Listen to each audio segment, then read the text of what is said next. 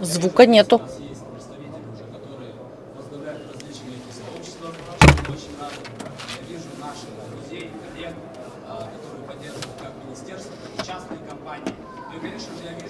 Звук есть?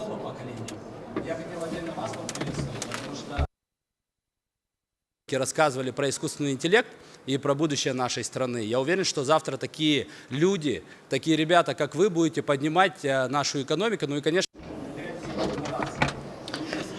I am sure that such guys as you are going to tomorrow raise up our economy and promote it to the digital future.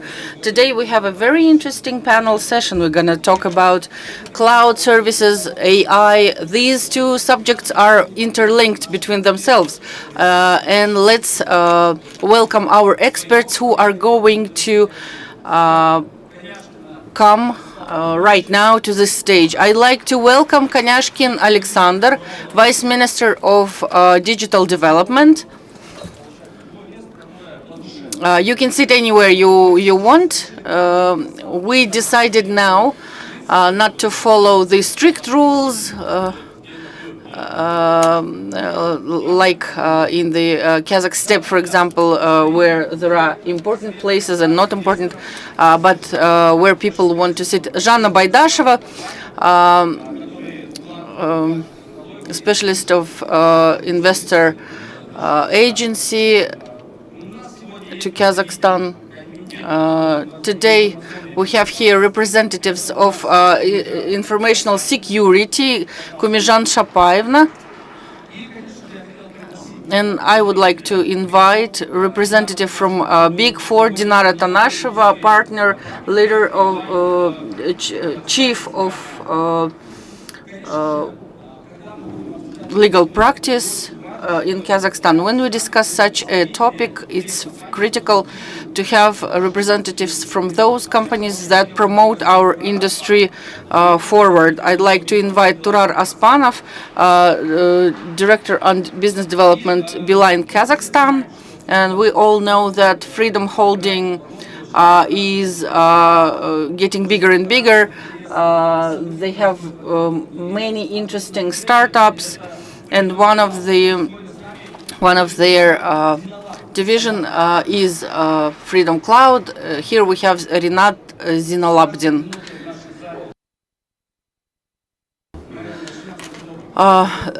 Every minute we have more and more people here, and let's have this session without any formal approach. I'd like to share my personal view of this situation. Everyone is discussing what AI is, and could you explain what is it in your own words? We understand that cloud technologies are for the technologies where we store some data on servers or in clouds, where we can upload photos, all kinds of information related to our projects, companies. But now, when we talk about AI, I'd like to share my understanding how it had been, how humanity had been developing, and how did we come to AI. Homo sapiens is the only creature on the earth who started inventing in order to be more efficient. Everything had been developing one after another, the wheel, then computer, and so on. And now we have invented a partner who is going to be, for sure, be more smarter than us. And if we remember PCs, the human was on the top of the pyramid. But this instrument that we invented will be definitely smarter than us. And we're going to this direction. And a lot of interesting is expecting us on this path.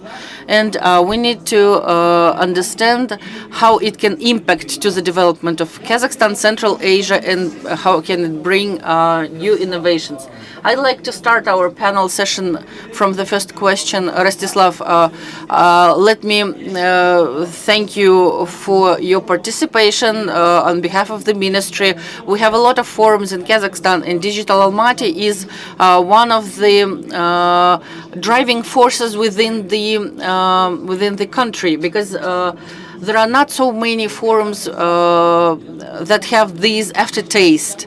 And I'm sure that all our guests will definitely remember this platform, which attracted a lot of knowledge, as I mentioned before, attracted a lot of young people and business people. Question: where now Kazakhstan is located on the map of AI technologies and cloud technologies? What is your vision related to the future couple of years in this particular sphere? Saken, thank you very much for your question. My name is Rostislav Kanyashkin. I'm Vice Minister of Digital Development. I'll try to speak in simple words so that you could understand. Generally speaking, we are quite okay in terms of digitalization. In telecom, we have reached certain goals, and digitalization of services and other cloud things, and in introduction of AI require quality data in some specific spheres. Because spheres, it is already good because we do some analysis in this regard, and some spheres are ready to employ such new things, and we will stop by 2-3 key moments about implementation of AI, the infrastructure itself. We understand that we have launched eGov AI bot.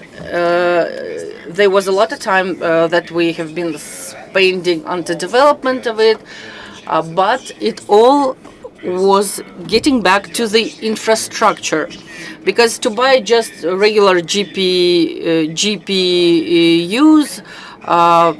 yes, we can do that. This is cool.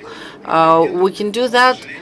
But unfortunately, to launch this product for the entire country, in order to cover all the requirements of people from our country, this equipment does not fit. In order to do that, we need a specialized equipment. Usually NVIDIA DGX is used worldwide, and unfortunately they became like, how can I say it in a right way? In order to get this equipment, you need to have export license from U.S. government, and approval is very long. And in order to get at least any model, and in the scale of our country, considering the amount of people that we have, we require some certain amount of units. Of course, if we're talking about state cloud services all around the world, they are not ready to work with supercomputers, to work with servers working on GPU that are required for AI work. And we are on that stage when we are forming up the infrastructure cluster inside the country, outside the country, for various purposes. And we are rebuilding the state cloud so that it could work with proper servers that are required for AI operation. And the second thing, we need to determine the exact technology that we're going to use, something like OpenAI, or just recently DeepSeek boosted, or we are going to develop it by ourselves. So it's a question to the audience. Just nod if you agree or not.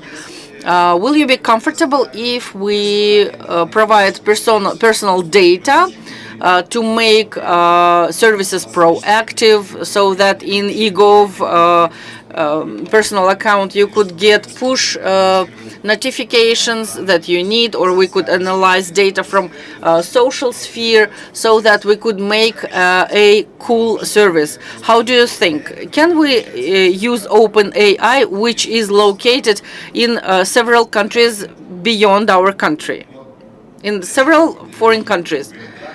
Some people say yes, but the rest people did not want this. And we are of the same opinion, and the legislation of our country works as follows. All personal data has to be stored in Kazakhstan, processed in Kazakhstan, and this will allow us to keep our digital sovereignty. And a lot of hate to the Ministry of Digitalization we can hear, and we remember that case with a Russian company that provided purchasing and selling of air flight tickets. They have been working from there. They weren't located in Kazakhstan. How can we provide personal data protection if they are located outside of our country?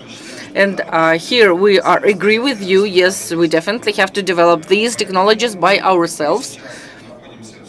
And now we are in the stage of studying on the open source models, open source products.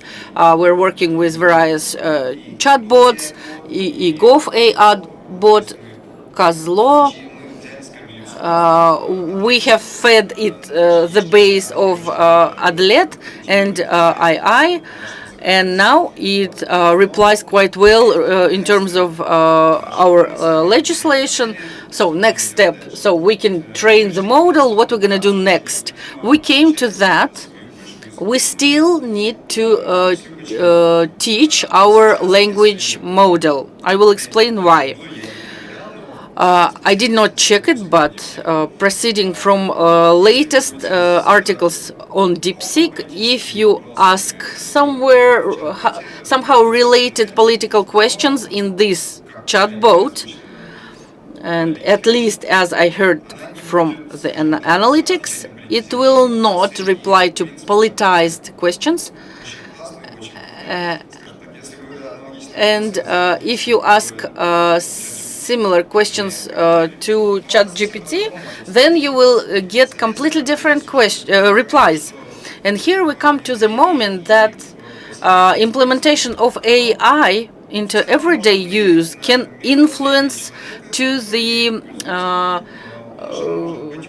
understanding of the world of the person who is using it. It can correct some historical data, it can correct the opinion of this person, and we are quite sure that we have to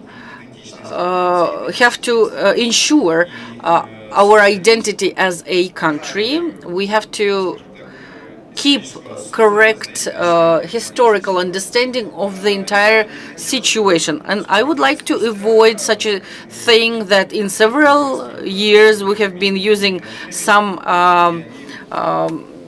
foreign AI models, and they could have been able to update or change our opinion. These are two major issues related to legislative acts, and which we are facing. I'm not yet sure that it's a real problem, but still, we don't have any AI product that is being used for industrial purposes. Because there is a life cycle, something has to be developed, then it has to be tested in accredited labs, or if it's or in a state technical service, and then launch it to industrial use. And that is why models of AI, they have not been tested, and they have not been launched into the industrial use, because all these developments are still in test mode. And everything that we are seeing now, and we have quite a good experience out of this work, and some part will be launched this February. I am very willing to start AI bot and eGov. We want to attach agent on legislation, And we want to go further. We want this AI not to reply questions and do consulting. We want that AI could give you a state service. If you want to get some service, for example, we have an AI model which can help you in this or that matter and provide you the state service in eGov or eGov mobile. And this we want to go further. In the format of chat bot, you can reply, yes, I want to have this service, and you insert your name, and you are asked what account you want this money to be sent. And in the format of chat communication, you can cite it. You can sign it using your biometric signature. I hope I replied your questions. I did my best to be as short as possible. Thank you very much. It was very interesting to know that you are keeping enhancing our eGov. I'd like to say that I'm a user of eGov. As I'm a citizen of Kazakhstan, and it's very flattering when we can we can just present your ID without any plastic card and just go to Almaty or Astana, and this is very very good when you want to when you want to update your driver's license. You can just make a request online and then just come up and pick up the real plastic one. And I think you were right about the industrial use of AI, which is not present yet. And I think young people that we're seeing here, they will be able to form up this unicorn and launch him into the future. And let's talk about the panel session and where it comes from. There is such a organization, the Council of Foreign Investors, and I'm like top person in KPMG. I have some social component which I'm responsible for, and I'm the member of working group related to digitalization, and we discuss everything related to digitalization, solar systems, and other important questions like simple digital signature and smart cities. And as co-chairman is our minister, Mr. Madiev, and he works together with us. And soon we will start talking about our plans for 2025. And here we have a representative here who can tell about the team on digitalization. And this is Zhanna Baidasheva. She is a director who is working for over 10 years in this sphere. Zhanna, could you share your vision, what the Council is doing, what our team is doing, and what is to be expected from our work? Thank you, Saken. Good morning. Thank you for coming. Thank you for your time. I'm very happy to see everyone. And I think it's very important to talk about it today, and we have a working group within the framework of Foreign Investors Council on digitalization, and the Digital Forum is having this panel session, and this is important for us to bring this message to the participants together with our government, how we are going to proceed, how we are going to cooperate. I'd like to talk more about the Foreign Investors Council, and I'd like to ask you to join to the activity of working team. It had been created in 1998 on behalf of the president, and this is consulting and advising body that unites various companies of the country. 41 companies we have in our rows, and these are mining companies, oil and gas companies, FMCG companies, consulting companies, major companies such as Chevron, ExxonMobil, Ninai, CNPC, Citibank, JP Morgan, EBRD, ADB, World Bank, consulting sector. This is KPMG, Ernst & Young, and other. And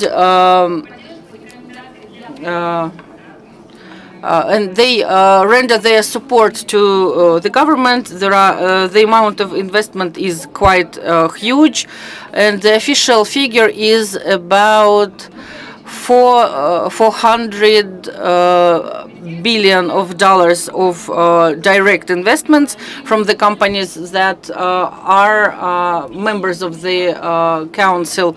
So in total, it's over 50 billion, and this is quite a structured company organization. And they unite all the major organizations, and they come and they get an opportunity to meet up with our president, with our government. And what they do, they share their knowledge, they share their technologies, their know-how, and they discuss various opportunities to expand various investment projects, and they talk about technology transfer and etc., etc. And we interact also with the government, and we also discuss various matter related to regulation. And as Saken already pointed out, we do have working groups. We have 5 of them. We have the working group on digitalization, we have a working group on energy and ecological permissions, and we also have a working group for developing human capital. And not so long ago, we also made a decision to launch a new working group on healthcare, and also working group that will be responsible for developing pharmaceutical sector of Kazakhstani economy. And what those groups do, they are being coordinated by the government of Kazakhstan, they are being led by the ministries, and also heads of companies, heads of international corporations. And since the membership is personalized, that I already pointed out, but speaking of Kazakhstan, we work closely with Kazakhstani government, and what we do, we try to work on different matters. And if I were to talk about the members of the board, it's very personalized, and it is limited to 41 companies, to the heads of 41 companies. But speaking of working groups are open to interactions, they are open to investing community, and also naturally the government and the heads of various international corporations, they are encouraged to take part in that. And I would like to take this opportunity and to invite you all to become a part of our working group. Please do become part of that dialogue, and feel free to become part of this work. And what our main drivers are? Our main drivers are major international companies such as Chevron, Asian Development Bank, KPMG, Baker Hughes. So those are the staples, and we will be delighted if our Kazakhstani companies also end up joining this work. And speaking of myself and speaking of my career, I've been working on developing this cooperation for 25 years. What I've been doing, I've been attracting investments into various sectors of our economy. And what we also do, we try to construct the dialogue with our governmental body. And if I were to talk about digitalization, so this is one of the most dynamic spheres, and these are one of the most inspiring sectors where we can really capitalize on our talents in any direction. And I mean, the world is also evolving, and we live in very interesting times. We witness this transformation, and reality is also changing very fast. And the way we live today, it is very different. Tomorrow or the day after tomorrow, we will be living in a different world. And there are some technologies that are only being available to general public, and you can only imagine what are the technologies that are being launched by global corporations and by various companies. And I think for us, it is particularly important to stay here and now. And this working group, I think this working group is part of International Investing Council. And so this is the main platform where the dialogue can take place, not only with national business, but there's also a way to construct this dialogue with our government. And our main message here is to become part of that dialogue and to interact with our government. And this is what we've been doing. It's important that we improve our regulatory practices. We need to develop further our human capital. And as it was already pointed out before, there was not a single industrial development. And this is true. And we've been bringing many technologies, and we've been bringing many technologies by many leading companies. And what we used to do, we would bring NASA technologies, and those NASA technologies, they ended up in the private sector, but initially those were spatial technologies. And I must say that we need to prepare highly qualified individuals, and not only IT specialists. I'm talking about the legal specialists, because courts are filled with many cases, and we might end up having many cases, and legal personnel and financiers, economists, and also managers in various sectors. And also, more often than not, those people, they do not have a deep understanding what artificial intelligence is and how artificial intelligence might indeed improve internal processes, and etc., etc. And this is a great deal of work, and it's all about also capitalizing on that human potential. And I think I would say, so this is the niche where our companies, where national startups or youngsters, and you know that I travel around the world a lot, and there are many youngsters with many fresh ideas. And the truth is, they can help us to capitalize on this potential, and they can help us to structure our interaction with governmental bodies. And I really want our efforts, and I really would like to see the world where all the know-hows and all the investments are transferred to Kazakhstan. I really want to see Kazakhstan improve its potential, and this is how we can ensure strategic development and national security. I mean, first and foremost, national security comes first, and cyber security. And I think we have a huge potential, and I think, I mean, we are very fortunate to be in this position.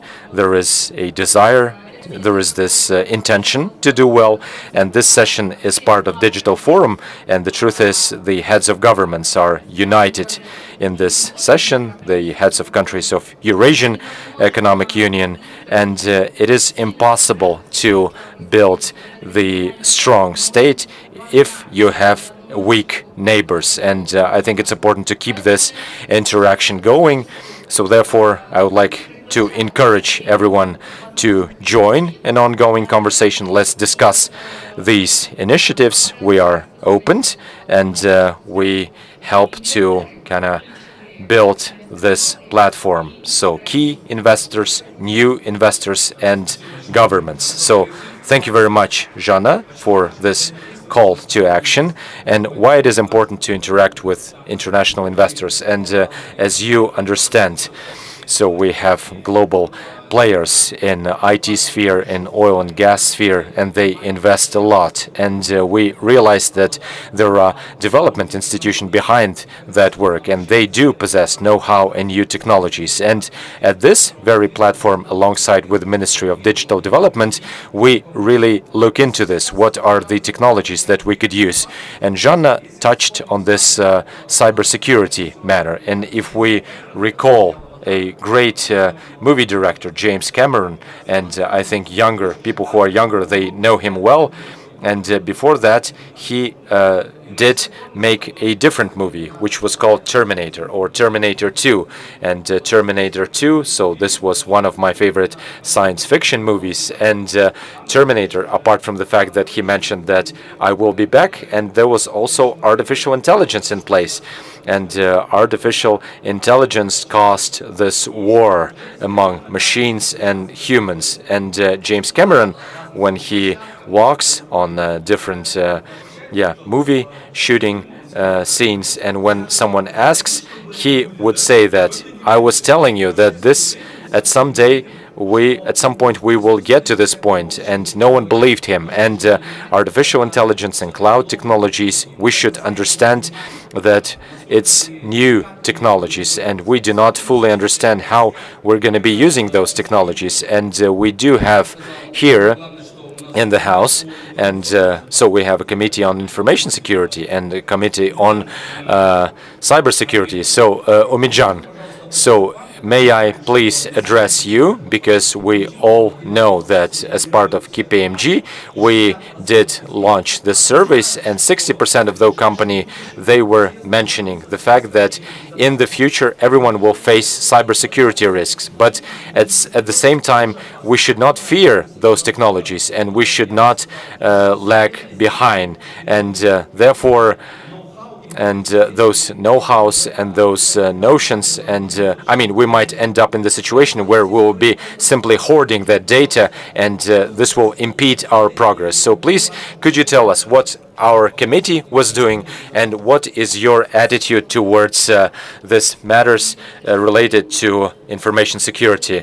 So, good day, and my name is Umidjan, and I am the deputy of the development of Ministry of Development, of Ministry of Digital Development, and so we cannot afford to stop digitalization. So therefore, we are very determined to move forward. And as you know, starting from 2024, starting from June, and we've been developing the notion of 5 key pillars, and those 5 key pillars include artificial intelligence and how artificial intelligence will be developing first. And the first step is to prepare digital code.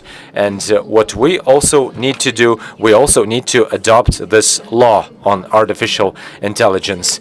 And so once this law is adopted, and naturally we look at different states, what is happening in Europe or what is happening in the United States and how they use that.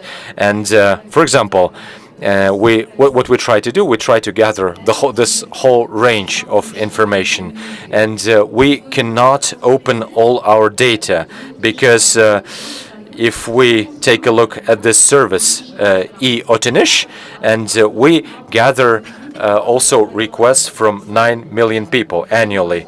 And for example, if someone, let's say, gets access to your personal data via WhatsApp, and if someone kind of gets access to the information where you live or your personal phone number, and we already kind of open this whole range of possibilities for leakage of personal data.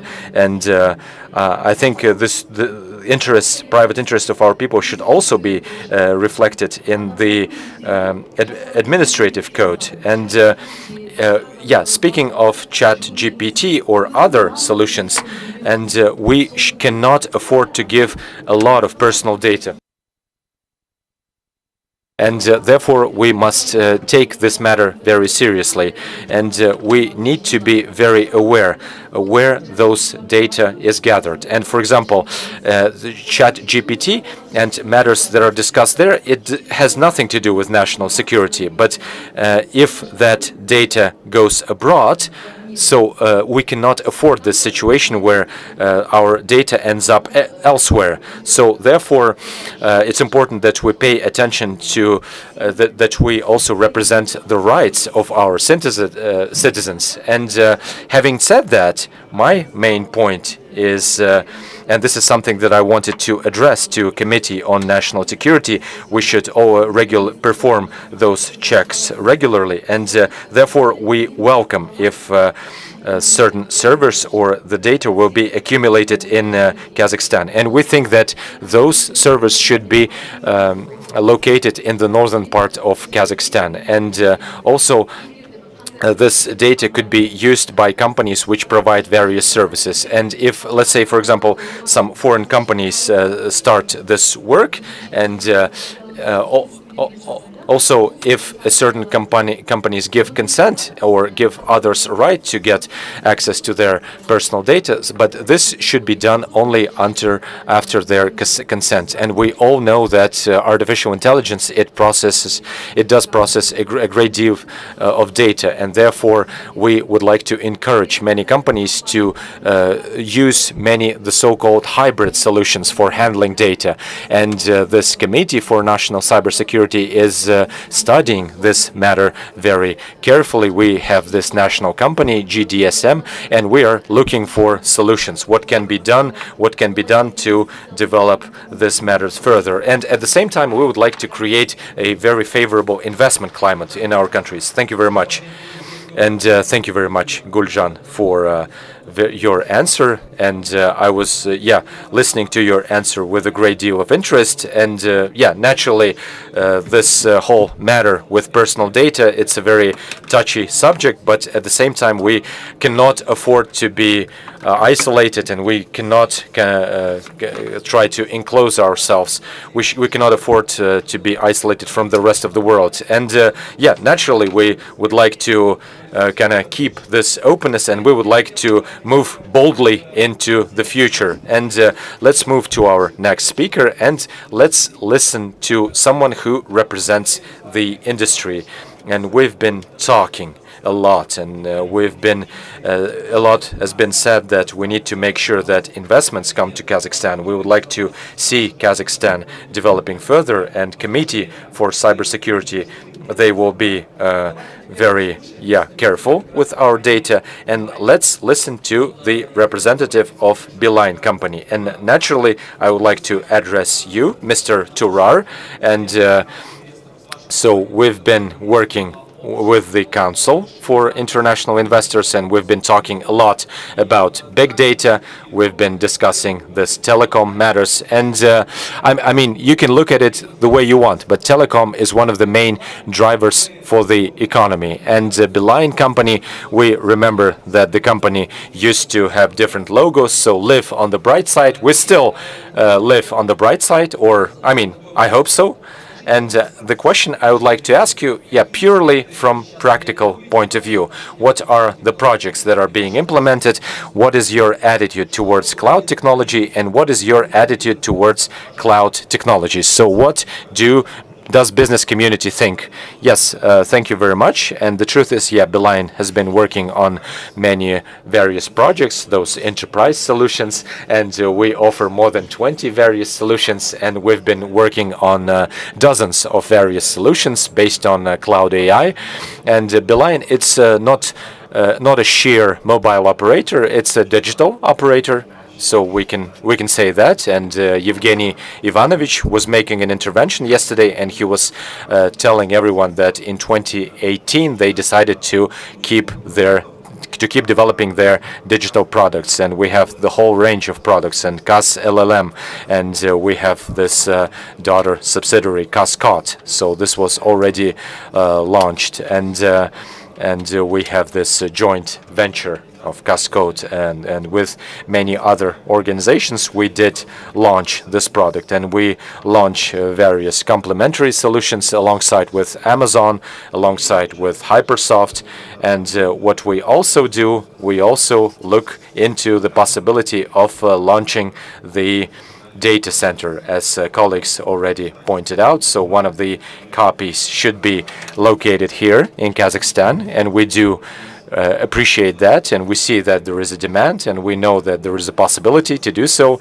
And I think our colleague there will talk about their own data centers. And what we try to do, we try to embed AI in most of our products, and we do have cloud solutions, and we do have Internet of Things solutions, and I will talk about that later. We do have solutions associated with cybersecurity, and we defend our space from DDoS attacks, and we have this voice-based robotics. And at this very moment, we are focused mostly on internal consumption. So we test many things internally, and then we try to kind of extrapolate everything, and we apply this when interacting with external contractor. And yeah, from the historical point of view, we are the mobile operator, and we launch those complementary solutions. And those complementary solutions, they include our own services, and they are also there are also hyperspellers added into the mix. And we have the so-called the voice robotics. And let's say you've been speaking Kazakh language, and you realize that it was the robot that was talking to you, and the robot is trying to help you to solve a certain task. And speaking of the demand, and what does business see? And we see that so basic needs are being covered, so various chatbots, and also we use various chatbots. And have you ever used a chatbot? Please raise your hands. Those who never used it, I recommend you start doing this, because it's really efficient, and there are two examples I'd like to share. Now chatbots are much smarter.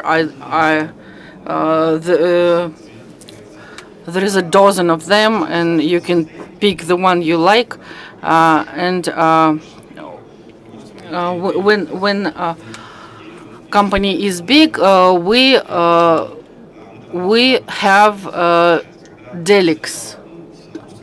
And in the very beginning, everyone speaks Russian, then transferred to Russian, then started speaking Kazakh. And there was such a period recently when we started speaking Spanish. And our company is an international one, and we have colleagues from various countries, from Belarus, Ukraine, and some colleagues who speak Spanish. And we understand what they are talking about, and we said that there are subtitles in Russian by AI, and HR promotes inclusivity, that we have to speak all the languages, different languages, and we can understand each other. And several years ago, it was not possible.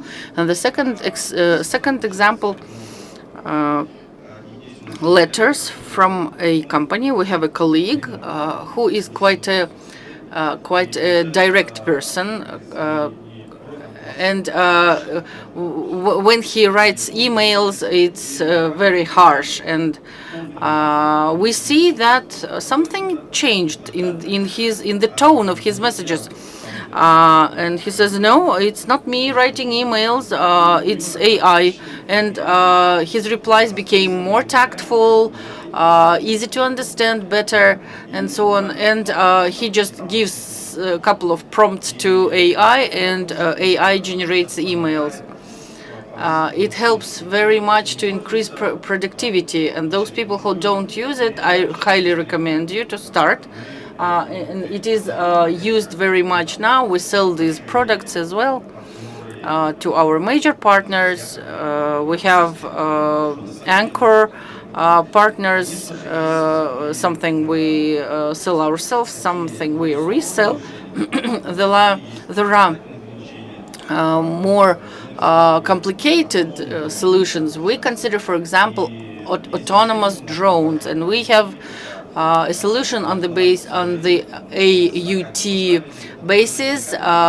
We installed over 100 cameras, and they can see in at the distance of 30 kilometers, and it straight away the camera straight away sends the information to the operator that something is happening, and they determine they work for early determination of fires, and we have got a prize for this solution, and we plan to install over 100 cameras as well.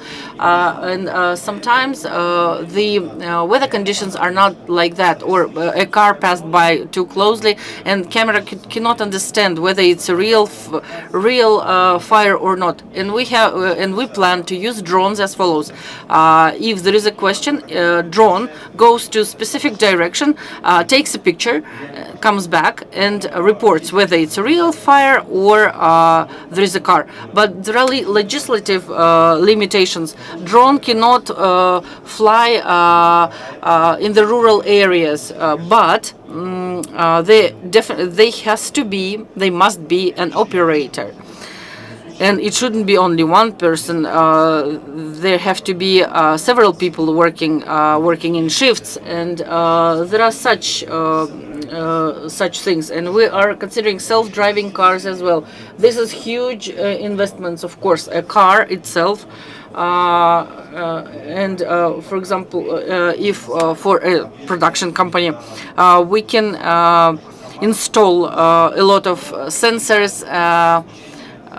To, for example, a huge vehicle, and but this is always investment money, and not everyone is ready to do that. And if we're talking about private business, we are part of VON group, and yesterday our chief executive director had his speech here, and we have best practice where we can see what other companies do. We communicated with IT Solar, Orange, and we see how and what they do. We can launch such projects, but in order to scale them up, we still need some help from the state. And help from foreign companies as well, and plus our advantage is that we are in such a situation when other companies launched such solutions and they have faced problems, and we can by looking at them understand what we have to correct, how we can digitalize something, make something better, and hopefully this would help our country to develop better. Yes, Жанна, go ahead, please. I'd like to thank you. Turar Vion is the participant of Foreign Investors Councils, and Mr. Khan, he spoke out that Vion is ready to invest to Kazakhstan up to $1 billion. And the company does a lot. It develops, it expands its developers staff, and they have a lot of developers, something like 70, yes. And they are ready to cooperation, to a dialogue, and they are ready to communicate with the state in order to do everything in a correct way regarding the regulatory affairs and stuff like that. So thank you. Thank you for this vision. If we're talking about GPT, when we asked everyone about chatbots, only half of the audience raised their hands. And I'd like to say that in the future, if we look at it, how it's developing, this chatbot, and soon we will have plenty of them, we will be using them like a friend who is always beside you, who will be able to give you a piece of advice or give a piece of advice regarding mental health, psychological condition, advice on development goals, and so on. I don't want to say this chatbot would manage us, but if you want to understand something, it will be of a great help to use such a bot. I'd like to raise the question related to legislation. If we look at it, I liked one saying by a futurologist, what is going to happen and why these two technologies, cloud and artificial intelligence, how are they connected and where do we go? And it is 2025 now. We're sitting in the beginning of this year. But talking about cloud technologies, usually companies go to these technologies and they upload their data, and AI helps to develop various spheres. We can give AI a new task to identify a new chemical element, or we can give AI the task of to solve the global warming situation. And where do we go with this, our favorite device, which is our partner? We are paying with our phone. We have if I have an electric vehicle, then it's my phone is my key to the car. And if we're going further, soon we will see it as part of our body. It will be either on the hand or in our glasses. And the next step will be that all our phones will be connected to clouds. Do you remember that phrase about singularity? When all people will be connected to one cloud, we will reach singularity, because we will have maximum exchange of data. And we have to understand what does AI shall do. He might say, okay, people, you have to do this and that, or he might ask, do tell me how I can improve your life. I'd like to pass the floor to Dinara Tanasheva, and I'd like to emphasize that within the framework of Foreign Investors Council, we discuss questions related to cloud technologies. And Dinara, please share your opinion, what's happening to the legislation, so that tomorrow in Kazakhstan we wouldn't have additional risks. Thank you, Saken, for this possibility to say a word in front of such an audience. I see we have different people here.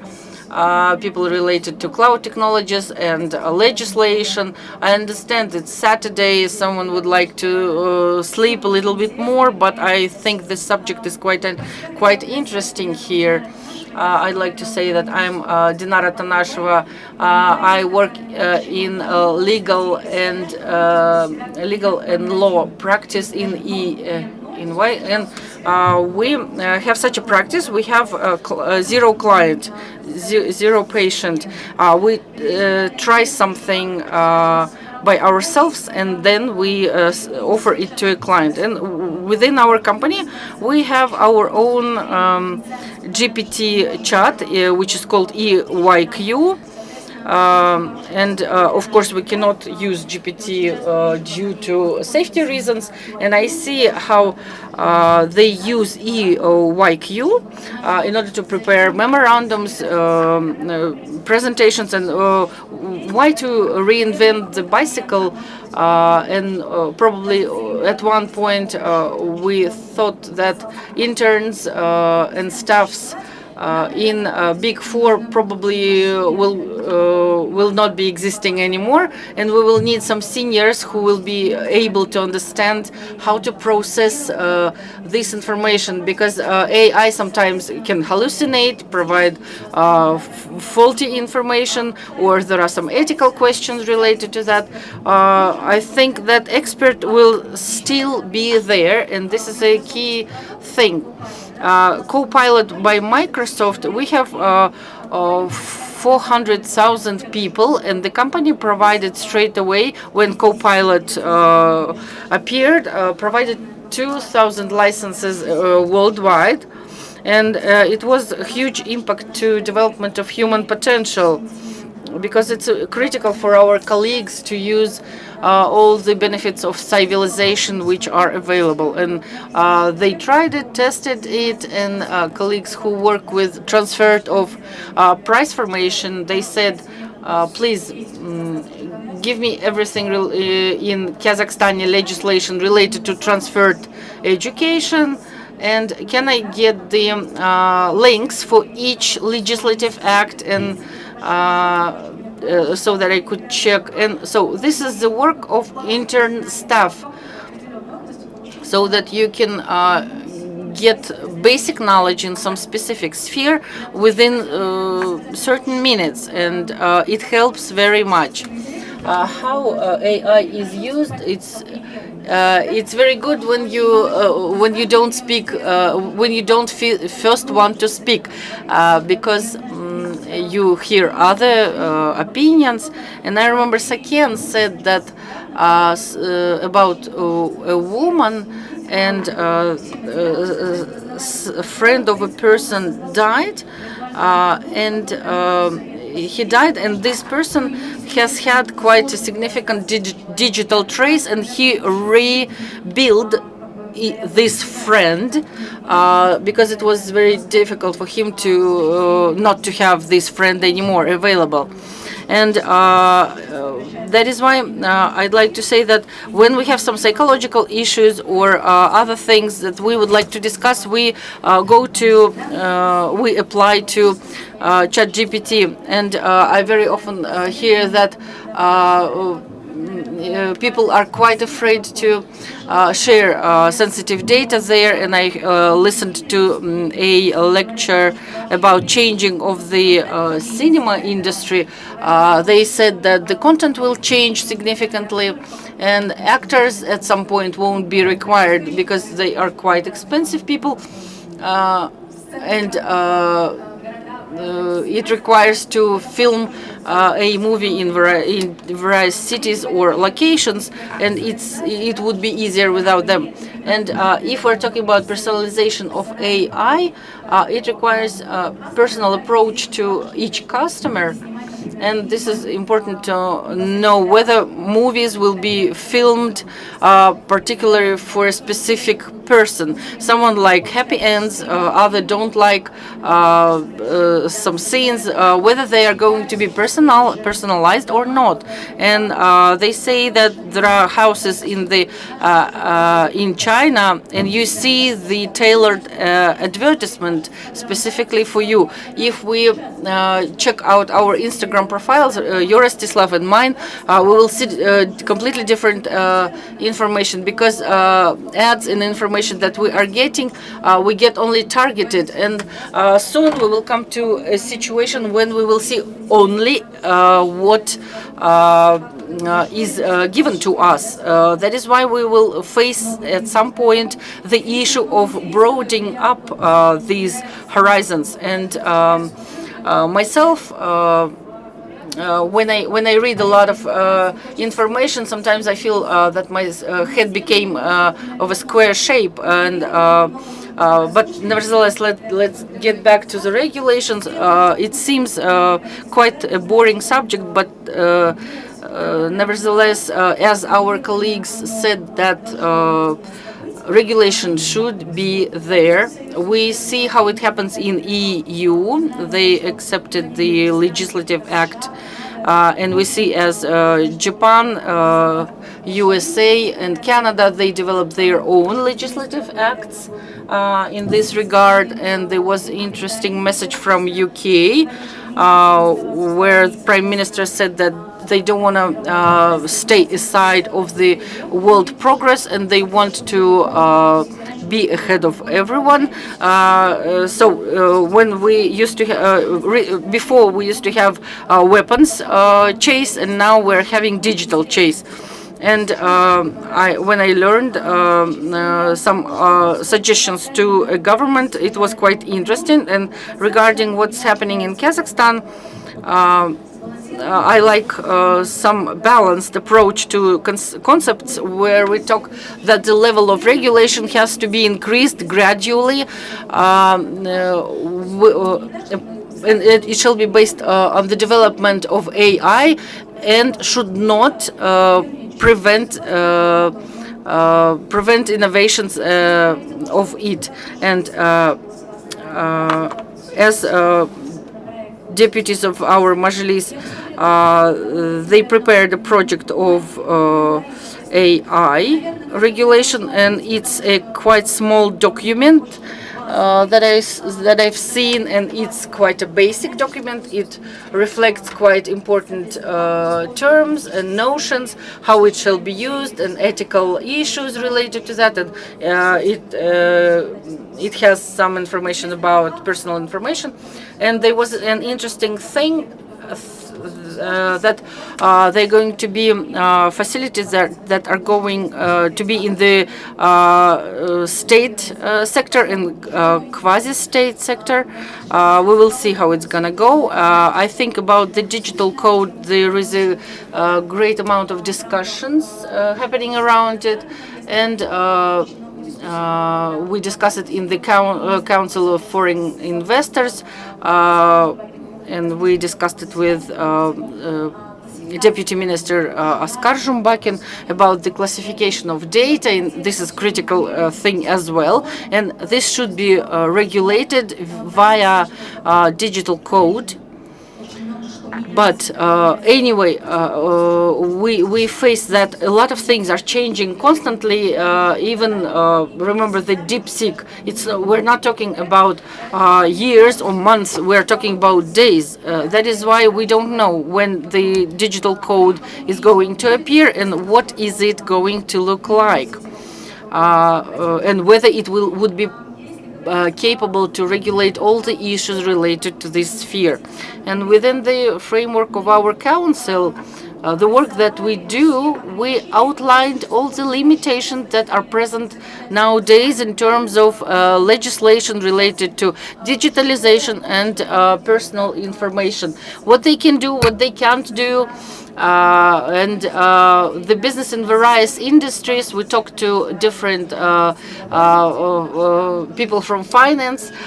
We talked to subsoil users. What is a state secret? What is not? And what is the information that we can divulge? What is the information that should not be divulged? And we've been saying that many companies do not use their apps because their national codes forbids them to do so. And because there are some nuances when it comes to gathering and processing data, that everything should be done on the territory of the Republic of Kazakhstan, and the database itself should be on the territory of the Republic of Kazakhstan as well. And when we talk to a regulator, no one forbids us to have a digital twin someplace else, and it's not reflected in the code. And us as legal persons, we like when things are like this. And so what we need to do, we need to wait until some regulator starts an actual control. And right now I wanted to share with you a little bit of drama. And here, Rostislav, I would like to kind of argue with you when it comes to personal data, and speaking of this necessity to store the data on the territory of the Republic of Kazakhstan. And we've been speaking about this for a long time. And the first question that comes to mind, it's the question of data security. And we've been saying that the cloud technology, the fact that it's all stored in the cloud, and the fact is that they are far safer than many servers or the data centers we've been talking about. And in this regard, we have a whole range of problems. And if we were to talk about Almaty, so it's a particularly hazardous zone. And should an earthquake happen, you never know. I mean, we also had floods in the regions of Atyrau, and anything can happen purely from the physical point of view. And if when the January rioting happened, and should something happen, it's important that we have this ability to get that data, and we cannot also afford to be in a situation where not everyone has a cash on hand, and the servers in Kazakhstan or data center in Kazakhstan, and we cannot pretend that this is something that will help us to solve everything. So we need to have this balanced approach. And when colleagues were saying that the hybrid models should be used, and I would like to agree to a certain extent, but it's all energy consuming, and it also does require a great deal of financial resources, because we do need consultants, so they would consult us what would be the way to do so. And if we were to talk about what we would like to see down the road, we have the so-called AI Governance Alliance. So this is alliance that works under the management of World Economic Forum. And what they suggested to take a look at this regulation thing from the past, and the idea is to study the current code, to study all the imperfections. And the truth is that this code was created back in a day when artificial intelligence was not present, and we did not have things such as ethical bias, and more often than not. And now in HR, I mean, they speak a lot about using artificial intelligence, and let's gather all the resumes from Headhunter, and then the artificial intelligence will range all those resumes and who will function longer, and who is someone who should be hired a bit later, but purely from personal data, and also from the ethical point of view. So where the transparency is, and what is the way that the artificial intelligence kind of ranged this matter. So there are many issues, and one kind of realizes that it's not that simple, and it's also a good way to look into the past and what is it that can be done there, and from the present point of view. And I like this approach very much. And let's take a look at collaboration. And then also people were suggesting, so let's live all in peace. And I mean, we can experience a lot of drama, but we all live in Kazakhstan nevertheless, and we do have a lot of personal data, but we don't want to remain on the sidelines, and we cannot reinvent the wheel, and we do not have such a potential at this very moment. And I know that, yeah, Rostislav may be smiling, and we do hyperscalers, but the truth is, yeah, ChatGPT is already there, and we all use ChatGPT and among many other technologies. And especially if we talk about production, if we talk about extracting oil resources or water resources, and that is particularly important for Kazakhstan, and also from the governmental point of view. So international treaties that are being signed, so that we would like to encourage the government to share. So there is no one who is smarter or faster or higher. So we are in the same boat, and we must really talk. So who had to face which problems? And let's think about this. Let's think about the stuff that we haven't thought about. And we also might have best practices in Great Britain. and we can also experience bilateral, and we can also experience many other things, or as Kazakhstan and Uzbekistan as part of Eurasian Economic Union. So, and what would be the way to work with that regulation? And when we were talking about this legislation of European Union, and we've been saying that there are enough challenges already, because we haven't spoken to a business community, and the business community and the Council for International Investors, and this is also very important. And the idea is that the countries and the states, they should be listening to the business community and what is it that needs to be done. And it's also important to pay attention to various civil organizations. And in other words, we need to make this balanced approach, so we have this balanced position. And we should also look ahead, and the future is going to be changing quite fast, and the state should have this ability to adapt. So let's be adaptable, and this is my main idea. So this whole topic on the state and potential risks associated with cybersecurity, and those risks are very considerable. And we had also cases when the company started hiring using artificial intelligence, and based on artificial intelligence, bots started to prefer males, and therefore the companies started to kind of move away from those practices. And also the algorithms that are introducing those norms, and I think this is very important.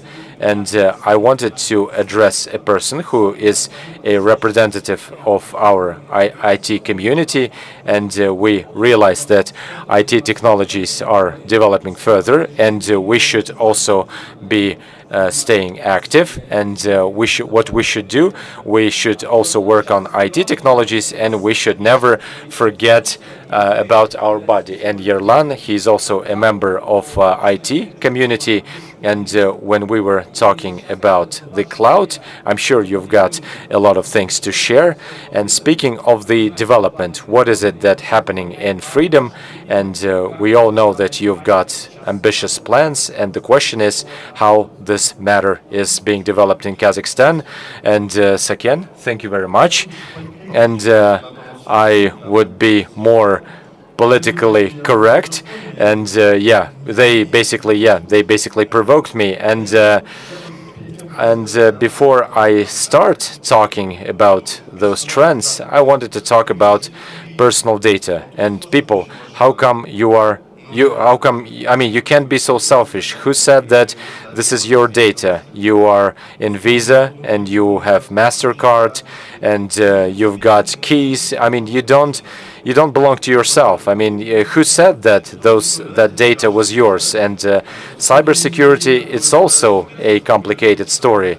I mean, you can hide all you want, but people will be still looking for you, and it will be hard to find this balance. And also the fear of artificial intelligence. So we are not being killed by new technologies. We are being tortured by other people. So, I mean, some people use it ethically, and some people use it to cause harm, to do harm to others. And apart from the trend, another important point is that we try to help the state, and what we would like to do, we would like to help international investors. We might come up with various initiatives, and we also have this interesting story with cashbacks, and this is how we can buy stocks, and we can also have more savings. And the interesting thesis is, how come we cannot commercialize data?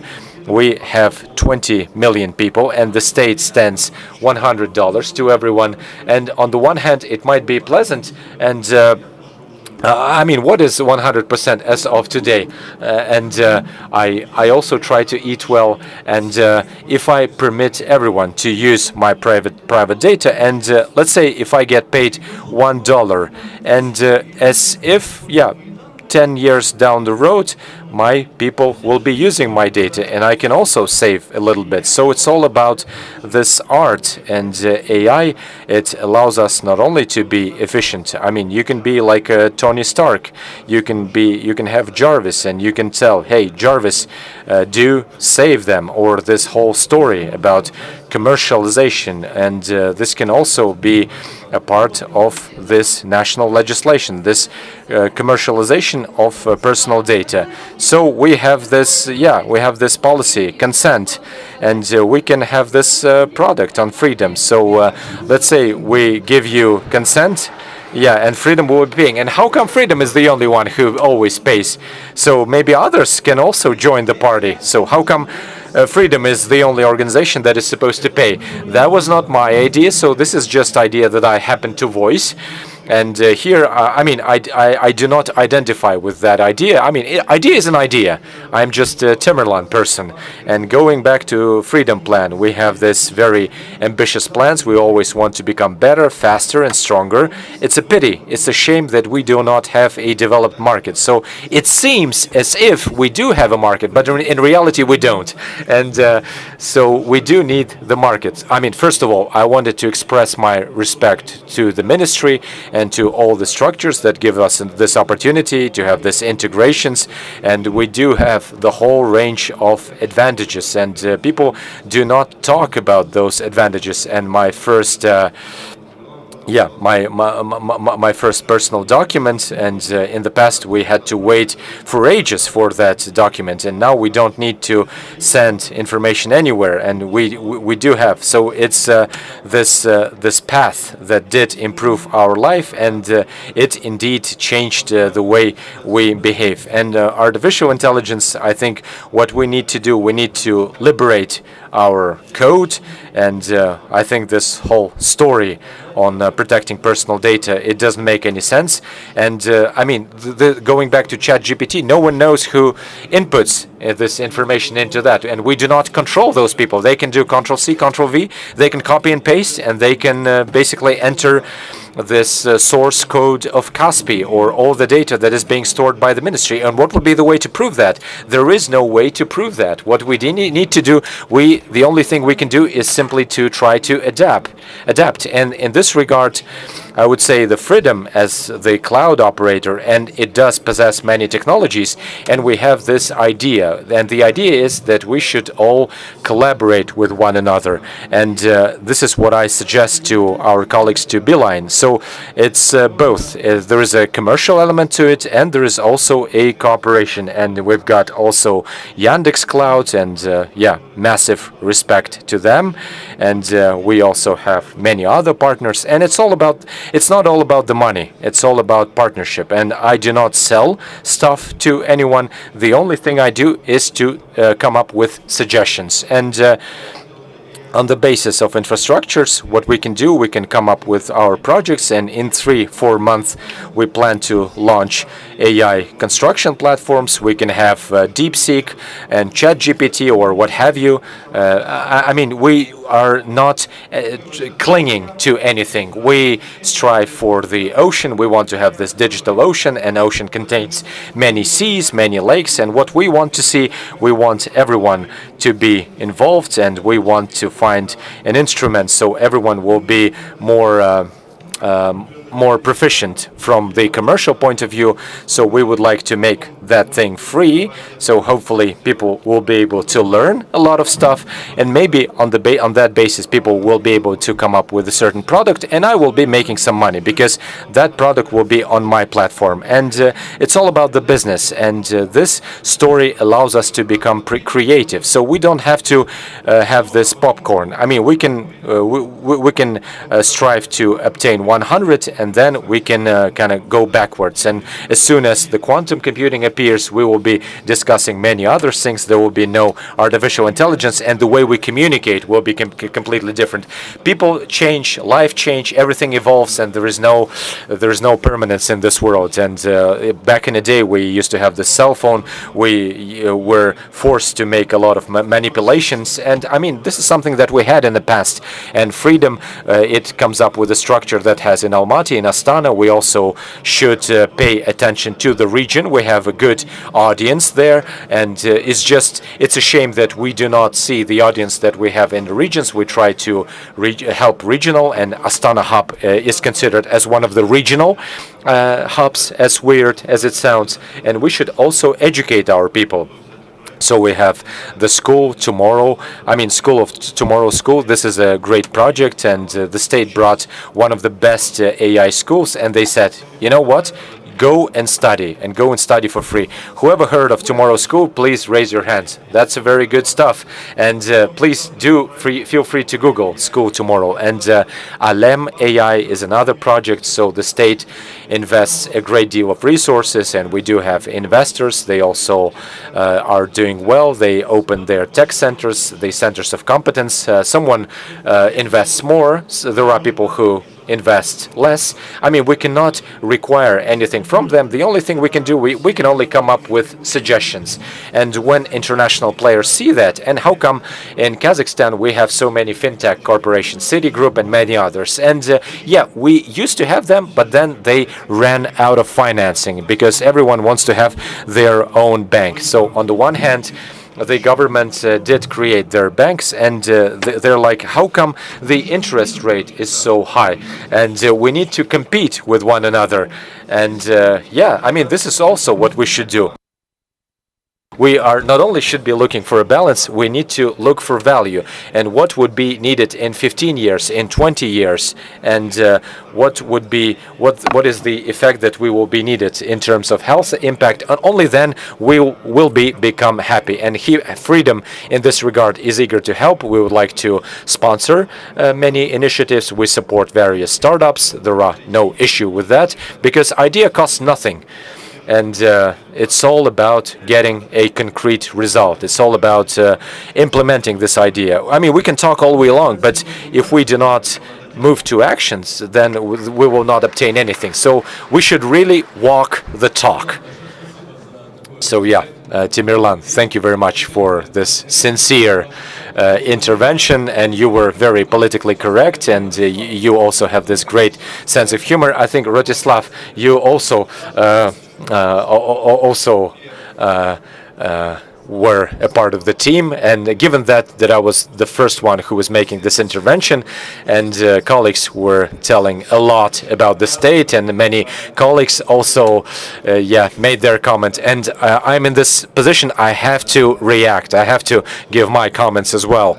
And speaking of what Dinara had to say about this data processing center, in any case, we will not be able to do that. Here, I respectfully disagree, so you would understand.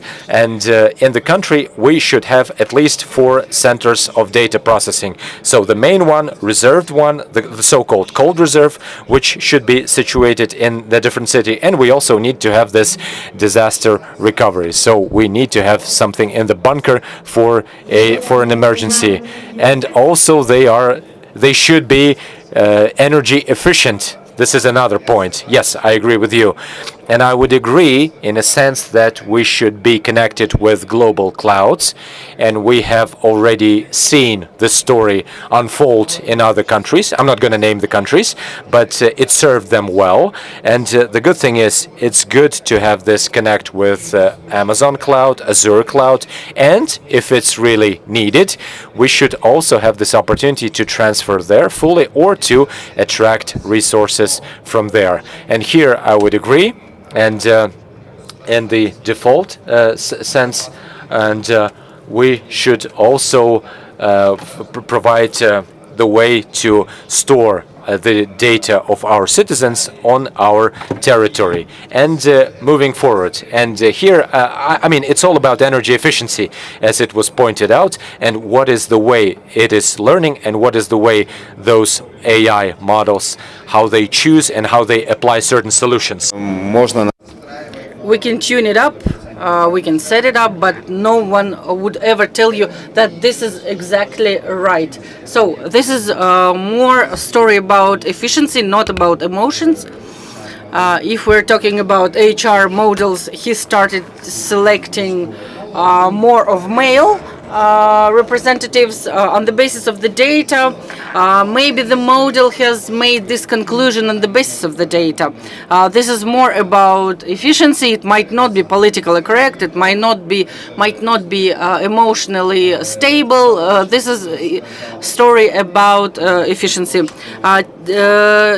Timerlan said quite cool about data. As a representative of ministry, I cannot say let's monetize data, but I can say that data is an asset. We have to cope with that. Data is new oil, but we have to be capable to assess it in the right way, to assess this asset. And from the perspective of informational security, we need to consider the correct amount of damage if data leak. And in the ministry we think over how do we assess in a proper way 10 fields of data about myself, that I'm Rostislav Kanyashkin. I'm from Taraz. I reside here. I have so many kids and so on. How much does it cost? And we need a correct mechanism that would help us in case of leakage to assess the cost, and maybe it will come someday to some monetization point. For example, here is my data. I'm ready to sell it for 10 tenge per day, for example. In terms of normative acts, the main thing here is not to over-regulate. Why are we such cool fintech people in services? Because from the very beginning, our normative acts, from the point of security provision, informational security provision, it was like in a catching up format, and it was quite a simultaneous process at some point. That is why we did not over-regulate. That is why we managed to create cool products, to get state services to the banks. We became first country in the world who made digital documentation. Now it's about 30. If we go this way, we will find the right balance between using AI at the same time stay safe and won't infringe its launching and implementation. And one interesting thing, we launched last year national platform for AI. But we are not going to close up in ourselves, like we are sitting in a state, sitting in a ministry. So we invented several items, and they are gonna work only. We want to create correct ecosystem where there are going to be possibilities to use GPU servers, which as a state we're going to buy for state sector and for private. As state, we want to promote correct integrations to trusted partners who would prove that they work with data correctly. We want to create correct use of AI within the country. Let's be objective. If there are 10 countries, 10 companies that are going to teach a model that can determine a cat, and maybe in a time they will succeed. But if 10 companies will work over one project on recognizing the cat, they will reach better results. And universities, non-governmental organizations, and researchers have to work together. And the last thing to say, that Council of Foreign Investors provides great support to us as a ministry in terms of creating correct regulations, getting correct feedback from international companies which are located all over the world, and they have experience of work with various states, and they help us what best practices we shall use in this regard. I'd like to address organizers and Vice Minister is one of the organizers as well. I'd like to mention that we have a full house here. We have so many people in our panel session, and I can't avoid asking two questions. I'd like to thank every one of you who came here today, and let's applaud to you. And as a sign of reward, let's make our session interactive. 5 minutes, no worries, dear organizers. Rostislav, I wanted to sum up, but Rostislav did that. And we understand that the state has already this plan, and it was critical to hear this from you. And who would like to ask a question? Please raise your hand.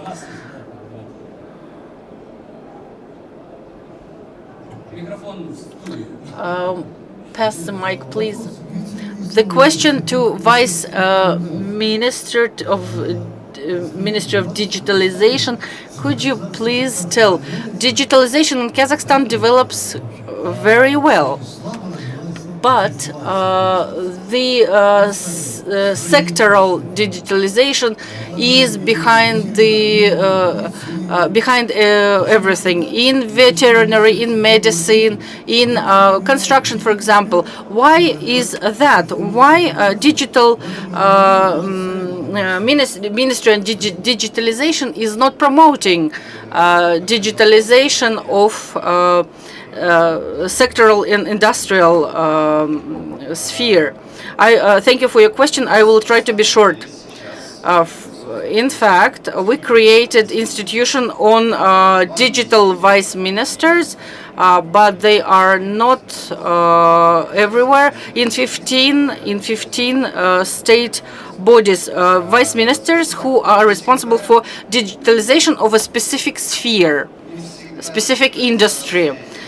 Which means that digitalization not always is going smooth and good, frankly speaking. If we look back 10 years, we had to force some initiatives via tops of the country. Now we see state bodies coming up to us and asking for help. Some spheres, Ministry of Labor and Social Protection, they are very well digitalized. They are on a very good level. If we're talking about agriculture, industry, I am completely agree with you. We have a long way to go. And here it's critical that ministries, for example, Ministry of Industry, Ministry of Agriculture, it's quite difficult for them to go by themselves and make business go to do digitalization. They can do only correct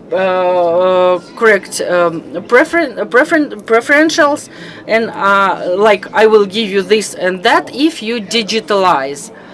But I'm a representative of I don't know.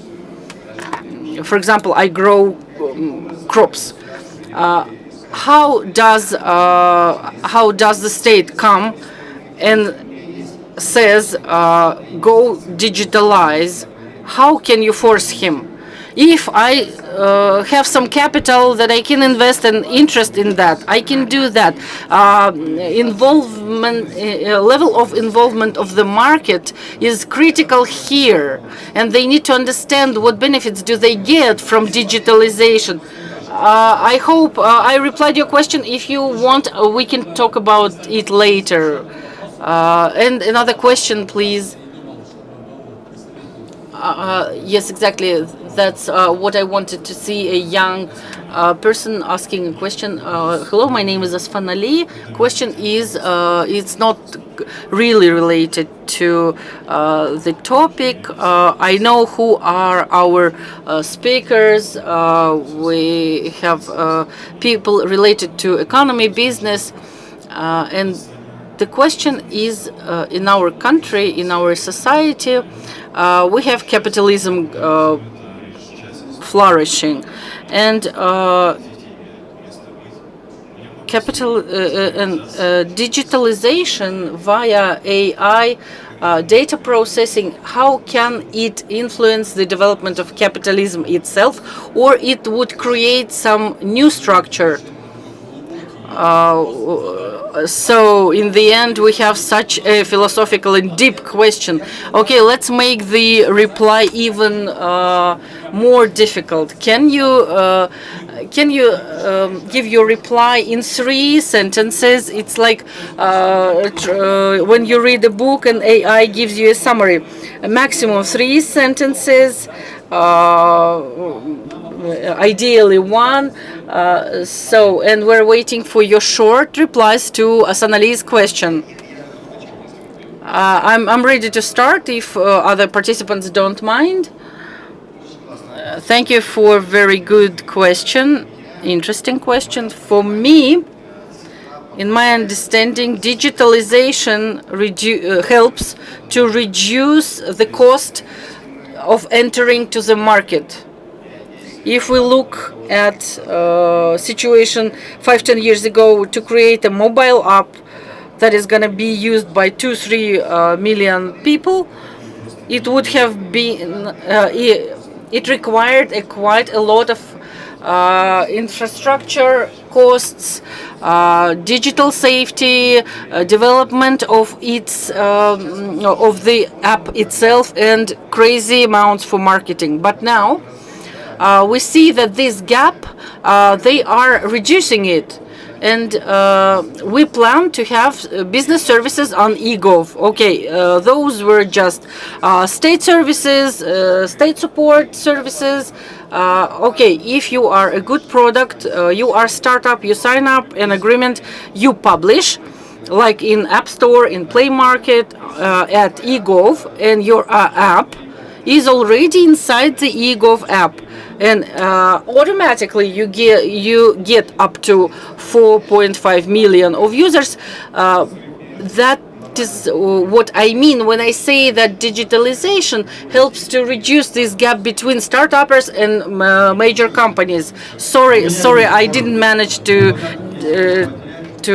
be within three. So I can reply. Rich people have a chance to lose, and poor people have a chance to raise. Thank you very much for a very interesting discussion. Thank you for coming. I'd like to thank everyone here, and we are 6 minutes over, taking away from the next session. That is why. So let's have a photo quickly, and let's wrap up.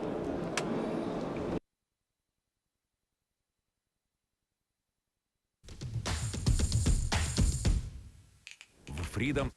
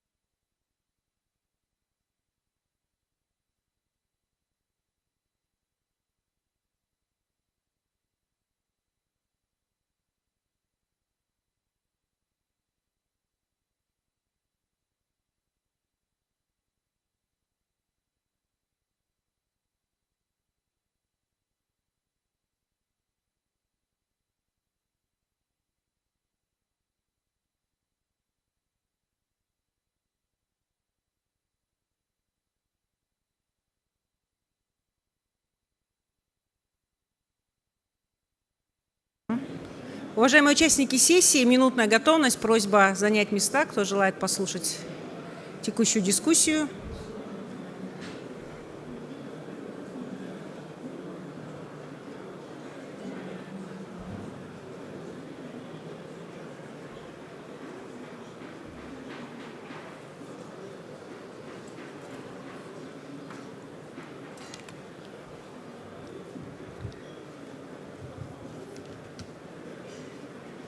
Все, мы можем начинать? Так, будет презентация у Татьяны Ильбековны, я тогда ей сразу отдам, да?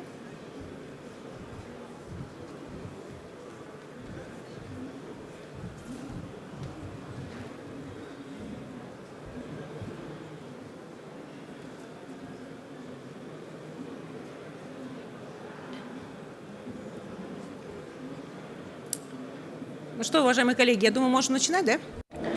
Okay, dear colleagues, are we ready to start? Dear guests, dear speakers, I'm very happy to greet all of you here, and I will keep on speaking Russian. Dear panelists, we have a quite an interesting topic to discuss at a digital event. Usually we speak about products, solutions, but today we are going to discuss separately all these bomb-like development thing in terms of regulation, because legal framework can help, can protect, can assist, but as well can kill the technology if we're talking about the AI technology right now. And the topic of our today's discussion is not only AI, it is a broader topic. One speaker was correct to emphasize that there were various technologies that came in and came out, but this is a technology. But the challenges and way of application, they remain. That is why we have a new technology here, but the approach is classic and traditional regulative models of various jurisdictions with their specifics. I'm very happy to talk about this topic separately, and I thank organizers for that. I'd like to represent our speakers. According to the regulation of our session, we have their they will speak, and we will have Q&A session, and we will still keep one key question of the forum that we will formulate. We have here Bajayeva Nazgul, Director of Department of Architecture of Digital Transformation of the Republic of Kazakhstan. Mambitalieva Tatu, Director of National Legal Corporation of the Kyrgyz Republic, and she developed the project of Digital Code of Kyrgyzstan. Sidorenko Elina, Doctor of Legal Sciences, Professor of MGIMO, and Director of Society on Civil Rights, Human Civil Rights Development. Ruslan Dairbekov, Founder Managing Partner Eurasian Digital Foundation, DRCO, and Dana Utigen, Deputy Director, Maksud Narikbayev University, Director of Digital Vice Center in the International Financial Center, Astana. My name is Ekaterina Smyshlyeva. I am a Deputy of Majlis of Parliament of the Republic of Kazakhstan, and I curate issues related to digitalization, and they call me Digital Deputy. In the beginning of our discussion, I'd like to pass the floor to Nazgul Bajaeva. She represents the regulator here on this platform, and our regulator has a quite tough task to do, and because it has to create various packages of policies, norms, and later on it lays over the shoulders of the regulator, and he has to administer it, and it's not an easy job to do. Thank you very much. Good day, dear audience. I'm happy to see you here. I'd like to share the work of Ministry of Digitalization. We started digitalization from 2000s. We passed several stages of development of digital government, and as you know, Kazakhstan in the rating of UN, we are on the 24th place on development of digital government, and 10th place we have for digital services. And I'd like to stop on the legislative norms for the for various spheres, and on this slide I'd like to show the new things that have been introduced within the last 10 years, and we as a regulator, and in which legislative acts we work, and we have laws on personal data, digital signature, personal data protection, and for example, in 2013 we regulated the law on state services. They were main principles for state services provision, and the liabilities of those who get the service. In 2019, for example, we introduced there the norms for proactive services provision. All these new introductions, they go in line with the legislation, and at the same and as a regulator, we update our laws timely. And if you see that, if you look at the law as of 2015, you will see main principles of management. We as well established the regime for electronic government operation, and we set up a norm for digital transformation of state management. And in the past, we used to have this principle of creating information system for governance, but in 2022 we did change some things, and we came to the conclusion that every system should go through re-engineering of business processes. And when we go through that, and we at the same time change the legal aspect of it, because everything that relates to legal aspect, this should correspond to the category of the project. And here we can also see that we have this law on informatization, and in 2022 we have introduced this unified architecture of e-governance. And we used to have this architecture for e-governance, but we had to face this problem, and our government regularly change its function, and whenever we have this architecture of electronic government, and we also change the functional component of it. And what we came to the conclusion that we need to have this unified architecture, I mean, regardless of what our government does, and all the function in digital format, they do not change.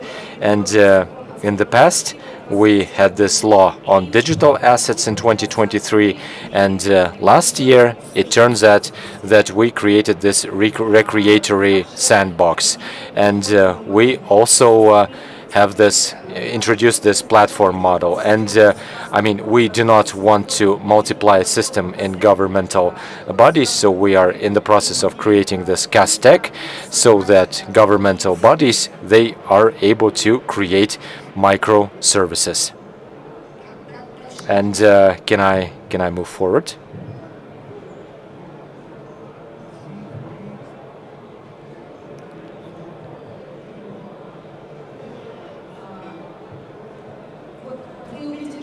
And you have seen that we have several legal acts, and I wanted to point out that the legislation, more often than not, it has these contradictions in codes or in laws, and the same norms can be worded in a different way. And let's say we have this law on e-signature, and it states that electronic government that is signed by this legal signature, it is supposed to be legitimate, and in the legal code, if you pass this declaration via text message, it is considered as legitimate as well. And we did improve this component, and so alongside with Ekaterina Vasilyevna, what we do, and with the business community and with governmental organs, we are working on this digital code project. And also, in order to implement this digital transformation, what we did, we included in this administrative and procedural codes these norms on digital transformation, and we have also designated a governmental body, and we also did some improvements when it comes to signing digital document. And so this whole notion on the digital code, and we stand for defending or securing personal data, including biometric data. And as you know, that in every entrance to the apartment building, we all have biometry parameters, and who is responsible if that data leaks. And we have this instrument, this right to be forgotten. And the owner of digital platforms, what they have to do, they have this legal obligation to remove that data upon the request, and they have this obligation to remove that data in accordance to the law.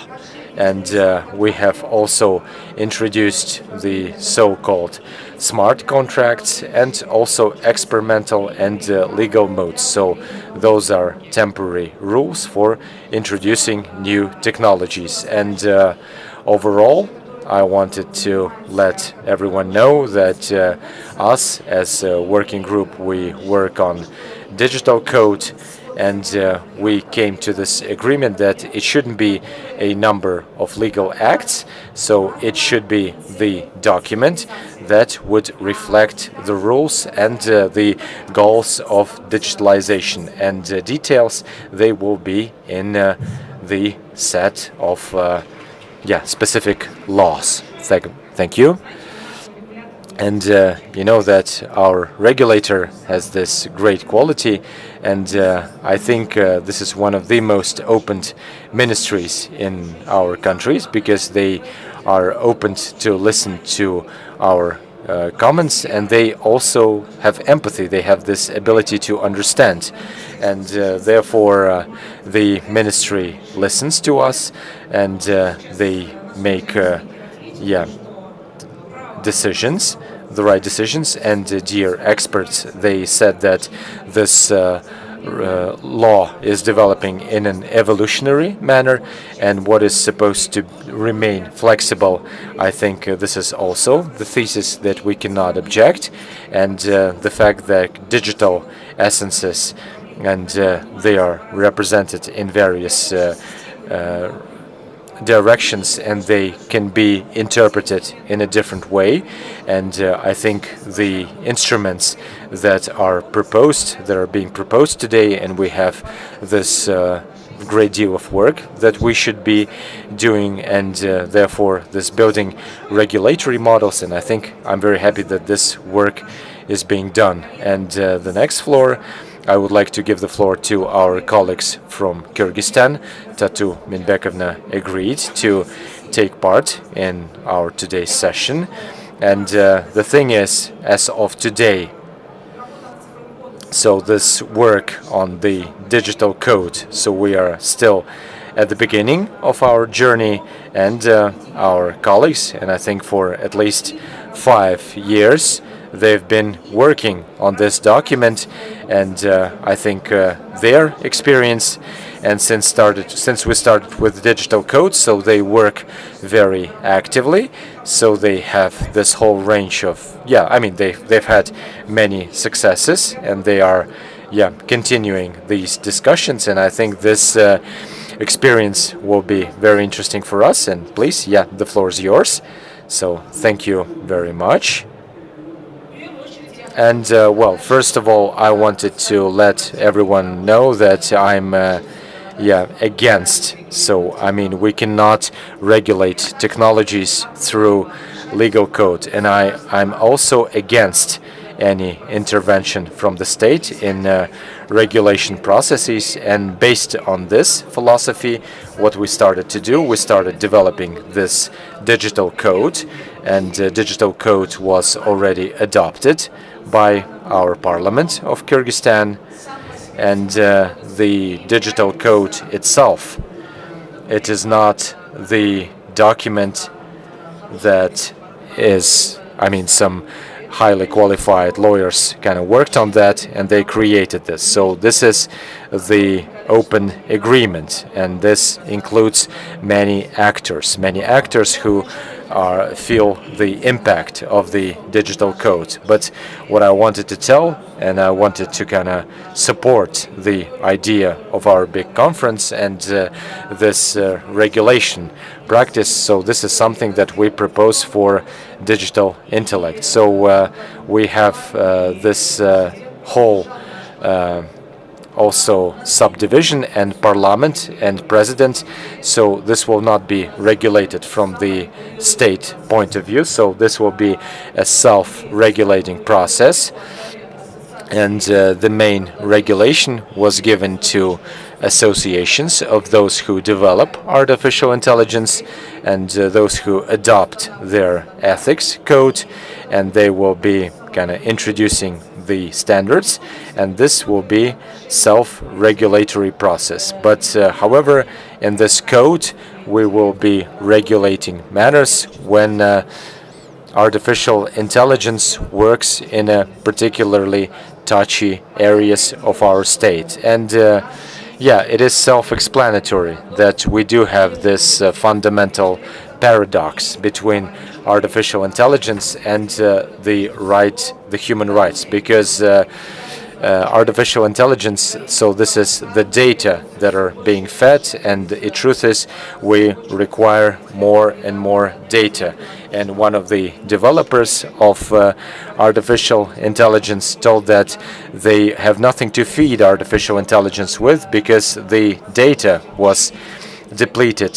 So we are also in a way facing the limits of how we can teach artificial intelligence, and we are moving towards this situation where we are kind of combining all the decisions in one kind of unified, and everything will be in this singularity. And the more data it needs, and the more they get access to our personal data.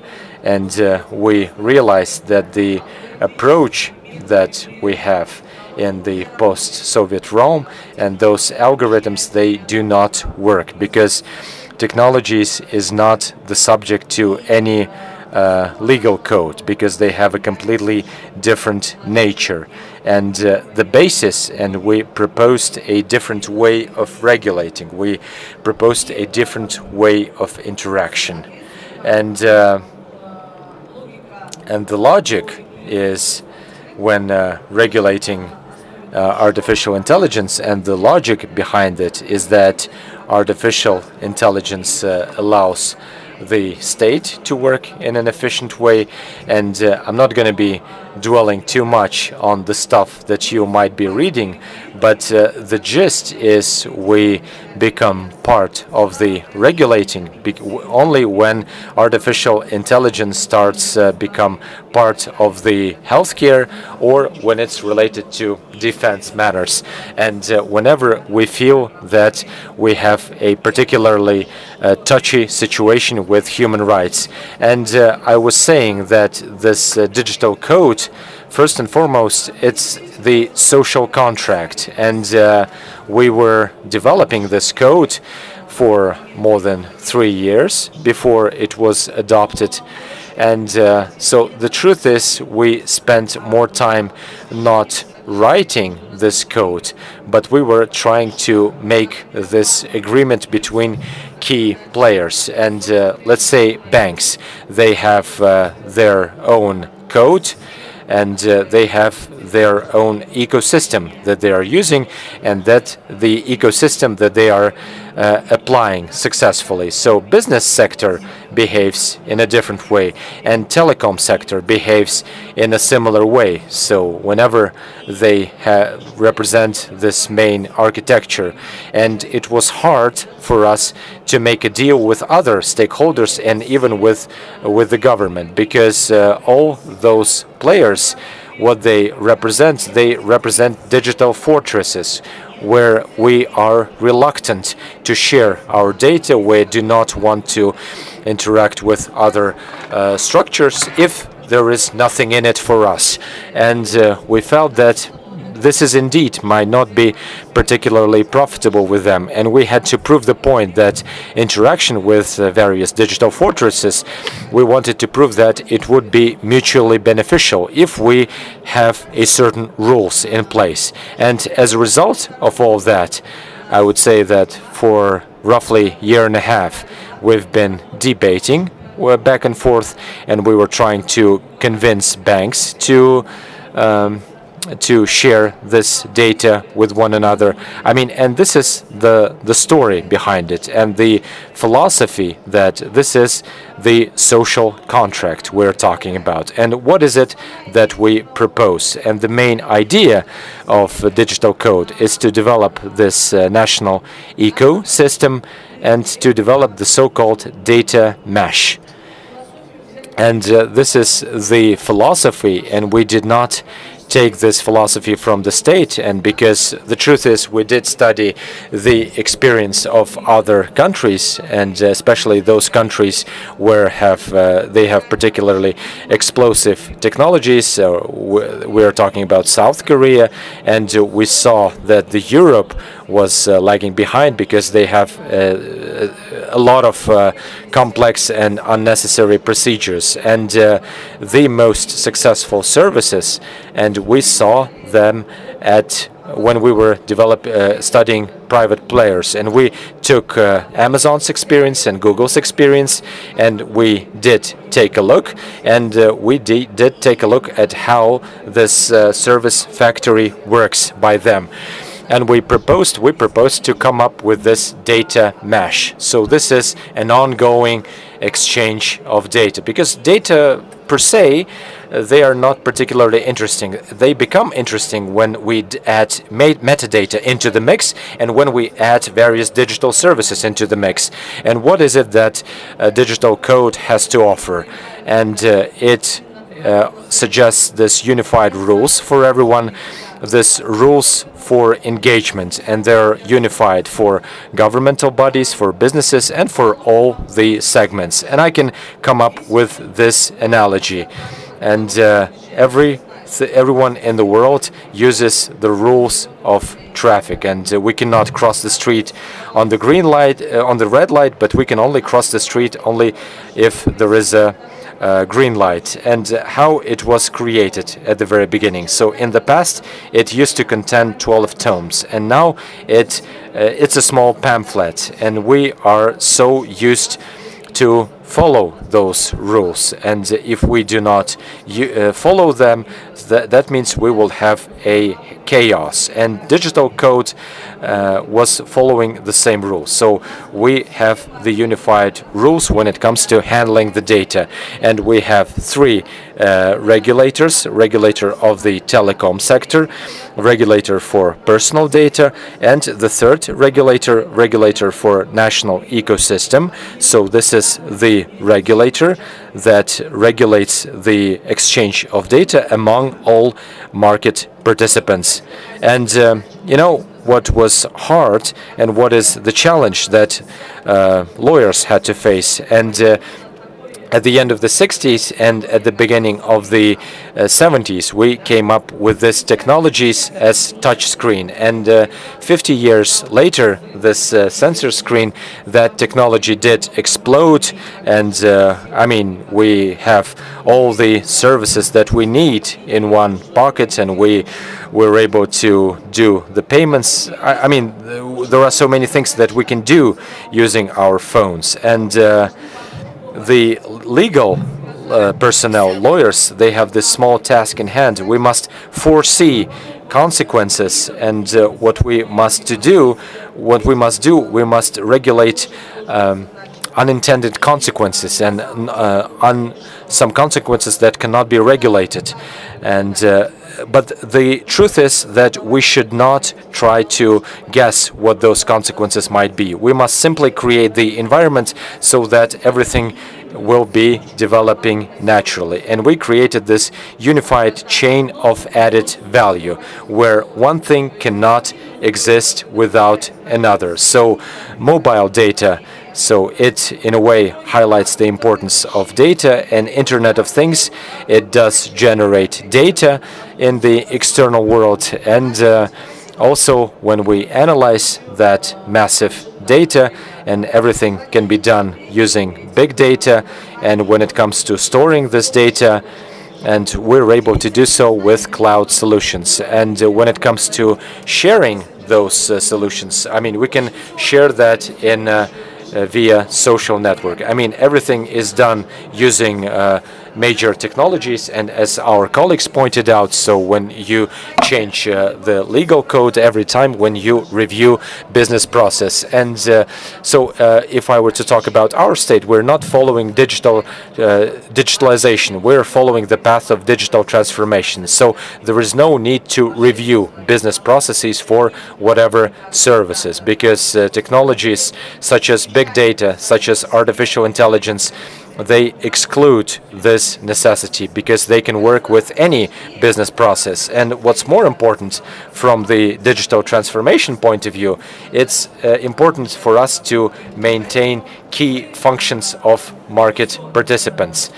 because us, and speaking of political will, it's all based on these digital transformation principles. And what does this code regulate?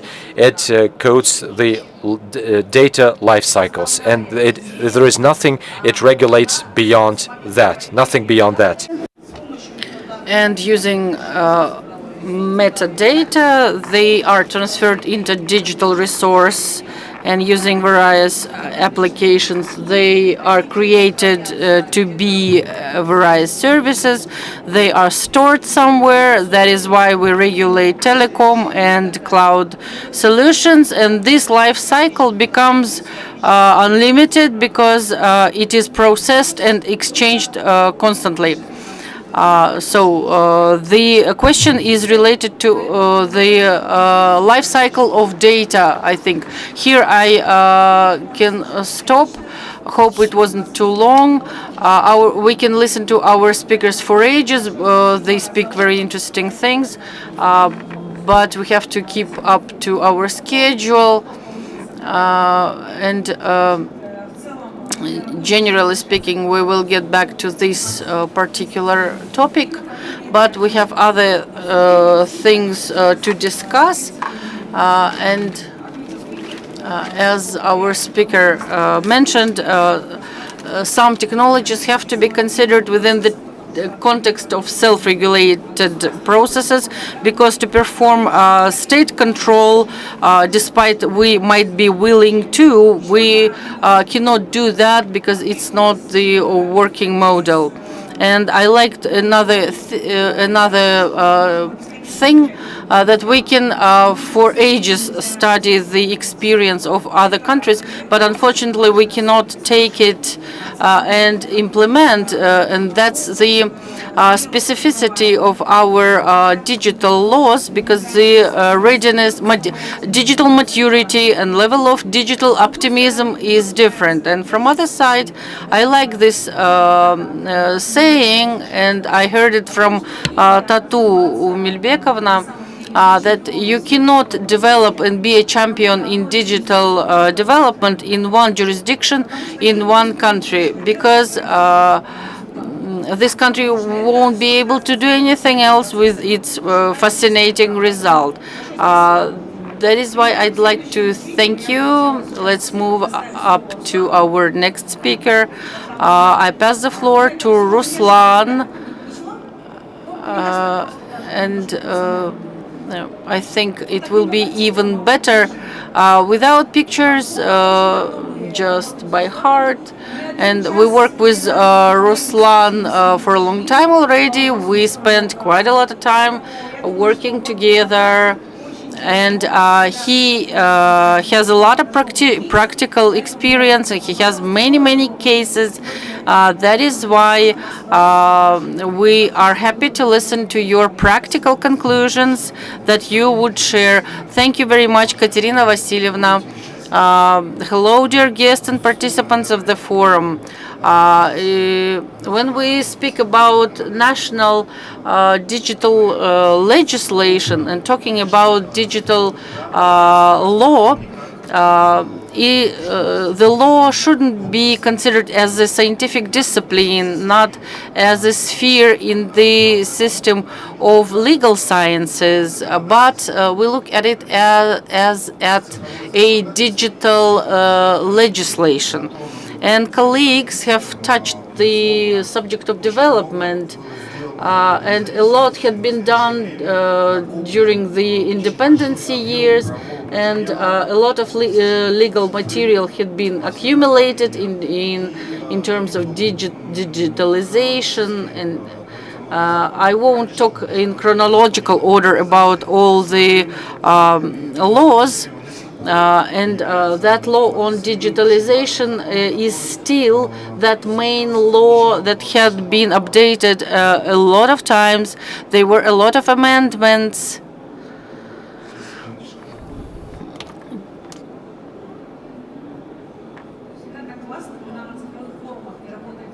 This is so funny when on digital forums something is not working. And when we talk about the starting point for digital national legislation development, I have to mention the law on development of digital technologies. In 2020, there was a huge package of amendments to various laws. Why I started as a starting point of development? Before that, there was a informatization law adopted, but this particular law has set the basis for this complex approach, and which has provided for inserting of legal mechanisms and terminology database was inserted. And when we talk about the digital protection of information law, this particular law became a revolutionary one in terms of creation a regulating body that is dealing with protection of data. There were sub-law acts accepted, technical acts have been implemented, international principles have been used as well. And if we're talking about minimization, and I think this package of amendments is one of the key laws that have been adopted. And when we talk about questions of systematizing, structurizing of national digital legislation, they are clearly and related with creation of legal definitions. And my subject has been declared as evolution of digital right, what was before and what we have now. We have two legal definitions, and these are still present in our legislation. Intellectual robot. This is automated device making certain action or not action, considering the comprehended and understood external media. And I still wonder towards what technology this particular definition had been taken. And now I understand that, now we see that it's an obsolete phrasing here. And we see how approach has changed within the time, and definitions that we use now are different. And I'd like to mention the determination of artificial intelligence. By the way, colleagues, I'd like to share information. Several days ago, on a public access, there was a text under the edit, the text of the law on artificial intelligence, and there was another corresponding law, and we can see the exact difference between between the definitions, the one that we have had and the one that we are having now. I would like to say more about this law. We are quite positive about it, and it suggests to classify the artificial intelligence on the level of the risk as well. It will have some requirements to AI processing personal information. It can be related as well to DeepSeek as well, and most probably they have had unauthorized access to OpenAI and Microsoft via API program interface, software interface, and this is quite a serious issue. And what we liked about this draft of the law, that they had been used a assessment of technology influence to the rights of people. If we talk about data protection impact assessment, and similar to the regulations in EU, this is AI impact assessment, a procedure of assessment of human rights influence from the technology. And I'm happy that there is such a norm in the draft of the law, and I like that this mechanism had been included into the edit of digital code. What's as well important, and one of the specificity of national digital law, that there is no specific legal platform as a separate law where all the legal institutions could be located that are already formed within the digital right framework. These are institutions for provision of legal security, personal data protection, and it requires a lot of work in structurizing of the legislation, because we have to understand that time has come to codify all the laws in one, but to give the direction of development and targets specific tasks for the digital code as well, including the law on AI. It's going to be a new milestone in the development of national legislation development in terms of digital sphere. And these laws, they have to fit in the overall system of national legislation. If we compare our law with best practices from one country to another country, we see various approaches, and we need to consider the best national practices that are available. And in this case, we look at European approach, digital service, FDMA, and these main normative acts that have been adopted in the EU. We shouldn't copy them, but nevertheless we see that approach on the risk assessment, which became the basis for those documents, we have this as well in our documents, and these laws will definitely be adopted. And without saying, we will have to do a great work in terms of structurizing of national legislation, and we need to determine what subjects have to be regulated, subjects of relations in digital sphere have to be regulated, and here we have to be on the same page with the authors of the digital code. Besides regulating the data, which is of course very important, digital technologies themselves have to be regulated too. Besides, we have to pay attention at determination of the digital media itself, because we see that in all spheres of life, communication is being created, and there should be a determination.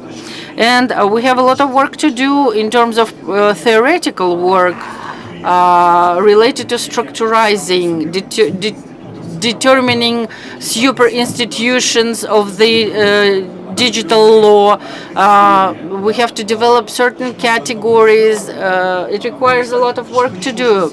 And as well, what I liked very much in the draft of digital code and law on AI is the legal status of participants in the digital media, the legal status of the user, state function during regulating, and we agree with this viewpoint, because when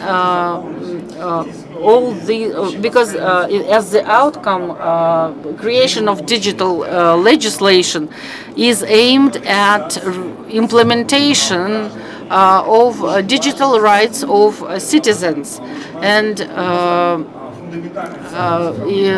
we need to determine not only fundamental digital rights as access, safety, but as well we need to determine digital consumer rights. They have to be specified in those two laws.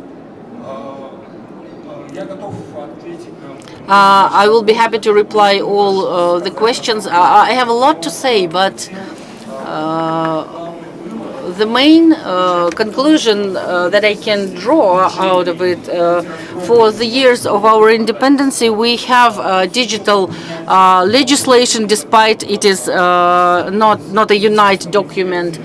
We have a law on artificial intelligence, and it will become a new milestone in development of digital legislation. And of course, another important thing, that civil society shall participate, and business have to participate in these discussions.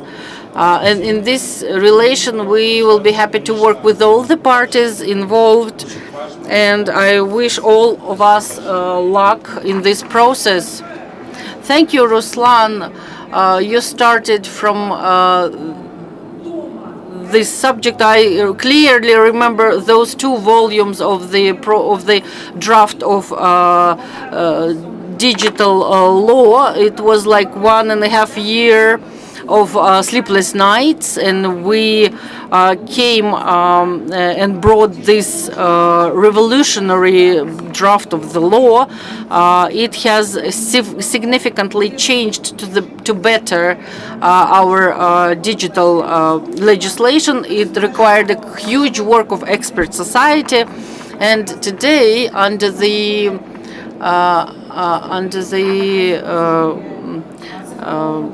help of Ruslan, we have this expert council where we can discuss it, and we have this direction of social discussion. Besides legal issues that we discuss, there are issues of socium. And this will definitely be of a use. Thank you very much. I'd like to pass the floor for next speech to our new scholar. Her name is Dana Utigin, and despite she is very young, and she deals for quite a long period with legal support for biometric data exchange, and considering the AI introduction, it gets completely new features related to human rights, to safety, to data security. So, Dana, floor is yours. Good day, dear participants. Happy to see and greet you here today. See interested faces in the audience. I'd like to talk about the sensitive data, which are biometric data. There are a lot of initiatives in various states, and when we study this experience, we come to conclusion that personal and biometric data are modern oil. But oil should not be toxic. That is why when we talk about correct use of biometric data, they should be in line with regular principles of transparency, and getting consent. These are those things which are not always followed by other states.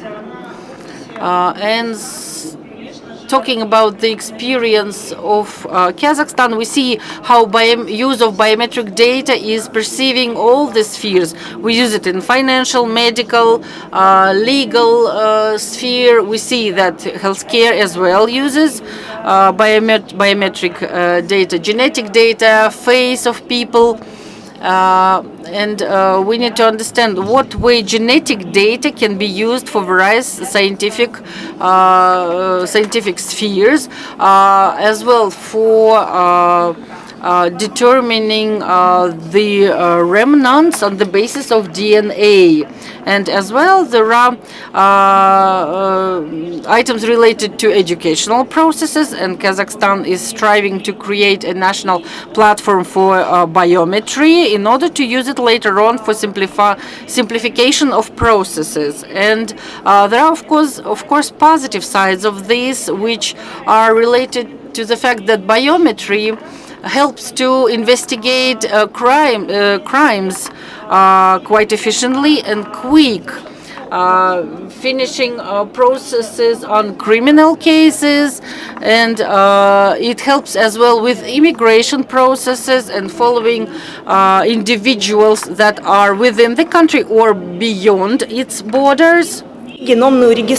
And also as far as genome registration is concerned. And we also have this practice that has a positive impact. And we're talking about national test results. And thanks to the biometry, we're able to control the process, and we're able to identify, and we also are able to make sure that documents are not being falsified. And speaking of biometry practices, so it's all about the face image. And with face image, we can also identify the subject.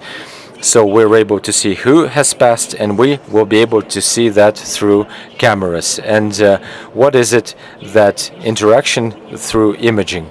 So first and foremost, we are using algorithms and face recognitions, and we also use biometers, and so we are able to see what can be caused by illegal use of data.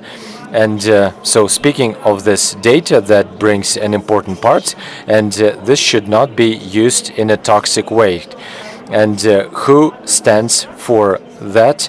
It should be regulated in a correct manner. So it should be resolved at international level. And what did government have to face when using artificial intelligence tools, especially with biometry data? And many states had to face negative consequences, and ideally we wanted to take into account those negative consequences that were faced by the state. Is recognition of emotions. And when buying certain goods, so the vending machines, they would store some data, and it was quite obvious that no consent was given to store that personal data. And the so-called smart houses, they also had this information stored, where person lives and what was happening in the household, and also various listening devices. And it was a typical situation when a person puts the camera and then their data appears online, because maybe the same password was used, and or some unprotected encryption, or also misuse or also violation of cyber hygiene principles, and also some irregularities that were revealed in European Union, and also various artificial intelligence tools. They would impact political aspects, and they would also impact discrimination of various ethnic groups. And this was the first goal. And also the law enforcement agencies, they were using face data in order to resolve crimes. But what it led to?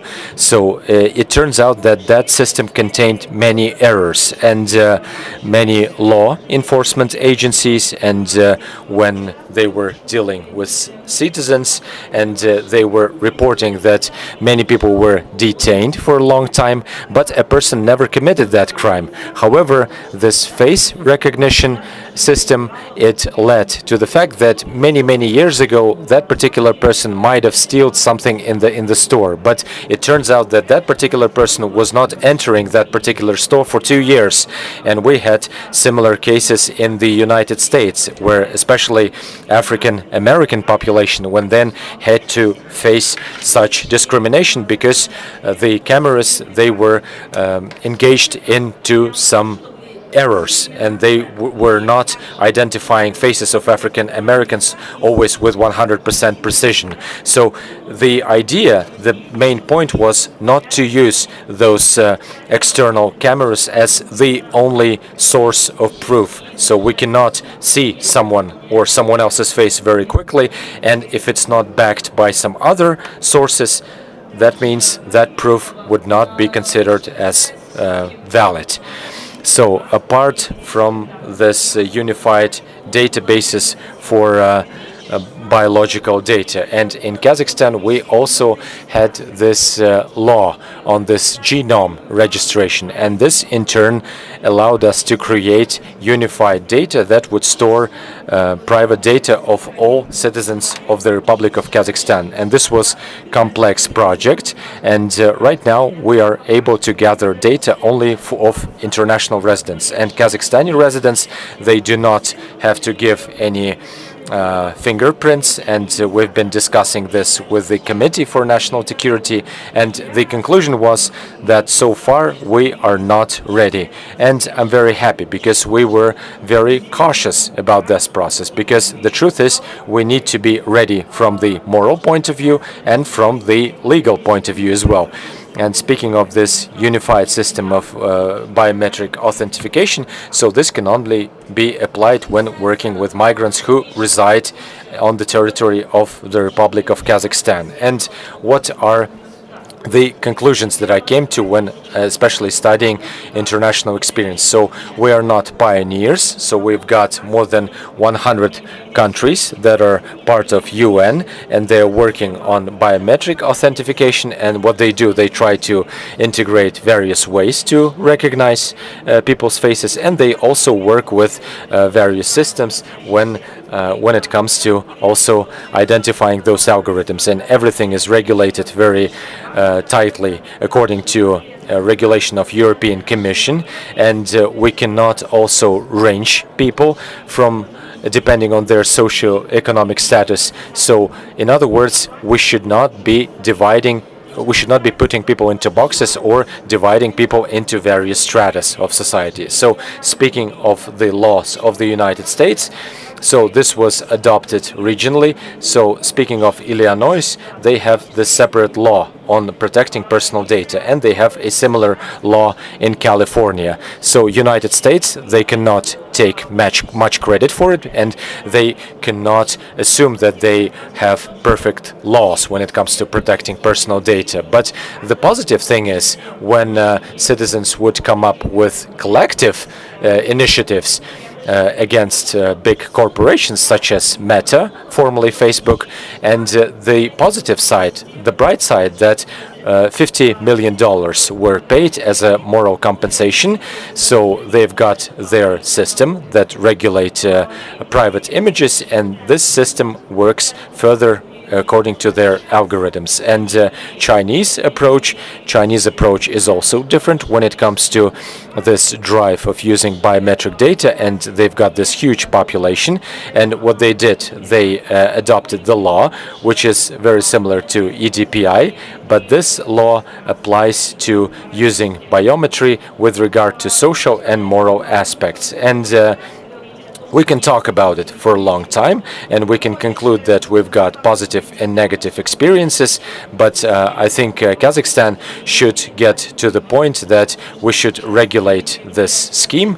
And how come? Because biometry is being introduced in kindergartens, and kindergarteners are forced to pass biometry, and also they've got no other choice, and everyone wants to bring their kids to the kindergarten, and everyone wants to work. And we also might have circumstances when parents, they are forced to give their consent. So here we need to be very careful. On one hand, we are happy that technology is developing, and the most important thing that we should not violate someone else's privacy, a person's privacy. So I thank you for your attention, and I wish everyone a happy conclusion of our session. So thank you very much. And dear colleagues, in reality, this whole deal with regulating private biometry data, and we had previous cases, and it was kind of hard to convince. It was rather hard to convince, and we had to make our peace with that, with the fact that regulators are also intervening, and this was all initiated in the parliament, and it was a very open process. And I would say that overall, yeah, we made the correct decision given the risks, given the fact that technologies are spreading out very fast, and from the technological point of view, this also found its concrete shape in our legal framework and personal identification. We have a series of legal initiatives, and this is one of our main fundamental projects. And I would like to note that expertise of our today's speakers, that everything will be put in a good use. And dear colleagues, I would like to thank you for your participation. And as towards the end of our session, I would like to give the floor to Elena Leonidovna. She's a doctor of legal sciences, and she's been working with the matters concerning the digital rights. And in Moscow University of International Relations, they have effectively created this separate school on digital rights, and they've got a lot of expertise, not only when it comes to fundamental aspect of it, but also when it comes to the theory of digital law. And you've been working very hard in this regard in Russian. So, Elena Leonidovna, the floor is yours. So, Ekaterina Vasilyevna, many thanks, dear colleagues. Good day.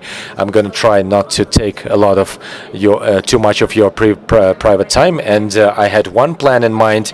And as I was listening to my colleagues, I have several counter arguments. And let's start with the simple one. And we have many people. We have many people who are specialists in economics matters, in technology, but the law, the legal aspect is not particularly represented. And everything IT personnel gives birth to a technology. Economists are able to develop that technology further, and only lawyers can say no, and only lawyers can effectively stop development of a certain technology. And the question is, when do lawyers have to say no, and when do lawyers need to remain silent? And so let's continue. And we've been talking a lot, and a lot has been said that we do not have to use someone else's experience. And an interesting phrase comes to my mind. And if one is smart, one is able to learn from someone else's errors. And if one is dumb, a dumb person has to learn from their own errors. And I don't want to dwell too deep into details. I just want to highlight several key blocks. First block is how a person is secured in a digital realm, and what is the role of artificial intelligence in all that when it comes to protecting human rights. And second of all, how everything can be regulated. And the third of all, how this encryption should be done on practice. And I would like to come up with several examples, and I would like to prove that this problem was not solved. And the first point, and here I have my notes. And in 2018, as you remember, in Arizona state, the car that was driven by driverless car, artificial intelligent cars, killed a person, and no one knows what happened further. And the woman who was sitting in driverless car was also proven guilty, even though she was not driving that driverless car. And in 2019, the court refused to condemn that organization, and they ended up also finding some middle ground. And there were also cases when people were burnt alive in the vehicle produced by Elon Musk. And in no cases Tesla was proven guilty, and they found some common ground. And the next case, they've got this character case, artificial intelligence, and it turns out that artificial intelligence was guilty of a person's death. And how it happened? A young person started interacting with the chatbot, and at some point this conversation became sexual, and a young person also fall in love with that artificial intelligence bots. And when a person started kind of flirting with the idea of suicide, artificial intelligence did not have any objections to that. And right now we are in this situation. We are waiting what the reaction of global community would be. And the question is, does artificial intelligence violate person's right to life? And depending on the decision, and this will shape the regulatory realms for a long time. And another point is whether or not we're able to protect our reputation. And one of the software based on artificial intelligence accused a person of a digital fraud. And I'm not going to dwell too deep into details. The truth is that we have this whole range of cases, but the court came up with a verdict. artificial intelligence violates persons' right to have a good business reputation. And this was stated fair and square. So interaction of artificial intelligence tools and human rights. And in another interesting case, it's the case of Anil Kapoor. So it's a famous actor, and his image was used to create a deepfake. And the court made up the following decision. And I'm not going to talk too much about Anil Kapoor himself. I'm going to talk about this restriction of person, and creation of deepfake violates person's right, and generating image using artificial intelligence tools, it violates person's right to have an image, and this violates a person's right to independence. And we have many cases, and we can see this interplay of previous cases. And I'm not going to come up with every single case, and you can see I have so many notes on me. And another case, it has to do with discrimination. And one of the company was using artificial intelligence tools in order to figure out which employees work well and which are not performing well. And it turns out that they were over abusing profile, and the court made this decision. And the court's decision was that AI violates a person's right to not to be a subject to a discrimination. And we also had similar cases when the company was identifying quote-unquote trustworthy food deliverers, and naturally company lost that case, and the question is whether or not human rights were violated in that case. And we also had this famous other case when artificial intelligence was used, and 28 congressmen were proven guilty, were proven criminals. And the point is that that case ended up in court. And we also had cases where certain African American women were considered as gorillas. And now we are going back to this discrimination notion once again. And colleagues, once again, when we talk about artificial intelligence, when we talk about the fact that artificial intelligence should be regulated, let's talk about the ways that risks should be minimized, or this necessary model should be created. And going back to our speakers, and when it comes to building our model, and if you allow me, I will touch base on several global issues. And how does legal aspect start? What is it that should be done? Do we need to quote-unquote digitize legal persons, or we either need to digitize lawyers, or we should add more legal elements to the technical personnel? And the more we think about it, so the more we come to realization that we should digitize lawyers, because lawyers, they have the basic foundation of what the law is. And if we were to kind of add more aspects to the technical personnel, so we might end up lost in translation, because everyone will be speaking their language. And how it should be based, and the methodology of law is quite simple. And so those are the rights. And when we're talking about rights, we're talking about the right of artificial intelligence. So in which country those nuances are identified? I just want to name those. So artificial intelligence in China wrote this article, and this article was published, and the question was, who is the author? And court made this decisions that organization which created that artificial intelligence tools.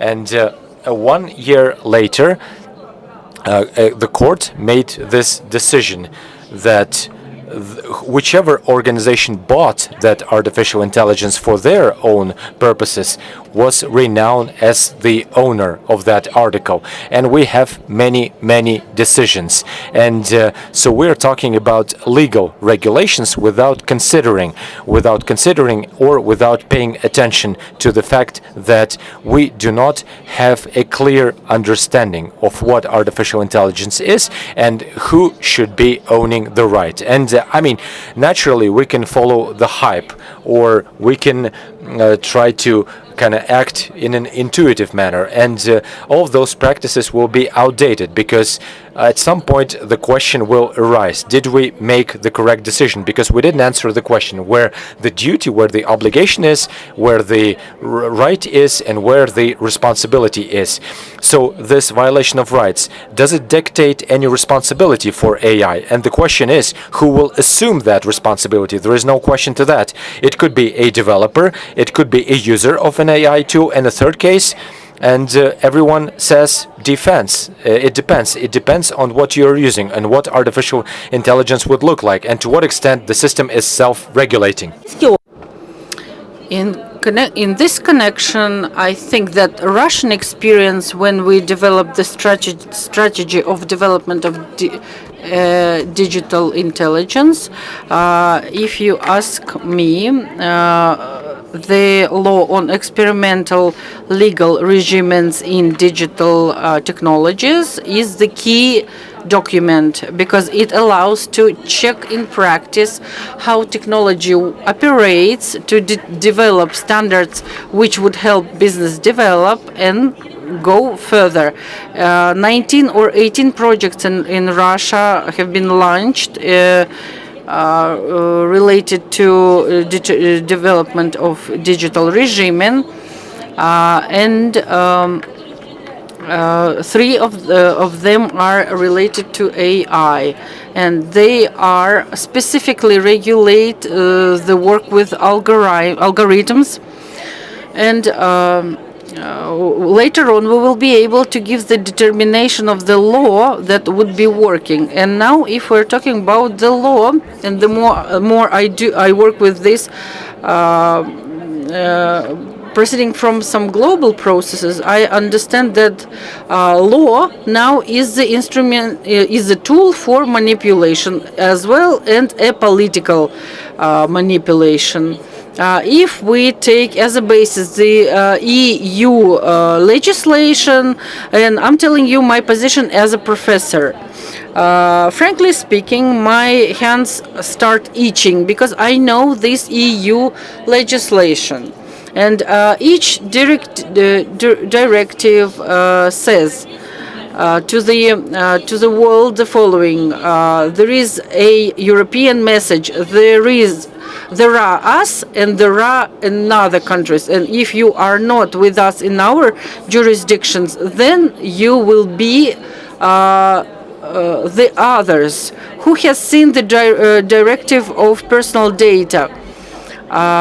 Those who did that, they lost all the hair, because it's not possible in terms of rhetorics for the non-member of EU. The question is, when you create this story within the EAS countries, what do you expect to get?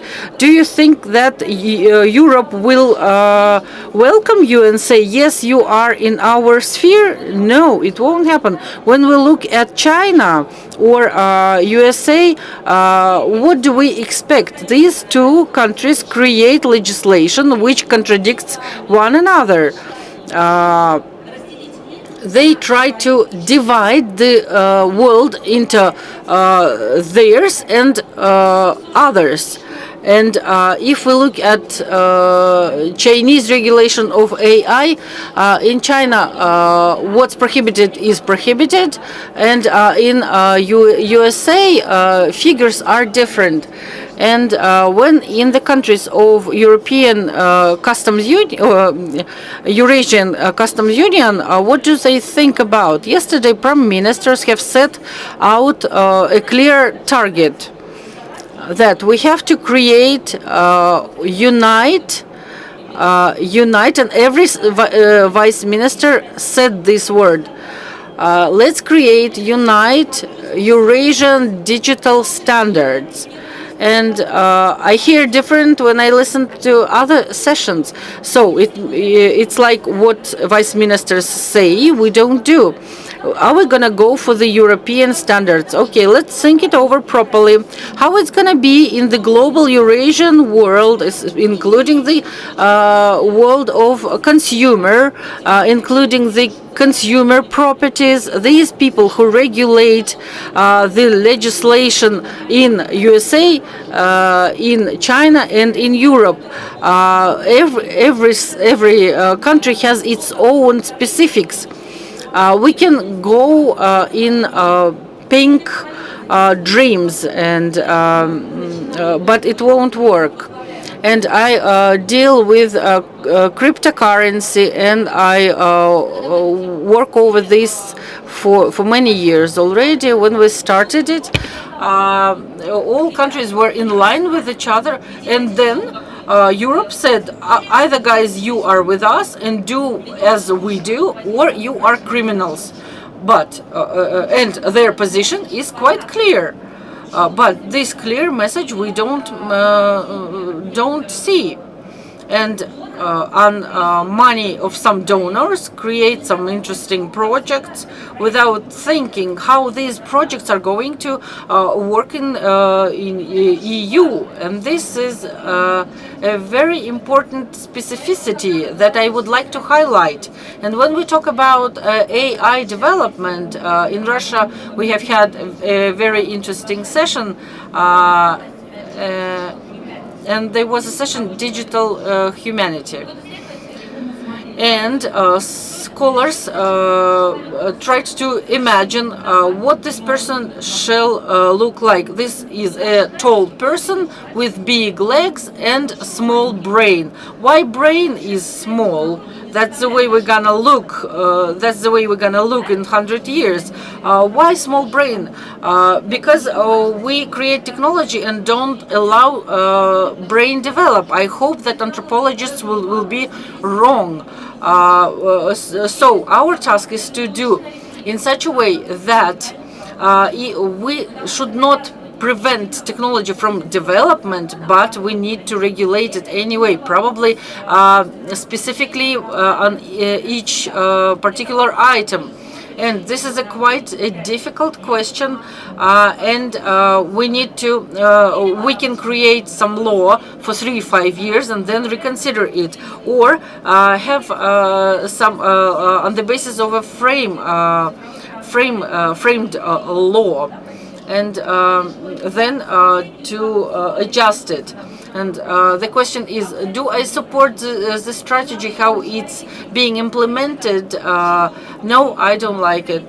The digital rights of people, you can call it any title, but they exist and we need to provide for them. And here we have to have united standards. Recently, Maskalkova, responsible for the human rights, she said that in the CIS countries we have to develop united standards for digital rights protection.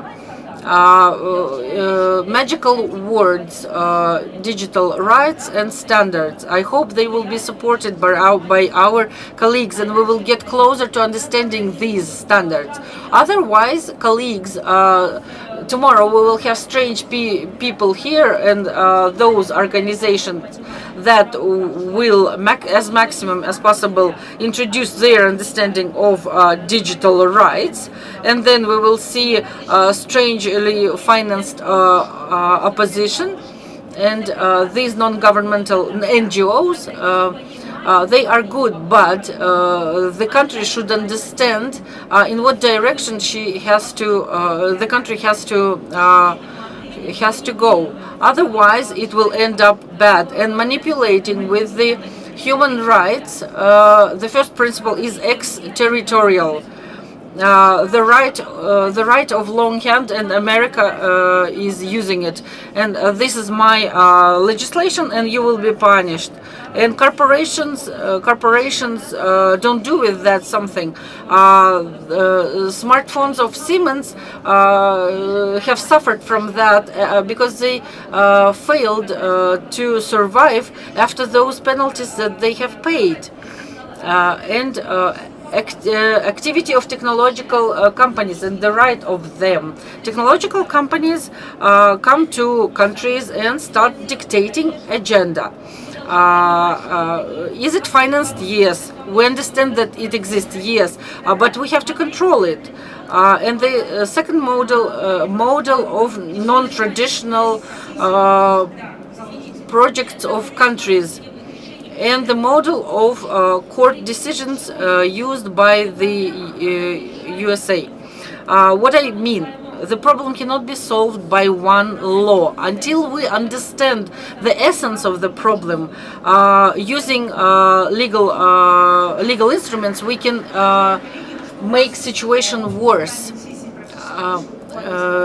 Dear colleagues, our timing is, we run out of it, and I think you will be able to ask questions after the ending of the session in person, because they currently they confirmed that they will be happy to reply to those questions. And in the end of our discussion, I'd like to express my vision. Everything is much more global than we discuss it, and in terms of digital rights and standards. The way we work with global experience of entire world makes our Kazakhstani legislation stronger, more flexible, and development of digital market becomes stronger, more confident. Best practices of GDPR we have had in our legislation, but we did not take GDPR completely, and I mentioned that. And European Union has realized this mistake, and they created GDPR too. And they included what they could not administer. And in principle, today's laws of EU about AI, we have got them first amongst all the jurisdictions in the world. If you read it, and I think that we have a lot of lawyers here, and which I can assure you that there are a lot of things that are over-regulated. That is why we took the best practice, but did not take what is not favorable for our development of our technologies. And today's digital right is now like a big regulatory sand playground. And there is no country in the world where we can say their digital regulation is perfect and we can apply it and without any thinking. That is why the difficulty of our work is that we need to keep up our professional drive, because working in such an interesting environment and concept is much more interesting. And I'd like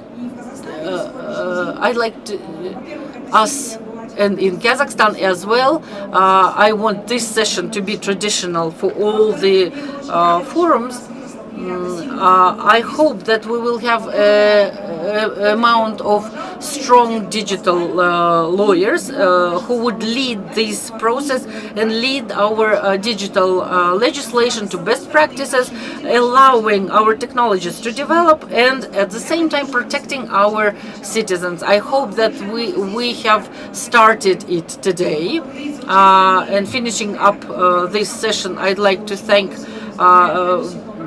a person who made a lot for the legal sphere, Igor Ivanovich Rogov, who he is head of human rights protection under the president of Kazakhstan, and protection of human rights is one of the main points, and I hope that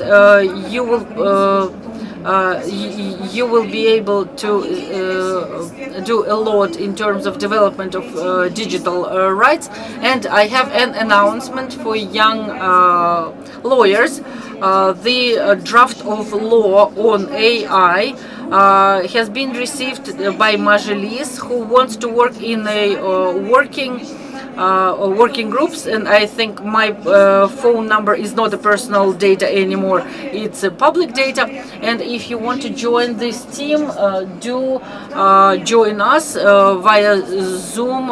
You can do that, and we're expecting the update on the status. After all the expertises, we will start working in on digital code, and those who are interested, do join us. We will be happy to see you in this lawmaking process. Thank you. I thank all participants, and first legal session within the framework of Digital Forum has successfully happened. Thank you and goodbye.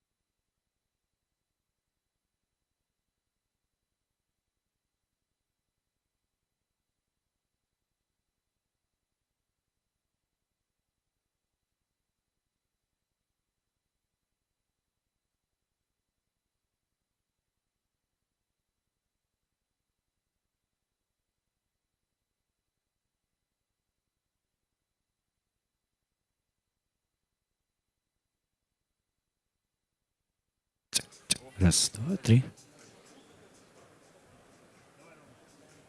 Раз, два, три.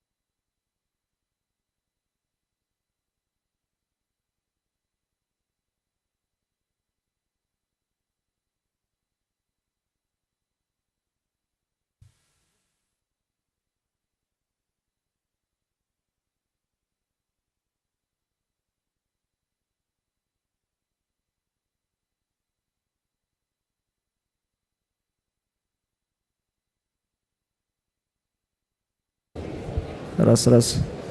Уважаемые спикеры, прошу занять свои места, через пару минут начинаем.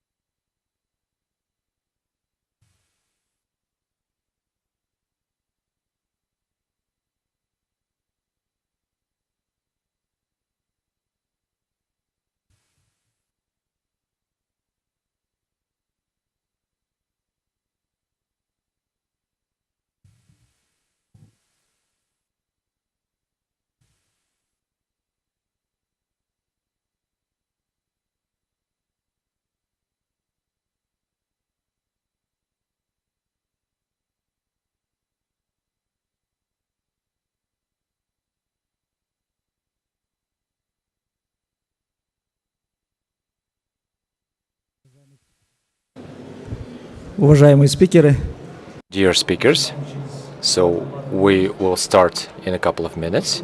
So I kindly ask you to take your seats on this panel.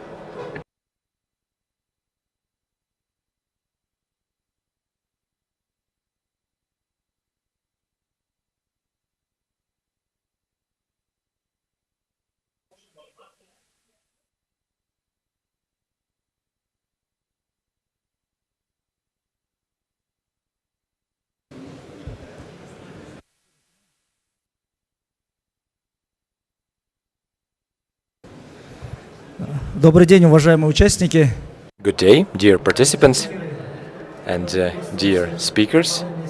I'm very happy to greet you on this panel session, and this is one of the most relevant topics.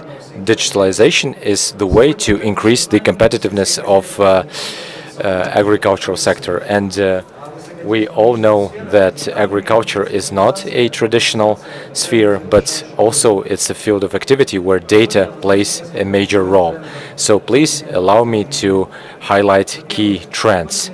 And the so-called precision agriculture based on artificial intelligence, it allows us to increase the productiveness and to reduce the waste. And according to McKinsey, and AI analytics improves productivity by at least 20%, and also economics of Internet of Things, and it allows us to save up to 30% of our costs, and this allows us in turn to get impressive results. And digitalization today, it's not a sheer trend, but it's a necessity for agricultural sector.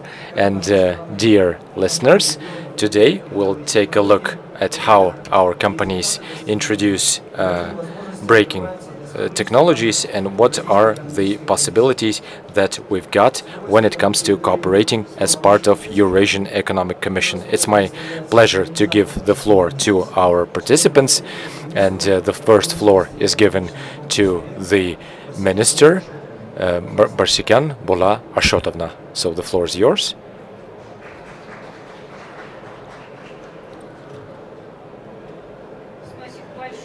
Thank you very much. and dear Dorian Galimovic and Yermek Kenjihanovic, and dear friends, dear speakers, dear colleagues. And first of all, I would like to thank our Kazakhstani friends. Many thanks for your hospitality, and thank you for organizing this forum, and thank you for organizing all the events and all the meetings that were part of our Eurasian Economic Union work. And we have organized a number of important events, and our today's event as part of this forum, it highlights the fact that these directions are very much in demand, and given the fact that we've got speakers and experts, and we have this opportunity to discuss all the relevant issues, and why not? If in case we've got some ambitious proposals, I think they will lay the foundation for the decisions that we make for our citizens and for business. And Eurasian Economic Union that unites 5 country members, and this union celebrated its 10th anniversary, and we can state with a certain degree of certainty that this Eurasian Union has already a solid institutional base, and the systematic measures, they in turn allow us to increase our agricultural output by more than 25%. An important role in this union is played by mutual trade, and that trade grew by 1.6 times, and thanks to that, the level of the mutual trade within the part of Eurasian Union kept growing by 3.4%. And it's important not only to maintain, but also to follow through with this trend. And also this increase of agricultural sector is also an important factor, and it's a good way to satisfy our basic needs, and one of the mechanisms for sustainable growth. And an important role is being played by agrarian market, and in this regard we are directing all the efforts of Eurasian Economic Union, and also national governments should pay close attention to that. And Eurasian Economic Commission, alongside with country members, they are already implementing a series of important initiatives. And what we did, we launched this information resources, the map for developing agricultural industry, where we see information concerning more than 260 major investing projects, and the total amount is $18 billion. And this in turn gives investors an opportunity to make wise decisions while taking into account the projects that were already implemented. And as of today, we are working on improving this industrialization map so that it will be an important instrument for business as well. And e-trade also is an important part, and also this signing of agreement, and also signing agreement on maintaining warehouses, and practical implementation will start in June 2026. And what we are waiting for, we wait while the ratification procedures end from the behalf of all the country members. And as the member, Republic of Kazakhstan plays this leading role when it comes to warehouse certificates, and other members, they also work actively on creating this institutional base.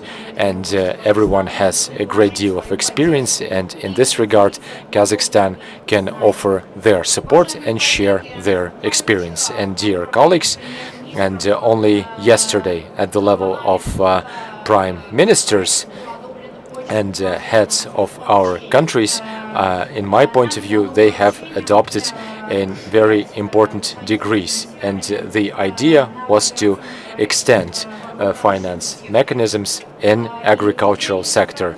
And this introduction of digital solutions, this can in turn speed up the development of this sector. And why it is important? Digitalization will allow us to extend the amount of information, and this will lead to a more wise decision. And second of all, new technologies open a whole range of possibility for businesses, and also for major participants and for smaller participants as well.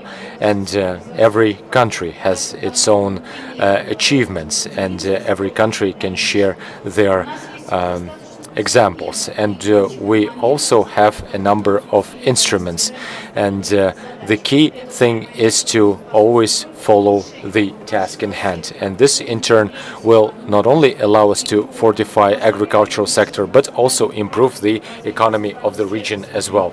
And we will be able to scale up various practices in Eurasian realm. And this will in turn lead to improved competitiveness overall. Eurasian Economic Commission is very determined to support various initiatives which will allow us to integrate those practices while creating an integrated ecosystem. And this is the way to face modern challenges and to ensure sustainable development of agricultural sector. And dear colleagues, in this regard, we have a lot of work to do.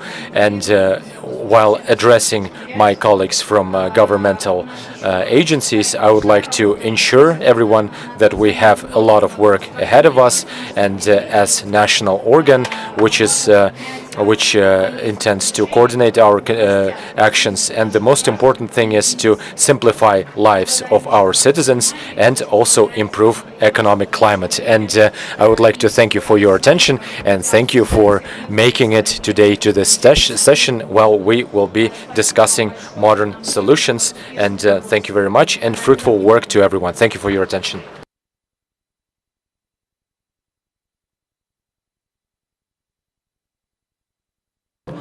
Thank you very much, Bula Rashidovna, and we will proceed, we will move forward.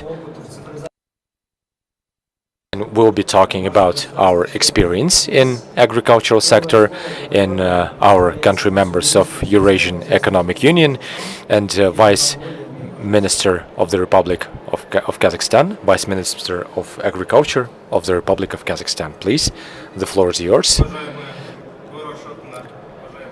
Dear colleagues, dear Gora Ashotovna, dear guests, dear colleagues and participants of this panel session, and digitalization of agricultural sector, not only is it important to improve the efficiency of agricultural sector, but it's also an important part of integrating our country as part of Eurasian Economic Union. And we live in this reality, and Kazakhstan tries to introduce digital solutions, and the idea is not only to integrate digital solutions, but we also would like to strengthen our cooperations with our country members of Eurasian Economic Union. And I would like to highlight the key directions in digitalization, and those directions open up a whole range of possibilities to cooperate. And I would like to note that as of today in the Republic of Kazakhstan, that we are enjoying a great deal of success, and digitalization includes various directions, which is the basis for cooperation within the Eurasian Economic Union. And this agricultural sector contains 4 main information systems. Yeah, do pay attention to the slide. Identification of animal, and United Automated Control System, e-agriculture, Unified State Subsidization System, and also AUL Amanatas information system. And we also have this information system with which we will be able to track the state of various plants. And one of the main directions is to digitalizing the livestock, and in this regard Ministry is working hard on automating all the life cycle and including the livestock life cycle. And we have 7 additional services, and this allows us to track all the activities fully. So in the past, we would track animals manually, and we would also do everything we can to track the outbursts of particularly dangerous diseases. And in the past, we used to rely on paper, and not only was it not efficient, it also was particularly risky for us from transparency point of view. So digitalization allowed us to improve the transparency, and this is also the way to simplify interaction with governmental structure. And as of today, livestock traceability cycle is fully registered. So we start from registering a new animal and prophylactic events, a transaction with animals, and including in case we need to put an animal on quarantine, and also removal from the database. And those actions helped us to improve the way we operate in this field of activity. Right now we are able to handle all the documents without papers, and we managed to reduce the time of providing our services 3-4 times, and we are also able to control events that have to do with identification or vaccination of animals. And in order to do that more efficiently, we have developed a series of mobile apps. For example, Vet Mobile. So those are for veterinary professionals, which allow us to track animals, and it also allows us to track the health state of an animal, and it also notifies us about the future checks. And the next part is we are also able to track, we're also able to track all the transactions and vaccinations. And so this digitalization did simplify the way we work and the way we handle our livestock. And Ministry works actively on introducing artificial intelligence tools, and this process also does get involved the existing infrastructure, and we're able to analyze add additional intellectual functions such as data analysis and processing of data. And therefore we have key projects. We have the early warning system, early forecast system, and we are able to use the data with artificial intelligence in real time. So we are able to track the productivity, we're able to track output that we would be able to get from the livestock, and we're also able to track the state of our soil. And second of all, we use biometric data, and third of all, we use virtual assistants, and we do so while applying artificial intelligence tools. And this does open new horizons, and this is how we can improve health of animals, and this is how we can also reduce economic burden. And towards the conclusion of our system, this unified system of agricultural complex, we call it briefly EASU, and as of now it does have certain systems such as veterinary safety, phyto, and also accompanying documents, movement of livestock products. And while controlling our agricultural machinery, we're able to provide this opportunity so that governmental actors have this ability to share data rather quickly. And the government works on this EASU system, and we're able to interact with other country members, and this is how we intend to create a unified digital platform as part of Eurasian Economic Union. After we transferred it to microservice architecture, we increased the amount of data and number of users as well. We integrated using QR codes, documents that are under quarantine, and services of correction of data. And these changes makes the system to be more efficient for users, and it increases safety and traceability of the system, and control over the documents. If we look at our results, of the last year. Using this EASU system, we issued over 84.8 thousand veterinary certificates. Over 1.7 million veterinary references have been given. The ministry in 2023 launched a unite system of subsidizing, and within the framework of subsidizing, all measures to help farmers in 4 directions are being given and being done in using the electronical system. 90,000 users have been registered, and over 50 financial institutions. Introduction of this system increased the subsidizing level in agro sector, and subsidizing is being done quickly, efficiently. Manipulations with the requests cannot be done there. It reduces the corruption risks and brought savings of 1 billion of tenge. Consideration of requests, there was last year introduced a mechanism of requests for fuel and other items. The rest thing of information system for plants, and it would allow to identify the origin of specific plants or products from the place of growing up to the table. And now all the information, even not digitalized one, are being introduced, creating registers of stocks for vegetables and fruits, and a pilot project had been started in one oblast of Kazakhstan, and we expect that we will be able to expand the success of this system to entire country and include all the participants in there. And this would allow for automated approach from the countries of EAC that would allow to increase food safety.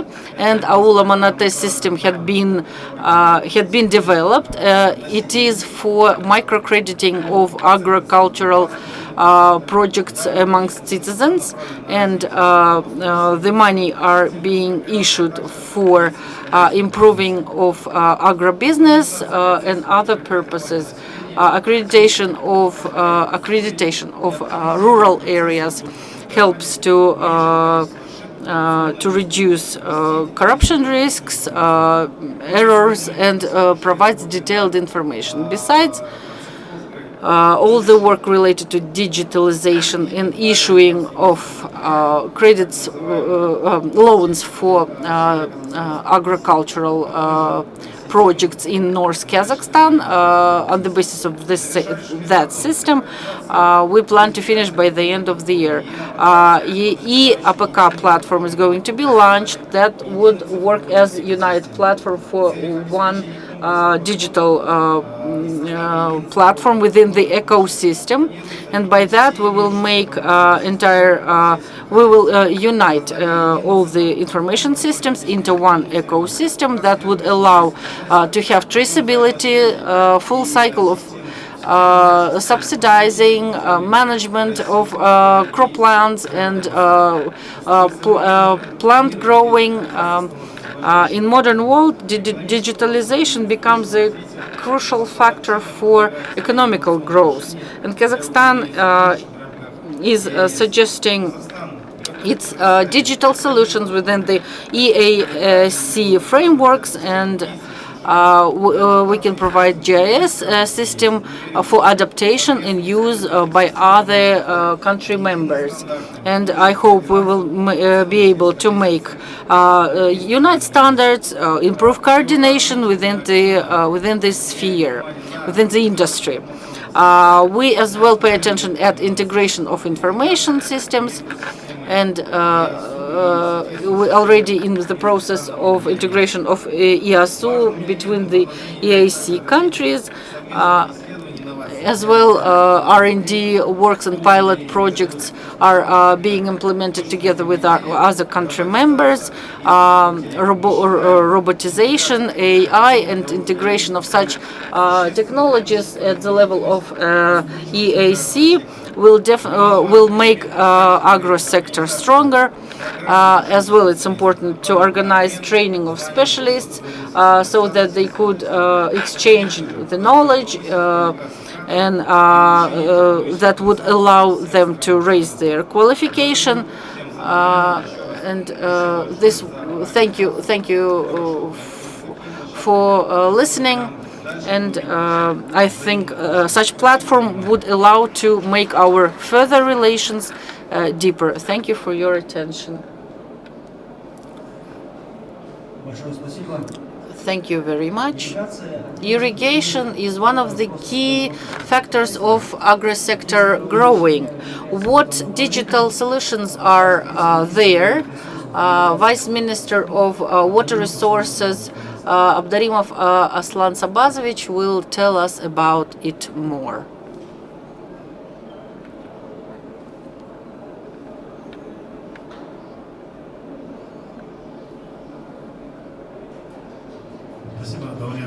Thank you, Dorian, for passing the floor. In fact, this is true. This is an honor to speak here. The audience is good, and I'd like to separate my report in two parts. The first, what I'd like to say, I want to live up the audience. I want to talk more about water. We all know water is life, but think it over. Water is the basis of life for our industry, of our agro sector. You can say that electricity is much more important, but in the basis of any generation of electricity is water. So water is the driver for the turbine.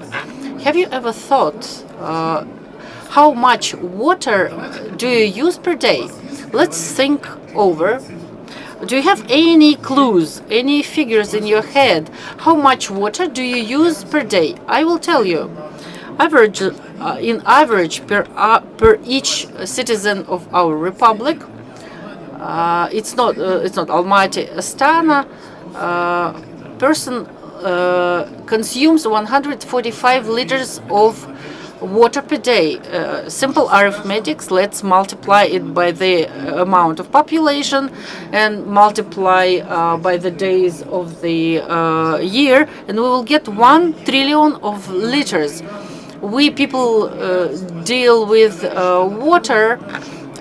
When we hear trillion, this is 1 cubic kilometer. 1 cubic kilometer of water. To compare, I will give you figures later on so that you understood it better. Our water facilities. Yes, I just want to live up the discussion. Kapchigai water reservoir is 27 cubic kilometers of water. The biggest is Bukhtarminskaya water reservoirs. The capacity is 49 cubic kilometers. And our country, considering the climatic and geographical specificity, is subject to some weather and water changes. I'm not ready to declare here that we will have a deficit of water, but water is that resource that we have to be careful about already, and digital technologies have to give us the basis of this economy. If now we don't take measures, and otherwise you are not capable to save water. you are not ready to reduce your water consumptions. Yes, we can provide some ideology and so on. You might be using less water, but it's not gonna reduce significantly. And there are industry sectors which cannot reduce water consumption, such as rice growing or cotton growing. Of course, we have water saving technologies and management ways, but we look at digitalization as our main point of help, so that we were ready for those climatic changes that we are going to see. And a major part of our water we're getting from our neighbors, and that's because of our location. We cannot do anything with geography, and we know that we get water from Russia, Uzbekistan, Tajikistan. These are our main sources. More than half of our water we're getting from neighboring countries. Our neighboring countries, they have their ambitions, their plans for development. You see how Uzbekistan is developing. Their population is growing. Consumption will grow, of course. And accordingly, we have to be ready for that. And our readiness shall be subject to following. We determine the specific components. These are four main items. The first is we create our systems of forecasting of water inflow to water reserves. These are our IT instruments, IT tools that would provide us with understanding how much water we will get. And this is a component of forecasting of floodings as well. Water reservoir has to be filled up always. It shouldn't be even half empty. And the first system has to provide that understanding of water that we are expecting during springtime. And if we look at the tool and we see that we will have 50 units of water, then we need to empty space for those 50 units of water that are about to come. And after the floodings, we have to have the same amount of water.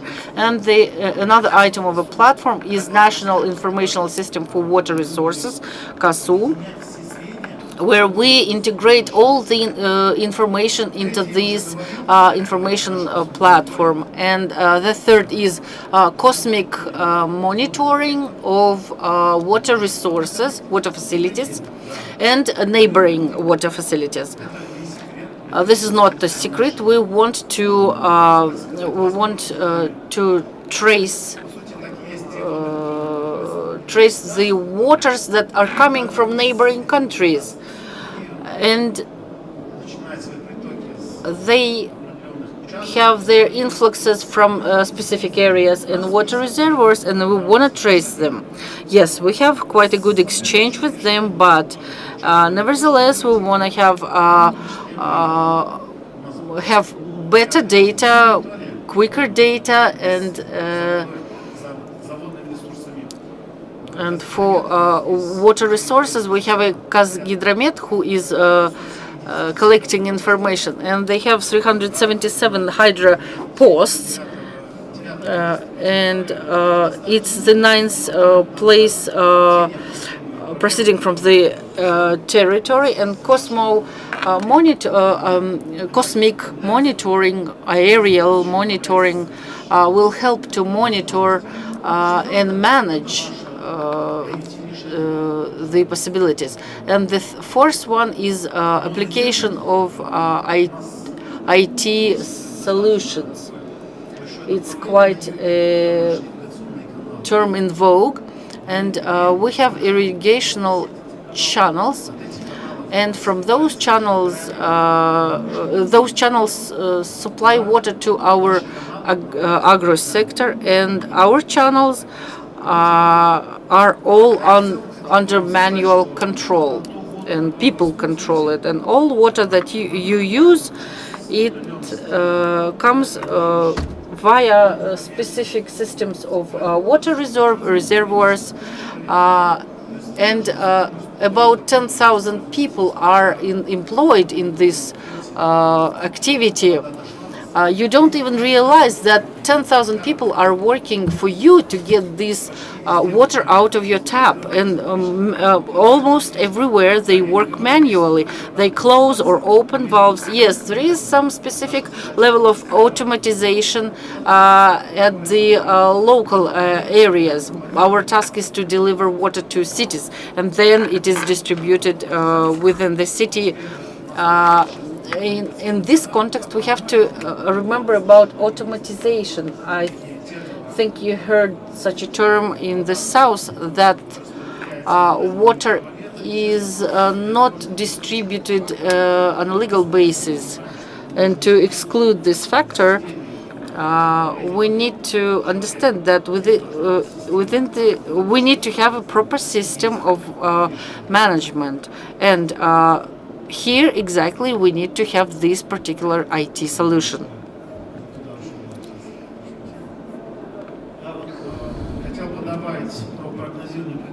Forecast, influx forecast systems. It's quite an accurate job to do. Not everyone understands that qualification of systems that are being developed, they are of the same level, and such systems like influx forecasting requires high competency, not only from IT specialists but from water specialists. And in order to develop such products, we need those people who work on the connection of these two professions, which includes water specialists and IT specialists. Last year we have had floodings, and we have had quite a lot of help from specialists from Germany and Netherlands. And together with them, we developed the platform for influx forecasting. Financing is provided via grants, and such IT and mix of IT and water specialists we need to grow within our country. And this is our platform, KASSU, which will accumulate all the data from sensors, from cosmic imaging, and this is the industry system. It will be working within the closed circuit. One part will be open. This is going to be hydrological atlas. Unfortunately, we don't have a unite fund for water, so this platform will become the example of all our water facilities and reservoirs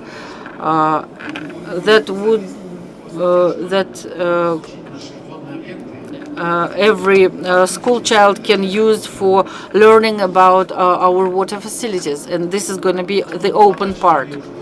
I said about sensors already,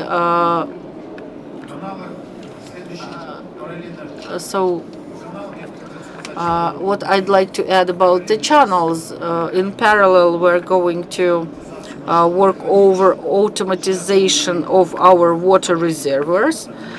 In strategic management we have 86 facilities, and major part of which major part of them is managed by local authorities, and this is a huge structure that provides water for you and for agri-use. And spatial monitoring, as I said already, we will be tracking things, and we do have technologies. And first spatial monitoring, I mean, the method is pretty straightforward. We would put some optical equipment on the satellite, and as we increased the number of square meters on the water surface, and based on that we can calculate the volume, the actual volume. And but technologies, they are advancing, and we have the so-called altimeter, and European Spatial Agency has that, and NASA also possesses that technology, and thanks to a radar, so they're able to figure out what the water level is, and with all that they are able to calculate the amount of water more precisely. So we are working with the Spatial Agency, with the Kazakhstani Spatial Agency, and we did apply, and we asked them to consider the possibility of placing that equipment on our satellites, and this is something that we've been working on as well. And overall, yeah, I don't want to keep you for too long, and the most important thing is that the systematic work is being done, and our ministry is relatively new. It's always hard to start, and every governmental structure, I mean, everyone has their own experience, and they had their own system, and they had their infrastructure, and unfortunately our field is a relatively new one. Our main goal is to catch up, and the idea is to get ready to a potential climate consequences. Yeah, that's it from my part. So in case you want to find out something else, I'm always ready to take your questions. Thank you. And thank you very much. And this issue is very relevant for all of us. And speaking of institutional changes in the Republic of Belarus, and so we will have a video conference, and the Deputy of Ministry of Trade, External Trade and Agriculture. So, Koibakov Oleg, please, the floor is yours. So, good day, dear participants. I'm very happy to greet you all. And this event gives us a unique opportunity to exchange our experience and to talk about digitalization in agriculture. And we can also talk about digital prospects of our countries. And given the digitalization of agriculture, and this agriculture has become a highly technological segment of the economy, and the most important part, not the number of resources, but the extent to which those resources are used rationally. And modern agriculture is characterized by importance of using the technologies, and also using analytical informational systems. Using them is particularly important. So us, as part of the events in Republic of Belarus, we have developed the automated system of monitoring, and this ensures the registration of agricultural machinery, and automated system of monitoring allows us to do all the technical maintenance, and this in turn allows us to control and maintain the technical state of the equipment, and the database, and the fact that we have all the necessary agricultural equipment, and this system allows us to to figure out what's the current state of the machinery is, and information system, tech service, and this allows us to find all the spare parts in agricultural machineries, and national automated system as part of the forming, and as part of the using unified register. It allows us to use this equipment efficiently in the countries which are members of Eurasian Economic Union. and we're always also able to track the state of animals and governmental information system, and especially in the fields of veterinary, and this allows us to get all the relevant information on state of animals, and using those products it's allow us to double check the veterinary certificate, and this shift towards electronic certification, and this did allow us to reduce the number of cases where animals are returned. And as of today, we are working with on the integration of the veterinary system with the Republic of Kazakhstan, Azerbaijan, and other neighboring countries. And agricultural sector, it's an important part of our culture that needs to be maintained. And these days we see a very rapid development of agricultural technology, and in the past we would work with the soil manually, and we are very impressed with the drive of agrarian professionals to be more efficient, and we also encourage to their eagerness to use modern technologies, and new machinery is far more effective, especially when working with the modern machinery, and especially when applying the system of precise agriculture. So this is a complex task, and actualization of methodologies, and this will allow us to evaluate the current state of soil, and also it will allow us to work on the precision agriculture, something that is being done by industrial enterprises, and organizing of programs and standards on preparing personnel, and also standards that regulate matters associated with the behavior, and also the complex of other events. And technology of precise agriculture can provide up to 20% of all the resources, and in the Republic of Belarus, so this is something that is already being implemented, and also differentiated basis for pesticides, and this is what we've been doing in various cities.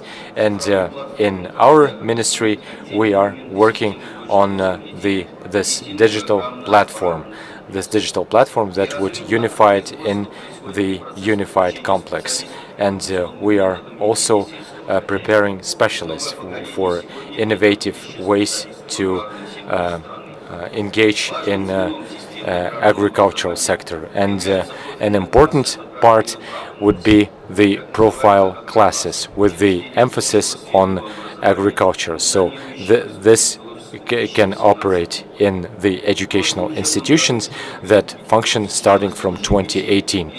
And last year we had more than 5,000 students, and they were studying separate disciplines, and they were also studying the introduction into agrarian professionals.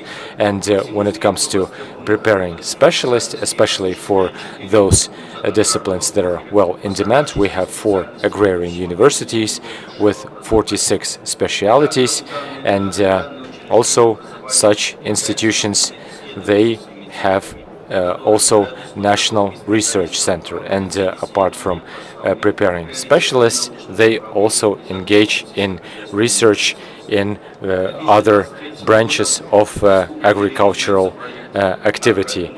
And what we've been working on, we've been also working on agro entry, so we will be able to receive all the information on agricultural sector, and the new world opens up in front of them, and every high school student has an opportunity to study this unmanned flying drone. And in 2024, we organized a number of competitions, Angro-entry of Belarus, and this traditionally takes place on the premises of Belarusian Academy.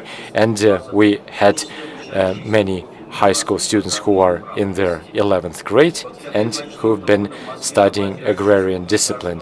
And in Moscow, on the premises of the Russian university named after Timur Ryaziev, and we had an opportunity to interact with winners of the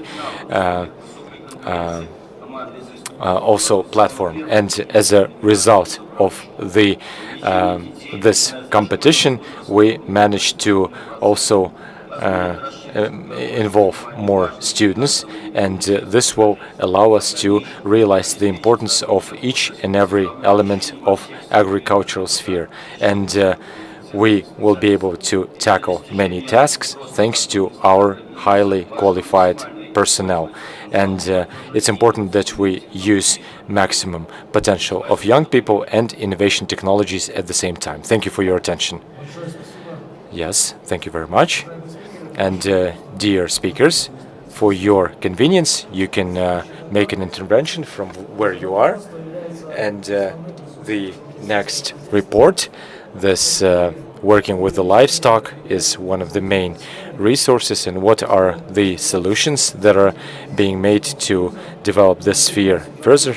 So, Mamlbekov, Naurzan Asaubayevich, please, the floor is yours.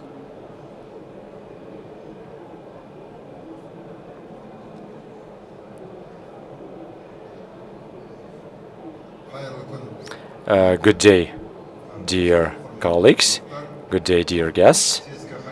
And yeah, matters that are related to agricultural activities. This is particularly important when we are about to have lunch. And I think so if our participants were to choose between theoretical approach, I think they are more interested in practical approach. And I think our top speakers, they already left. Maybe they do not have time to discuss these matters internally, but yeah, let's use the resources that we have. I mean, whoever is present, and yeah, agriculture, it's always one of those topics, and so this is one of the byproducts, so to speak. And I think yeah, our session, that's why it's in the afternoon. So I think this was one of the main criterias. And well, despite all that, matters related to digitalization, so they are relevant every year. And I came up with this example. In Moscow, we would organize a similar forum 1 week ago, and we were telling that if we go 120 years back, so if we were to go back in time, so we would be able to see in Kazakh steppes, so we would organize various exhibitions and people would sell their livestock, and we would have merchants from China, from Russia, from other Central Asian countries, and we would buy sheep, we would buy cows and horses, and there was no issues associated with buying livestock or transporting livestock. I mean, naturally, there were some state mechanisms. Maybe this whole permitting system was not functioning very fully, and yes, based on the number of livestock itself, it used to be much lower. And yeah, the truth is, and so those institutions who are supposed to help with agricultural business, and those barriers, I mean, they could, in theory, solve those matters related to digitalization, because with paper information and with all that is being done, it's kind of hard. And not only is it important to integrate all the elements in every country, but also the integration, given the fact that we are in the Unified Economic Union, and also as part of the European Union, we can conclude that this union is not really helping. And when it comes to selling livestock with Russia, I know that a large company, Emirator, I know they are in need of buying male, and we need more female cows. And I mean, it's not obvious how to solve those matters. And we have many problems, we have many barriers, and more often than not, it's not obvious how to go around those barriers. And as our Vice Minister of Kazakhstan, as Kazakhstani Vice Minister pointed out, in Kazakhstan we have this system of identification. It's been around for almost 15 years, and it was introduced back in 2010, and it is present in Kazakhstan, and it works online. And not only veterinary professionals, not only farmers, but also other governmental bodies are represented, and livestock can be used as collateral, and many other possibilities. But that system is also far from perfect, but it exists nevertheless, and on that basis we are able to offer many other digital solutions. And in Russia we do not have this unified identification system, and so this is one of the factors that impedes further development from our businessmen from different countries, and not to mention other countries. And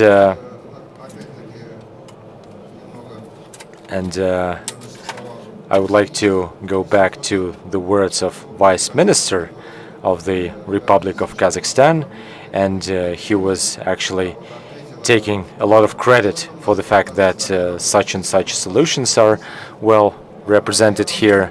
And I'll tell you this, I'm going to tell you how things were implemented. And as strange as it might sound, in order to digitize Ministry of Agriculture of Kazakhstan, so not a penny was given, I mean not a single cent. And but at the same time, Ministry of Agriculture of Republic of Kazakhstan, so this is arguably the most digitized ministry, and they offer the most digital solutions as far as subsidizing is concerned, and when it comes to agricultural insurance, and or when it comes to also the legal notes. And whoever represents Kazakhstan, I'm sure you remember that banks had many problems, and especially given that we also issued so many of them, and we were also transferring all those receipts from paper-based format towards the digital format, and slowly but gradually we managed to get rid of those. And speaking of the receipts, they are working in our system, and also normally they have a great level of protection. And the truth is that they've got many options, and so without exiting their house, they are able to sell those cereals, they are able to use those cereals as collateral, and we're also able to find other partners based on that electronic receipt as part of the bank credit. And everything helps, and this simple digital solution helps us. And well, the main idea is to find a way, and we basically had this limit, and we imposed a certain limit for agricultural receipts for elevators. So we were working, the idea was to structure the work based on their passport, and it did solve many matters. And also from the private sector point of view, and the state did not spend a single penny, and those receipts, they pose no problems for holders of those receipts.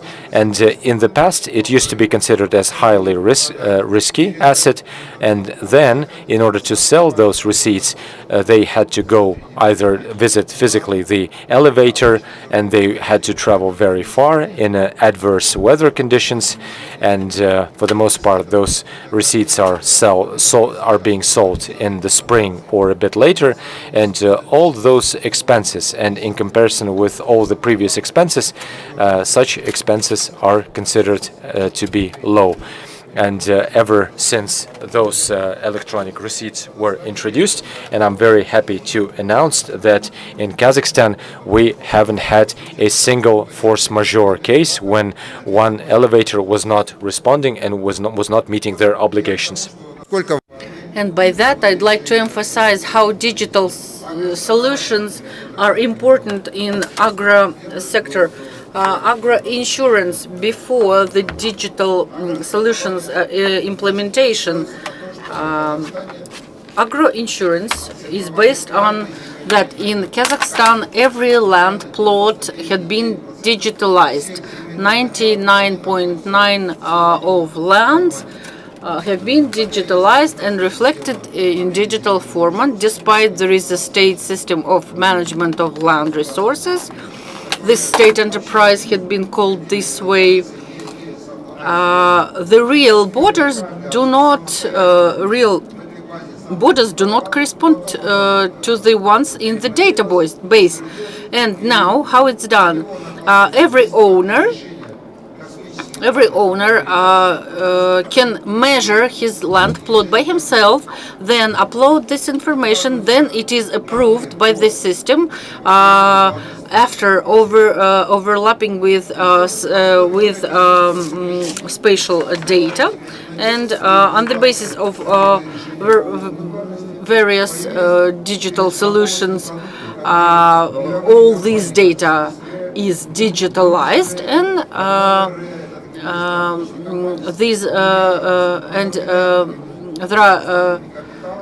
then this plot is digitalized, and there are multi-billion companies provide a insuring product, and they give insurance products to farmers to protect crops,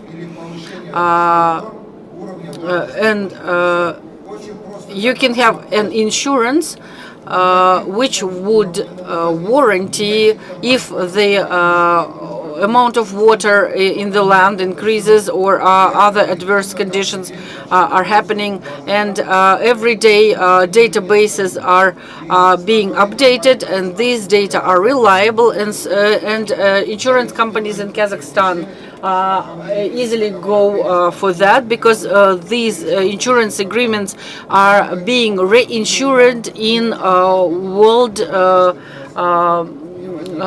insurance companies, and there are no issues arising out of it, and farmers now know that these insurance products are reliable, they work, and they have been on paper. There was a system of society of mutual insurance, and insurance. In fact, this insurance it was on paper only.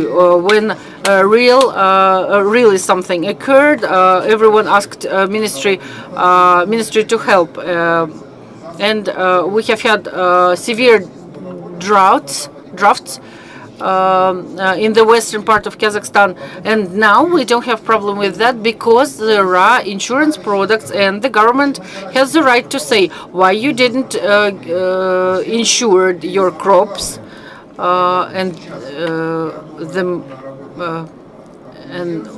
what is most important now, that Ministry of Agriculture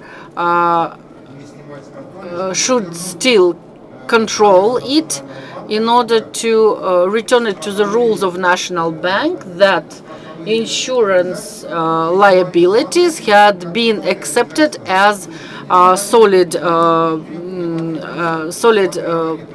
liabilities, and banks did not require provisions for these items.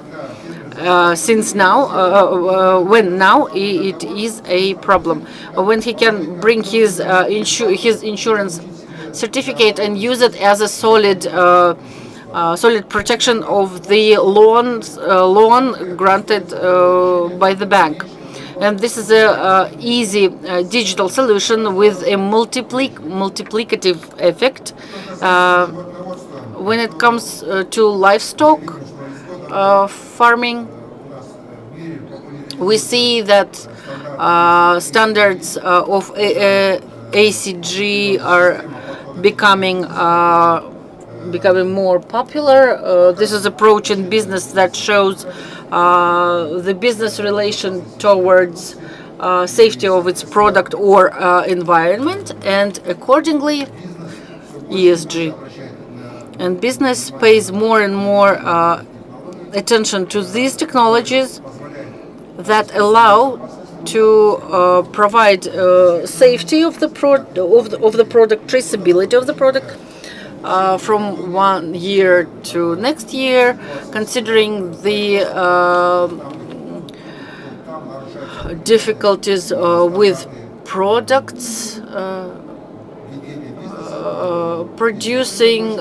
Some use more pesticides, others use some not approved norms for agricultural sphere, and the consumer becomes more picky. He wants to know what he gets on his table.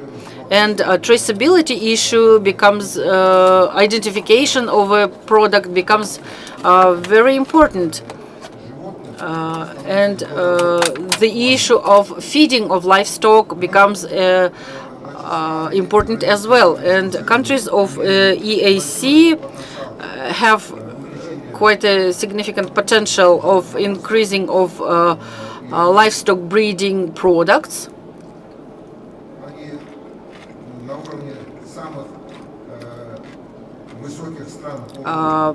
They are on the same level with the highest ranking countries like Australia or Canada. Here you can see it.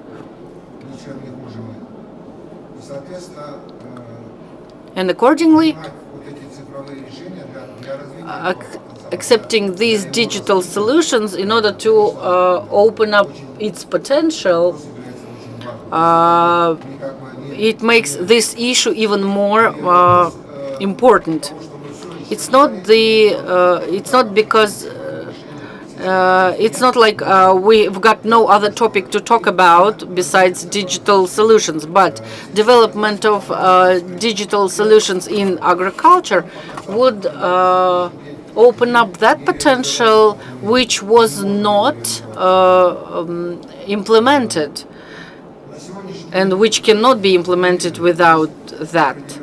And there are specific trends all over the world nowadays which are implemented due to the development of digital system, and it helps trade of livestock and management of agricultural products and livestock. Earlier, traceability used for safety reasons in order to stop some disease. And now we see a lot of that people move a lot and products move a lot, and those diseases that were regional now are prone to distribution all over the world, and the pandemic became a very strong example of that. And so as well, those diseases that we see in agricultural sphere brings us back to vet safety issues and traceability as well. As of today, there is a trend that requires that consumers shall exactly know the place of origin of a specific product, where this animal had been born, how it had been slaughtered, via which trade networks it has been delivered, and digital solutions are capable to give this information. This would allow the consumer to get oriented in the vast majority of products.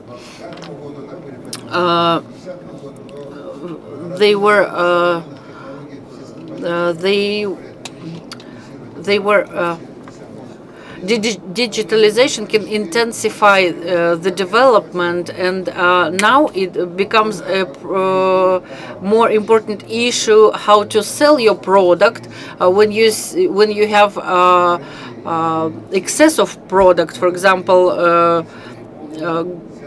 we have in Kazakhstan grain excess, and prices drop, and it is very up-to-date subject for us. And instead of selling it as a grain,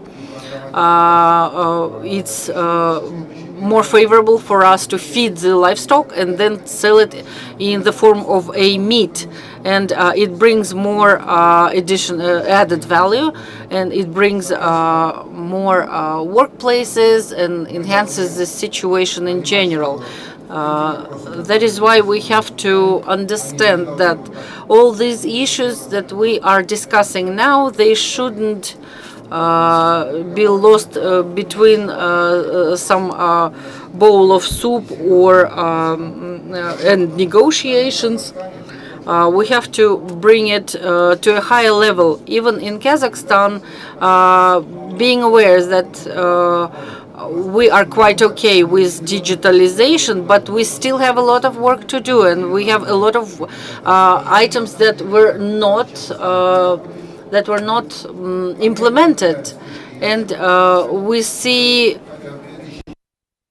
the outbursts of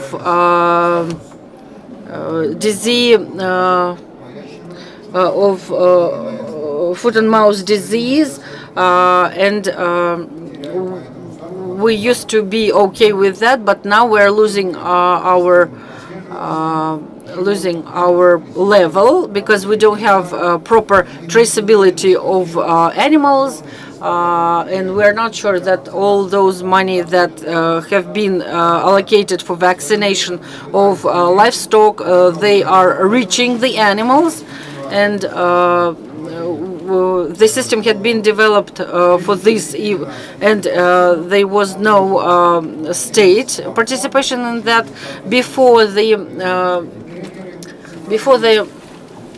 veterinary writes off the vaccine. He has to scan the QR code or barcode from this particular vaccine, and then scan the barcode of the animal, and has to indicate it in this system. And at the level of this tracker in the app, it will be written off, because there were such cases when the blood for diagnosis had been taken from one bucket in order to fulfill the requirement. And as well, GPS trackers had been installed to the vehicles, and to the state veterinary was supposed to wear GPS trackers as well, and it was checked whether he went exactly to the particular animal where the vial with vaccine had been written off. This was supposed to provide the traceability and completeness of the measures that have been intended for prevention of severe diseases. Foot and mouth disease was still here. There was an outburst, brucellosis outburst we see, and those measures that have been taken, they remain on paper. Of course, when we develop inside the EAC digital solutions, we have to look at the standards implemented worldwide. We have to look at FAO under UN. We have to follow standards of ICAR, which are oriented for highly developed identification systems. And Canada, such a well-developed country, they use traceability system developed in Australia, and in Australia, a traceability system had been developed not by the state, but by the social organization that works on the basis of charter payments. So you shouldn't be faithful to your ambitions and say that if it had been developed in some other country, we shouldn't be using this. If we offered our solutions to other countries, but everything stays on the level of negotiations. And our next speaker will be able to talk more about the standards that are implemented in Kazakhstan. I won't stop by FAO and ICAR standards. And of course, when we develop standards, we should not reinvent the wheel. We need to use the experience of other countries. It's critical during enhancing of traceability of digital systems. We have to stop using plastic vials. On each ear tag we have a QR code or a barcode, but it is not read. Before writing off the vaccine, the veterinary was supposed, using his digital tracker, to scan the personal data of this animal, and after that to do, for example, to withdraw blood from this this animal, and he has collected all the data, and by just walking around all the facilities, collecting blood, and only after that he scans the data. We need to simplify traceability. This would allow to simplify processes like weighing of animals and other important things, and other actions. And this RFID tag allows to do that quicker and with low time required for the work. And mobile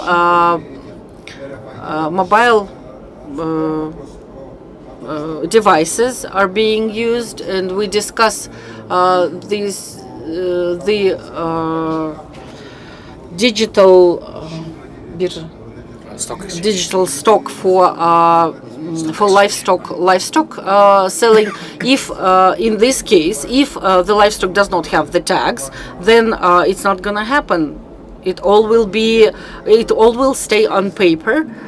Won't come to reality. We shouldn't lose the connection between live animals, and after they are slaughtered and become another type of product, we'll lose this track, and there is a gap between, and we cannot identify where does this piece of meat come from. And all systems have to work in online mode. They have to work via centralized servers, be processed using one server, and like it was in the very beginning when the identification system started working, it was planned to use via memory sticks. We wanted to use all technology in the 21st century. And of course, in all this work, which is not easy, to do. It's very important to have a national body as a Eurasian Commission, and every ministry has to take its part of work as well, and societies as well have to take part, and dairy product societies have to participate in there as well. Thank you for your attention.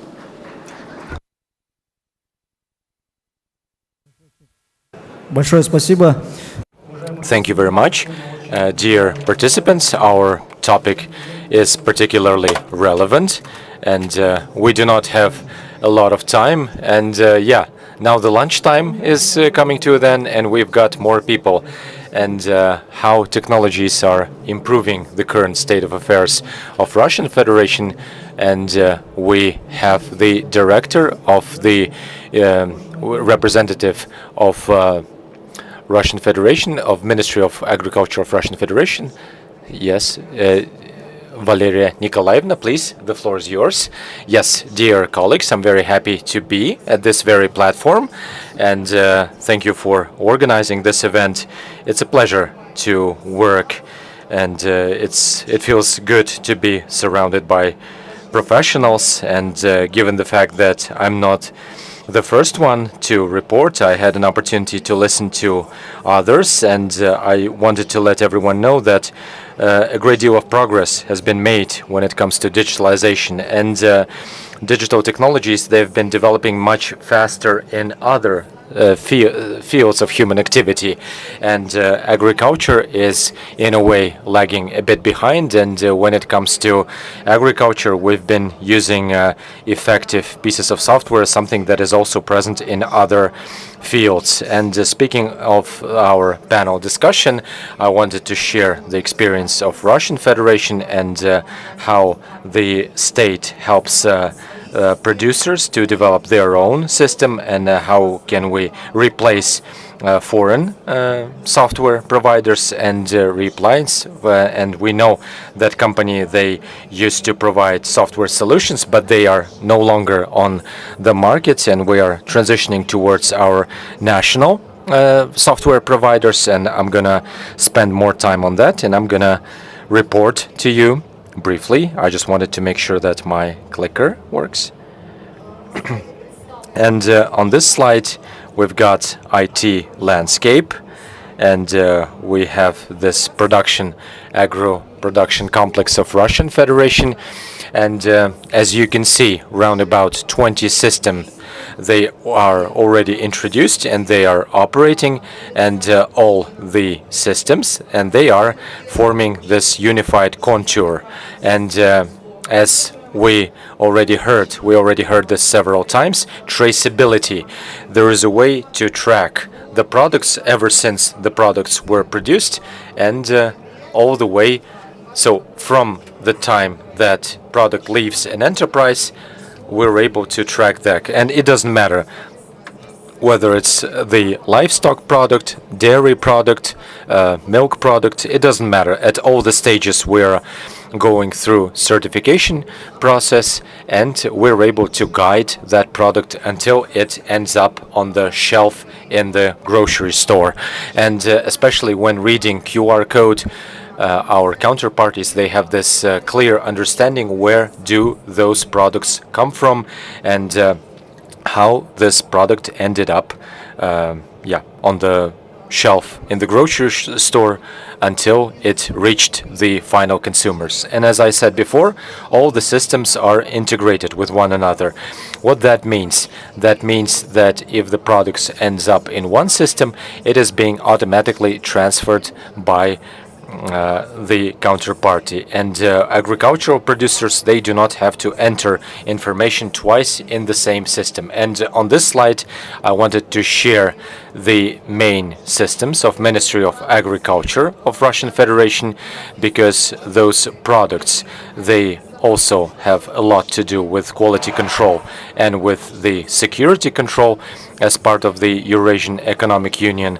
So all the system, there is a way to track them, and there is a way to track them according to quality characteristics as well. And on this slide, we can see this EFEC ZSN system. So this is a master system. This is the way we call it. So this is the system for agricultural sphere, and this is the system of digitalizing pieces of land that are intended for agricultural use wherever we have agricultural production. In other words, if you have a piece of land where a certain thing is being processed, so that means in this system this piece of land will be digitalized, and that piece of land will have some specific characteristics that are being transferred to other systems in order to track key characteristics. And as colleagues already pointed out, so there's a way to track the products given the capacity of producing enterprise, and given this information about the land resources, we know what harvest we can expect from a given piece of land.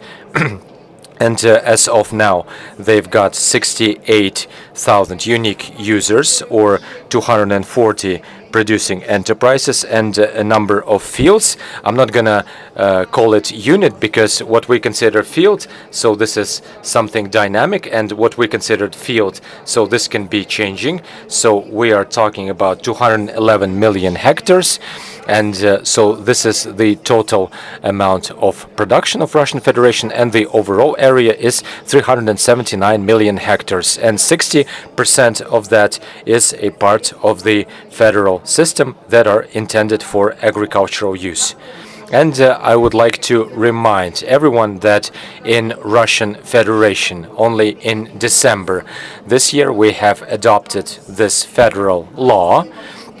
And this system was introduced in 2018, and this system becomes a compulsory one, and it is compulsory to provide information for agricultural producers and by many other organizations that are active in agricultural sphere. So this is the primary information and information about further processing. And the goal that were defined is to obtain correct data about the pieces of land that are intended for agricultural use, and it's a way to plan future harvest, and also it's a good way to analyze the factual usage of those pieces of land, and in order to make sure that that land is used in a correct manner, we have a series of federal legislations, and we also have the decree that was issued by the Ministry of Agriculture.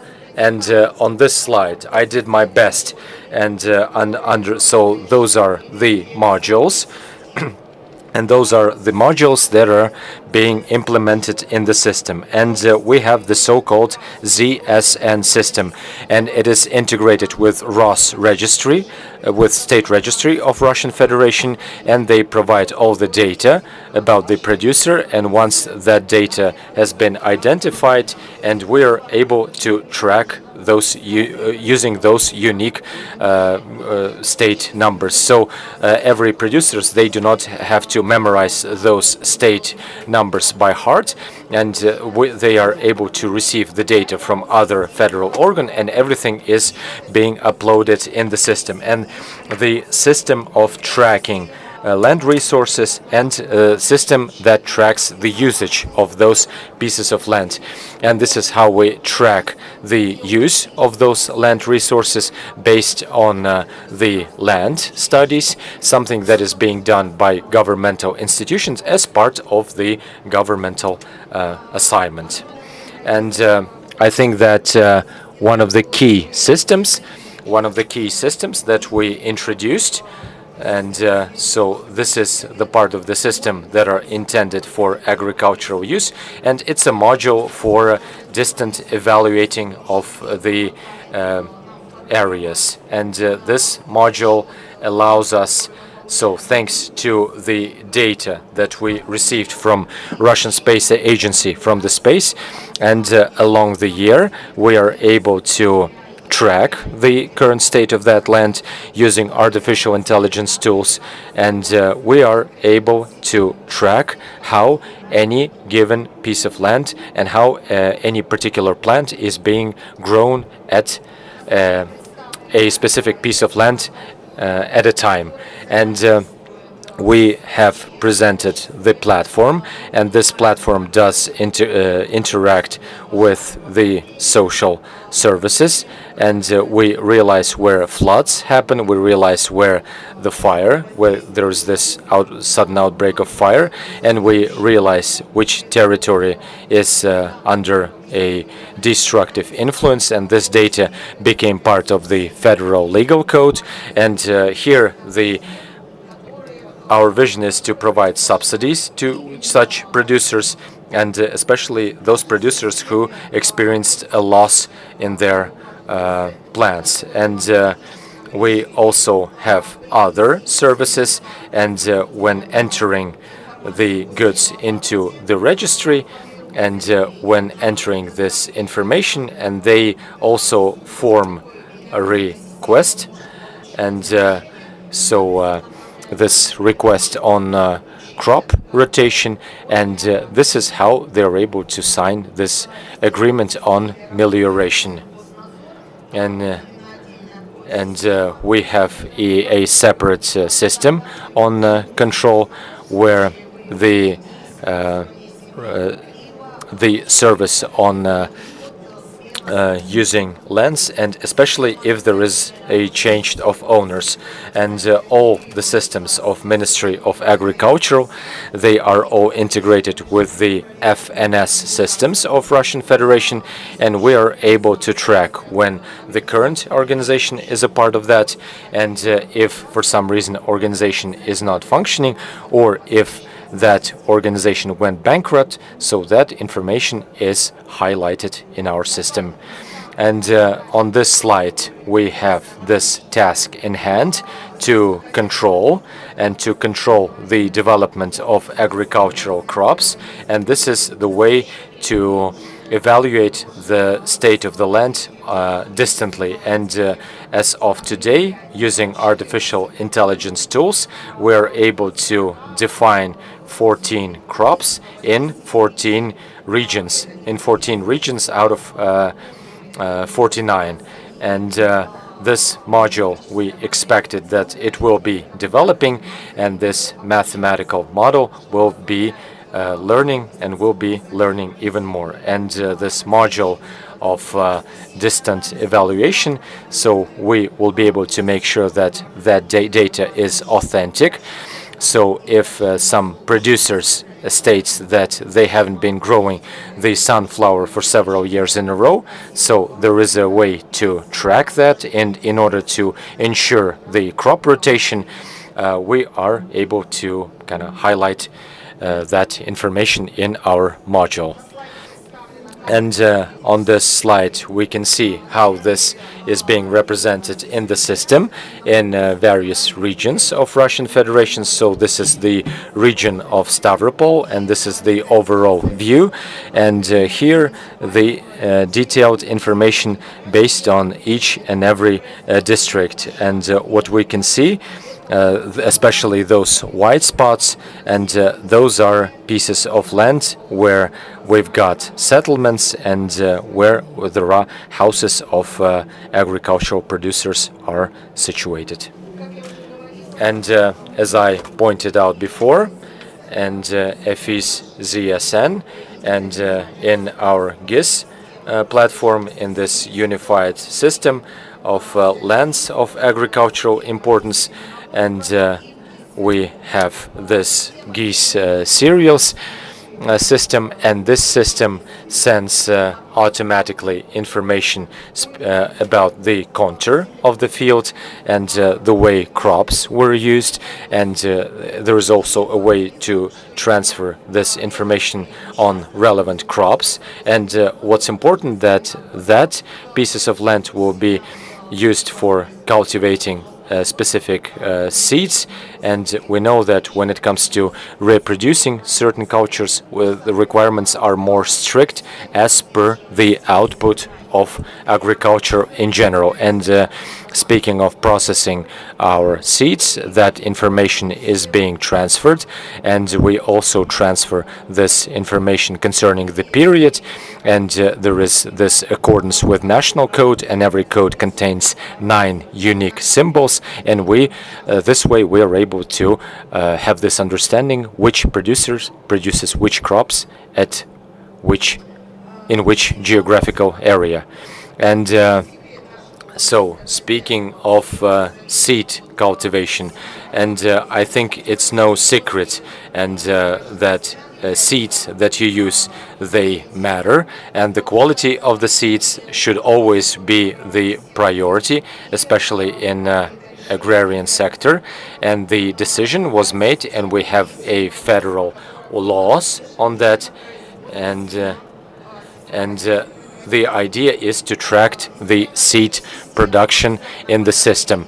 And despite the fact that system became compulsory in September 2024, and despite the fact that it contains more than 50,000 users, and we have introduced more than 69,000 cereals, and apart from that, the system does track the transactions that are being done among seed producers, and I have this sample set of transactions, and every month we've got more than 8 million kilos, because our system counts everything in kilos, and the idea is to make it easier to other systems to interact with one another. And every year we are talking about 250,000 kilograms that are being reflected in the system. So automation of gathering data, the ability to track data, registering the result of expertise, and also improve the quality control. And I would like to draw your attention to the fact that we've got a module according to which agricultural producers, they do not have to come physically to organizations, so they don't have to go through this research so that any particular seed would be included in the governmental registry.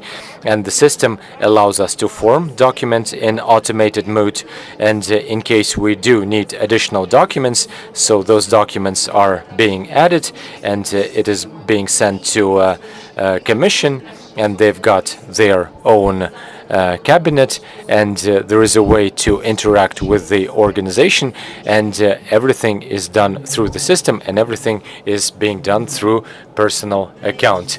Yes, I'm trying my best, and yeah, I'm trying my best to be brief, and yeah, I realize maybe I didn't give enough opportunity to others to have a say. I'm about to finish.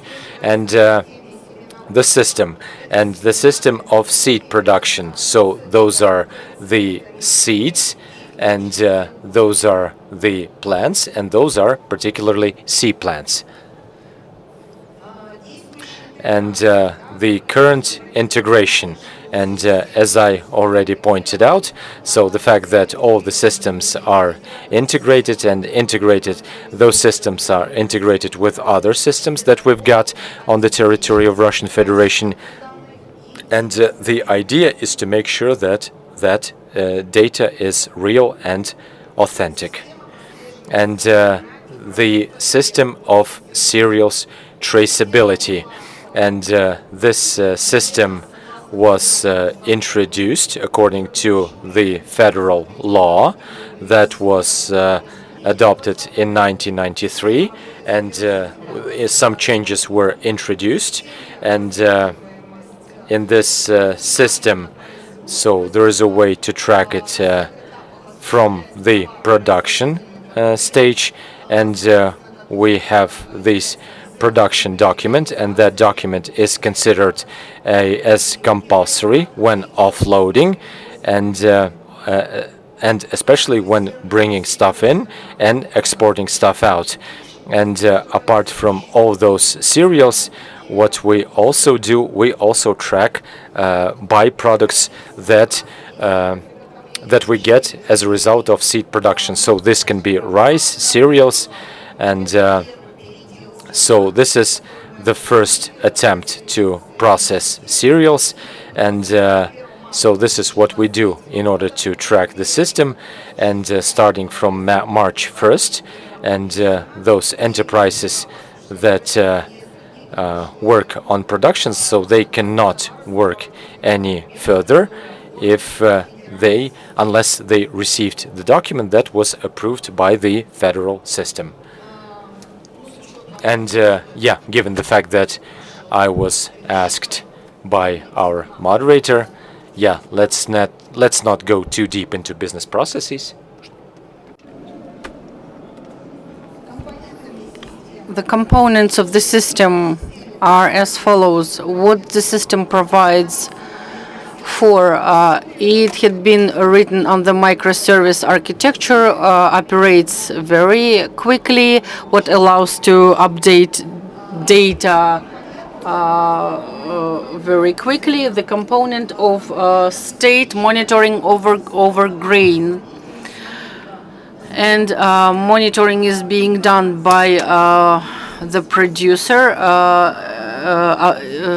Producer uploads the information on consumer properties of this product, and then he provides checking of the quality of the grain, so that the state at the time when the grain is collected already knows the quality of the product. Then it goes to the collecting points, elevators, and then the document is issued, and then the quality properties of this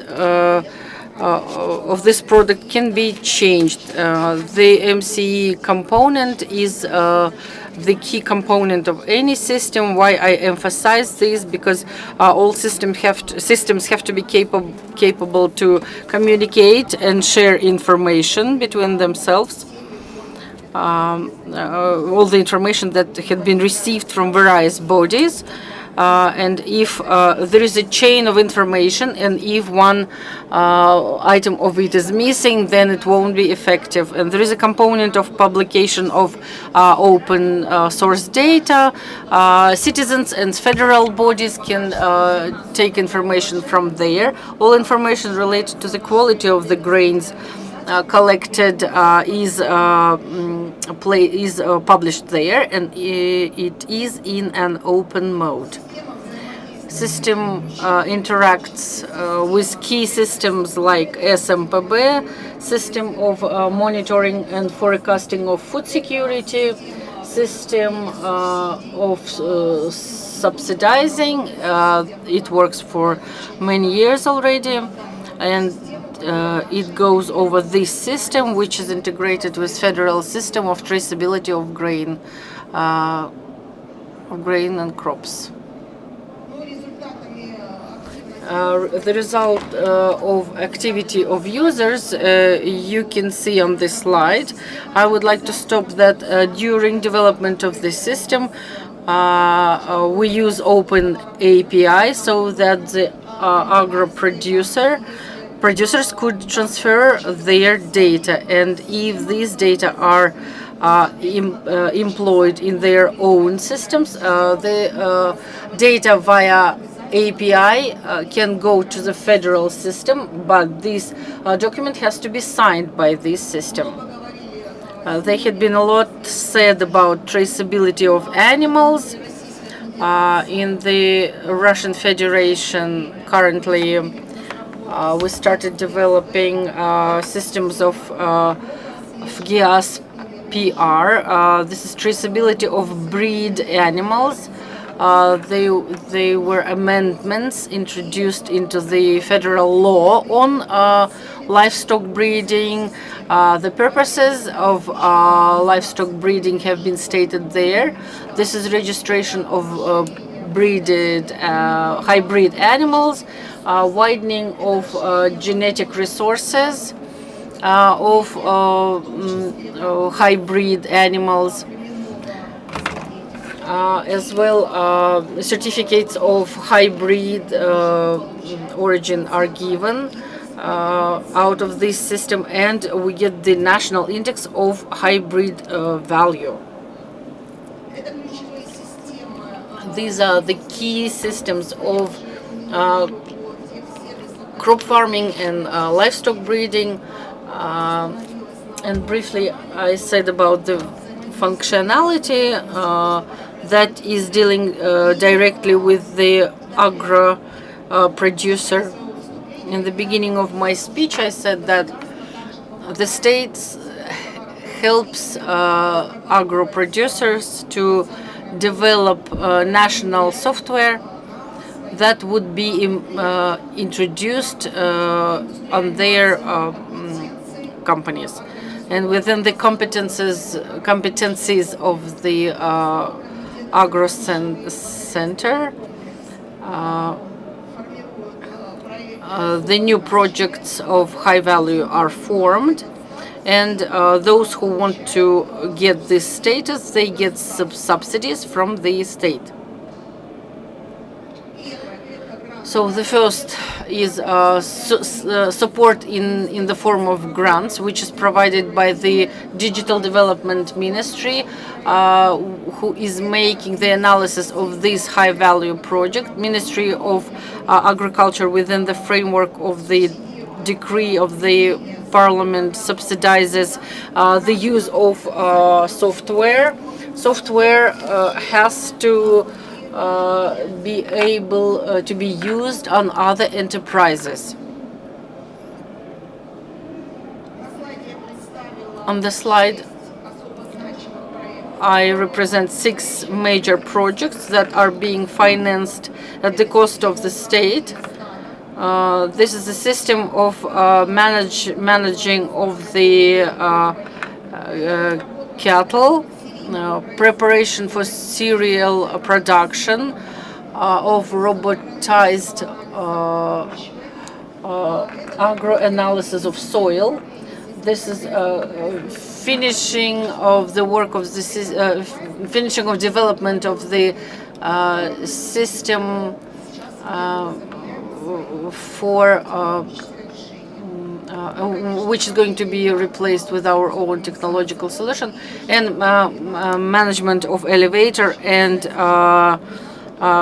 fat producing facilities, which shall be integrated to the elevators at the cost of this software. There is a project which we implement together with the Union of Pig Breeding Facilities, and they find a couple in order to make breed better, and development of software for management of dairy, of milk at the dairy factory. This is considered to be especially significant project, and the company is doing that at its own costs. And the last thing that I'd like to mention, that all the systems that I mentioned earlier are the ones include about 20 federal GIS. All of them will be integrated into one digital platform of agro complex, and they, in order to get integrated, they provide information once. They provide information to Rosstat as well. So it's going to be a service system. It's labor stock and short-term leasing. It's not like agro leasing. When machinery is standing idle, you can offer it for somebody's use. And what I'd like to highlight as well, that the technical maintenance is highlighted in the system, so that the agro producer could not forget about it, and the digital service as well will remind you to go for technical inspection of your machinery in order to keep on constant work on fields. And the digital assistant using AI will help agro producer where he can find data, how to use data. So this is the digital service with personal accounts will be implemented on the Unite digital platform, which is going to be in place this year. Considering the fact that we are limited in time, I would like to thank you for your attention. Dear participants, our time is running. We're running out of time. And as a conclusion, I'd like to thank Eurasian Economical Commission for their speeches, for the information that they shared, and I hope that these initiatives will be the basis for new projects. Thank you.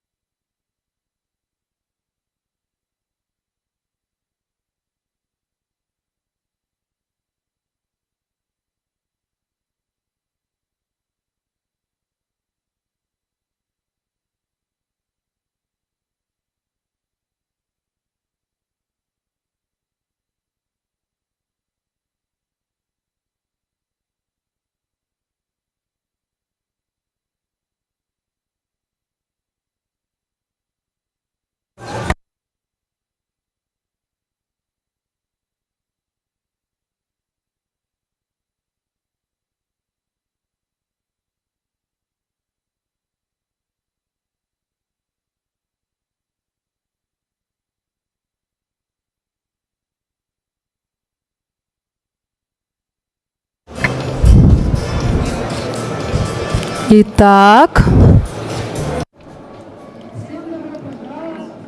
So everyone, welcome. Dear guests, our apologies for being late in starting our session, but nevertheless, thank you for waiting for us. Thank you for being with us, and we hope that this session will be productive for all the participants. So, shall we start? Dear participants, today we're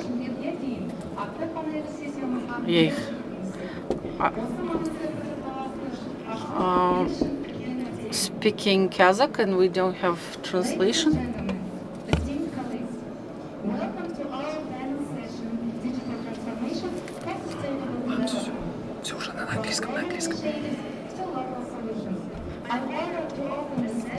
and to welcome distinguished experts and participants. Okay, and participants. Все? Все? Спасибо. And participants who are here to explore how digital technologies can serve as a powerful enabler of sustainable development. Сегодняшний лайнап спикеров поистине впечатляет. Нам удалось собрать общепризнанные. Today's lineup of speakers is really impressive. We have got representatives from state bodies, banks, and other important bodies. Government branch, Department of Economic and Social Affairs of United Nations. Please, Mr. Aquaro, floor is yours. Время. Okay. I have a short presentation.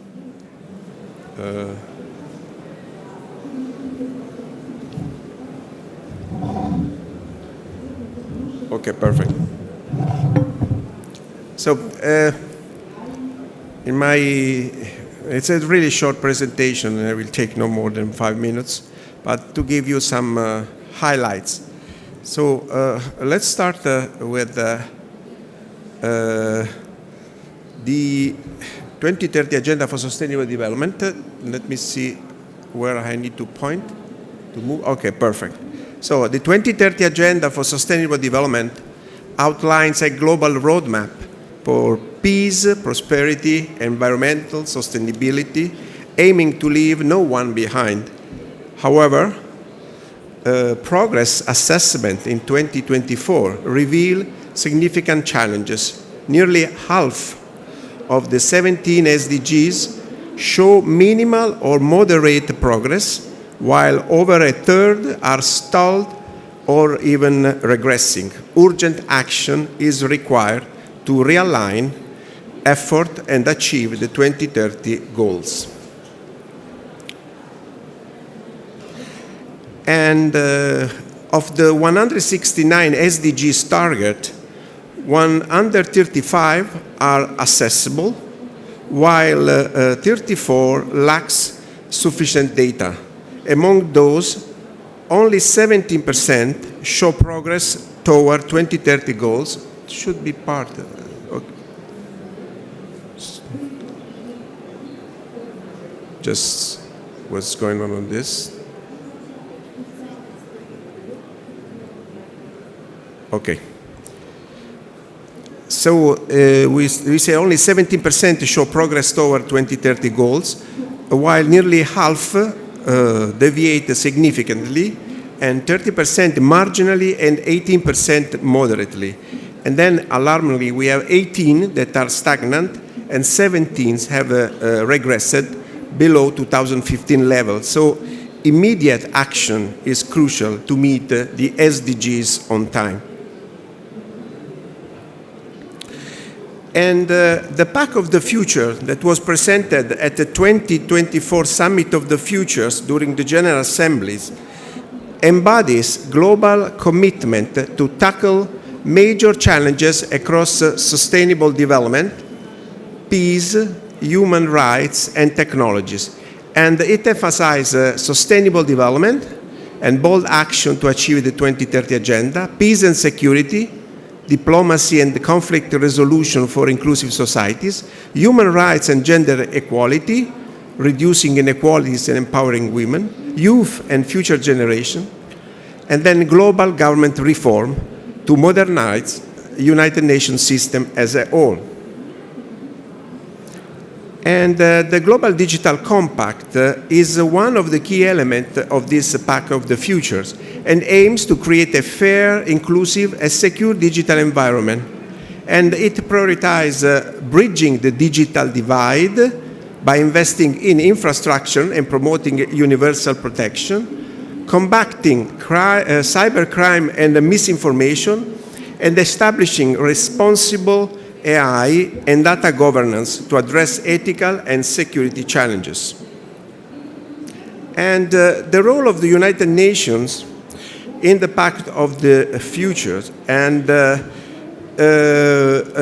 in fostering international cooperation. So there is a specific action about enhancing digital cooperation to align science, technologies, and innovation with the SDGs. And the department where I work, the United Nations Department of Economic and Social Affairs, drives digital transformation through different products. One of those is the e-government survey that, as you know, benchmarks 193 nations to improve governance and public services for sustainable development. And if we look at 2024 and taking as proxy the e-government development index, EGDI, it highlights accelerated global trends in digital government driven by technologies like artificial intelligence, 5G, cloud computing. The global EGDI average rose to 0.64, with 17 countries moving up to a higher group. And for the first time, the majority of the countries are in the very high EGDI group. That is about 39% of the overall.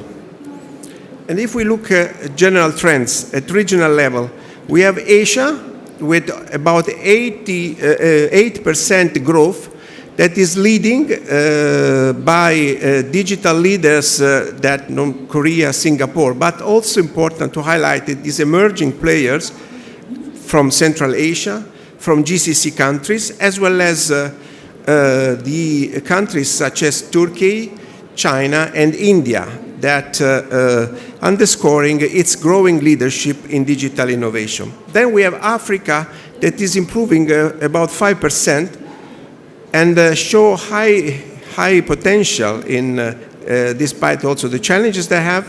We have Oceania and America that improve 4%. And then we still have Europe that as a whole is leading, but improve only about 2.3%. Now, if we look at digital divide, despite progress in Oceania and Africa, we said that improve for about 5%, these two regions still lag behind. And if we use the global average GDI as a proxy to measure digital divide, you can see in the map the countries, most of them are in Africa. About 1.9 billion people remain excluded, emphasizing the urgent need for innovative and collaborative solutions to close the divide by 2030. And if we go on regional leaders based on the e-government survey and EGDI, these are the list of the countries that are leading. We have these established leaders like Singapore and South Korea that are driving process, but as I said before, emerging players, including GCC countries, Turkey, Kazakhstan, have leveraged innovation to transform public services. So Asia's success highlights how investment in infrastructure and national strategies can create inclusive and resilient governance model. And we are at the end. Despite the remarkable progress, 28% of Asian population, especially in rural areas, still lacks internet access or affordability in telecommunication. Regulatory gaps persist. We have only 63% of countries enacting AI-related legislations, and these disparities hinder responsible, equitable use of emerging technologies and cohesive digital governance. So to conclude, Asia is positioned to lead globally by 2030, driven by its rapid digital transformation. However, SDGs progress remain insufficient. To bridge this gap, significant investment in science, technology, and innovation, and especially in AI, are essential. Adopting the Pact of the Future's recommendation and fostering partnership with the Global South also is critical. Support from organizations like the United Nations as a whole, ITU, and development banks will accelerate progress, ensuring digital transformation drives sustainable development and inclusive governance. Together, we really can achieve a prosperous future for all. Thank you so much. Thank you, Mr. Aquaro, for your insights to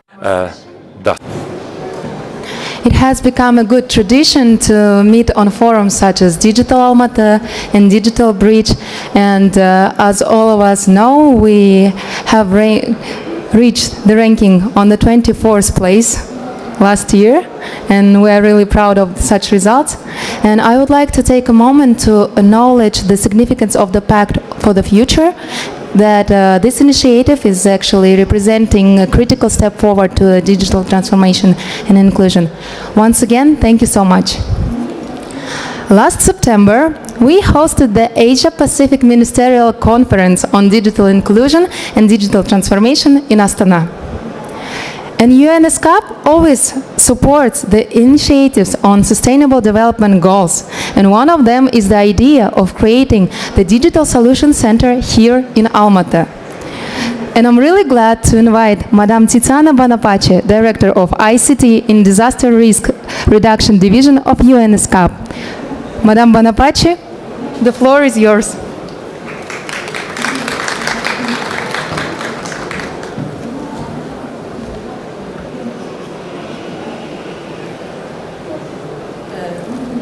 Thank you very much, Madam Moderator. Okay, can we go back one slide, please, to the introduction? Maybe that's it. Back, please.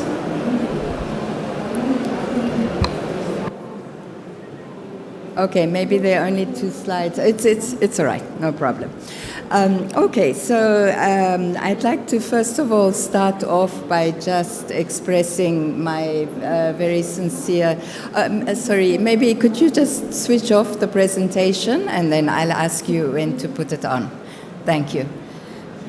So I'd like to just start off by expressing my very deep appreciation to Minister Madiev for the invitation to ESCAP to be represented at this Almaty Digital Forum. I have come here often.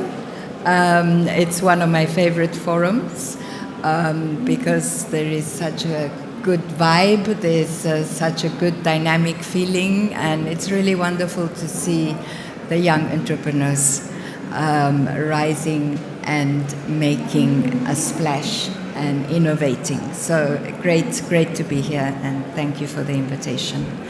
Now my presentation follows after Vincenzo's presentation. Vincenzo is from the UN in New York. He deals with global issues. I am from ESCAP, which is one of the United Nations regional commissions. So I'm very much focused on Asia Pacific. But I'll start off with a little bit of the bad news. The message that Vincenzo left you with, that SDG implementation is off track, it's regressing on many of the indicators, that is the same story in Asia Pacific. The SDG where Asia Pacific is the most off track and has regressed the most is climate change. So immediate action is needed.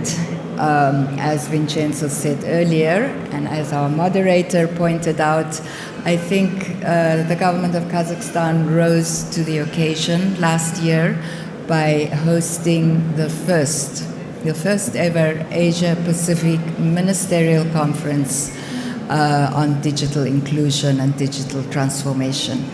This was significant because there are many ministerial conferences, but they tend to be in Southeast Asia, Central Asia, West Asia, Pacific Island countries. This was the first time that the whole of Asia Pacific got together under the ESCAP United Nations auspices. And it came just before the Pact for the Future, so I like to think that we made a contribution to that through the ministerial conference. And the Astana Ministerial Declaration was agreed to. And this is the first ministerial statement of its kind in Asia Pacific. It was a wonderful conference, 62 ministerial level representatives, so a big conference. And importantly, an agreement to study further the proposal that has been championed by the government of Kazakhstan to set up a digital solution center. If we can get the center set up, this is one immediate action for accelerating SDG implementation. The idea is to share multilaterally among the member states of ESCAP practical coding information on digital solutions for accelerated SDG implementation. So something I think that is new. We don't have such a type of center in the UN, at least in ESCAP, and we are supporting its establishment. There will be many complications, but I think by working together, we don't need to get scared about complications. They are just things that we have to work through step by step, patiently, and move forward together. Okay, so that's on sort of the mandates. And then I think I was asked to speak specifically about indices. So if somebody could kindly put up the presentation. So in ESCAP, we've been working on two indices. One is the Digital Transformation Index. It's quite a complex index. It has more than 152, I think, I forget the exact number, of indicators, but it is structured around, if you could go back, please. Could you go back? Back.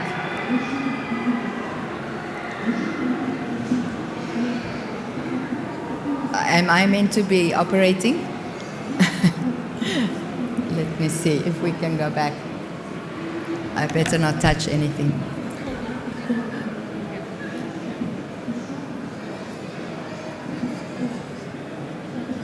Could you go to the first slide, please?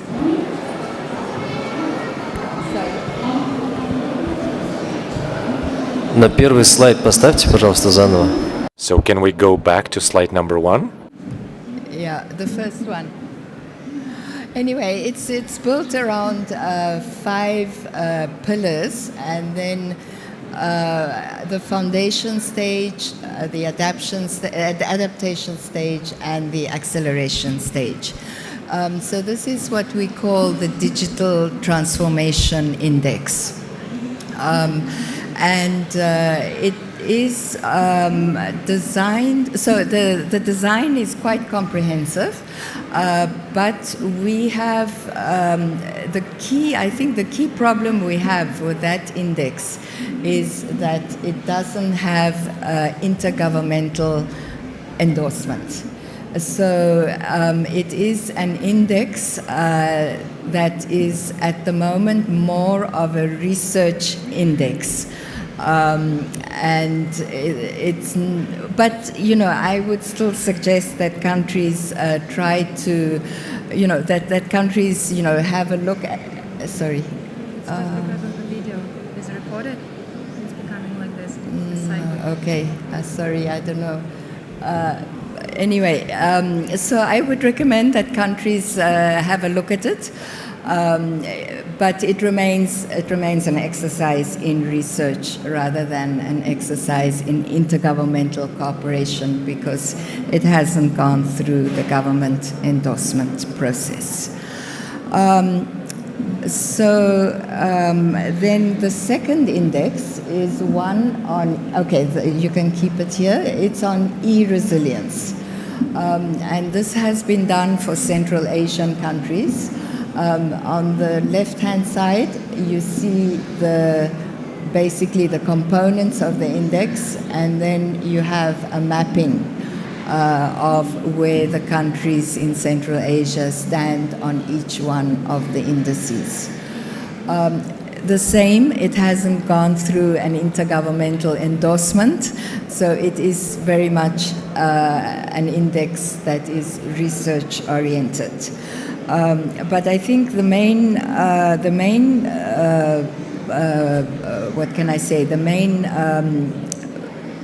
use of such an index is that countries, government officials, academics, maybe some of the private sector players, can track over time where and how things are developing. Because the index, has a continuity over time, where I would not suggest that you place too much emphasis is on how your country ranks in terms of others. Because these indices are rough indices, and they really depend on the comparability of the data, and they depend on the quality of the data that goes in, but the comparability across countries is the key, is I think the key challenge that we work on. So over and above these sort of qualifications, I do think that indices give us a quantitative, deeper understanding of how digital transformation, how the resilience of our digital processes are evolving. But I think there's a lot that can be improved. And one of the key things that needs to be improved if we're going to continue to make good use of these indices is data. Data is afflicted by what we call the 3 M's. There is some data that is misused. There is other data that is missed. We just don't see it despite AI. And then there is data that is missing. So data is a key component moving forward. And the second key component in terms of improving our indices and making them more realistic and useful is the whole question of how we are going to include and measure AI. AI is such a huge subject. It has extremes, the debates tend to evolve into extremes very quickly. But I think quantitative measurements, especially of AI readiness, and I think AI readiness can be measured quantitatively. I think if we can start to work together on inclusion of AI, these indices will become more and more relevant and effective in research and policy recommendations. Thank you. Thank you so much, Madam Bonaparte. Банки всегда были и будут активными. Banks have always been active participants of digital markets, and if we were to take a look at bank activities from the global perspective, and we would like to point out that separate banks, they create several separate blocks for various digital initiatives, and one of the most successful examples is Eurasian Bank of Development, and Mr. Petrov Alexander Vladimirovich, so please, the floor is yours. We are ready to listen to your intervention. Yes, thank you very much, dear colleagues. Well, first and foremost, thank you for inviting me. Thank you for providing me this opportunity to participate on this forum. And second of all, especially in the context of digital transformation, I would like to point out the following. And the topic itself. We've been hearing about this for more than 10 years, and we made a great deal of progress, all of our countries in Eurasian Economic Union. And naturally, speaking of digital transformation, so this is not only the movement from up downwards, and I was also participating actively in other sessions, and I could see that firsthand. And apart from the big actors, such as international organizations or international corporations, and we also have a whole range of other active actors. So this is youth, startups, and the states. And every actor kind of shows this energy, this particular energy, this creative energy that we all can appreciate. And so this movement, so on one hand, we have development institutions, and we also have this movement from down upwards. So this is this flow of energy. And based on my example, I wanted to let everyone know that according to our practice, according to our experience, and how it came about. It appeared back in 2020, and we were in COVID-19 pandemic, and it was bilateral project between Russian Federation and Armenia. And this was this app, Travel Without COVID, Travel COVID-Free. And that project has become a regional one, and almost every single CIS country started adopting this. And this was a huge impulse, and it was a good opportunity for us to communicate from one another. And this was initiative from down below upwards. And second of all, and this successful practice that we've been seeing, and one of our other successes is the way we work in Eurasian Economic Union. And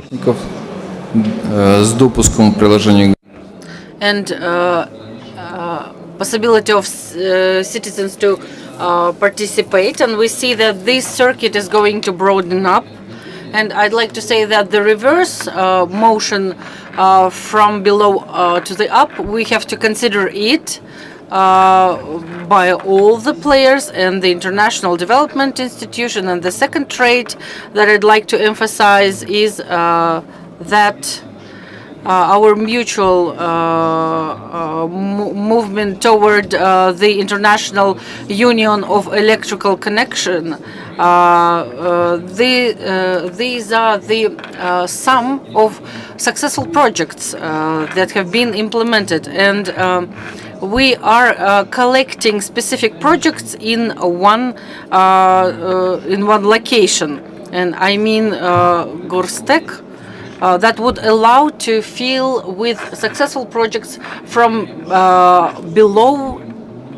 And I'm sure that soon we will see a lot of people, a lot of companies are willing to participate there and apply their successful practice. And it's not for the sake of competition. Of course, we will have to select these specific ones, the suitable ones for the platform that we are developing. And another project in this sense, which involves players in our Eurasian area, and we have a lot of such solutions available. And this is an investment platform of International Affairs Ministry of Kazakhstan, and digital tools become very successful and efficient. And we hope that in this case, this regional solution will allow to provide constant growth in investments and uniting various investment projects in various spheres of economy. And what I'd like to mention as well, yesterday during the plenary session, we've heard this, and I will mention it again, digital sovereignty. It looks an abstract saying. We used to treat it this way, but considering the previous items, it gets new sense. And it means that there are a lot of digital solutions, startups, local solutions, successful regional practices.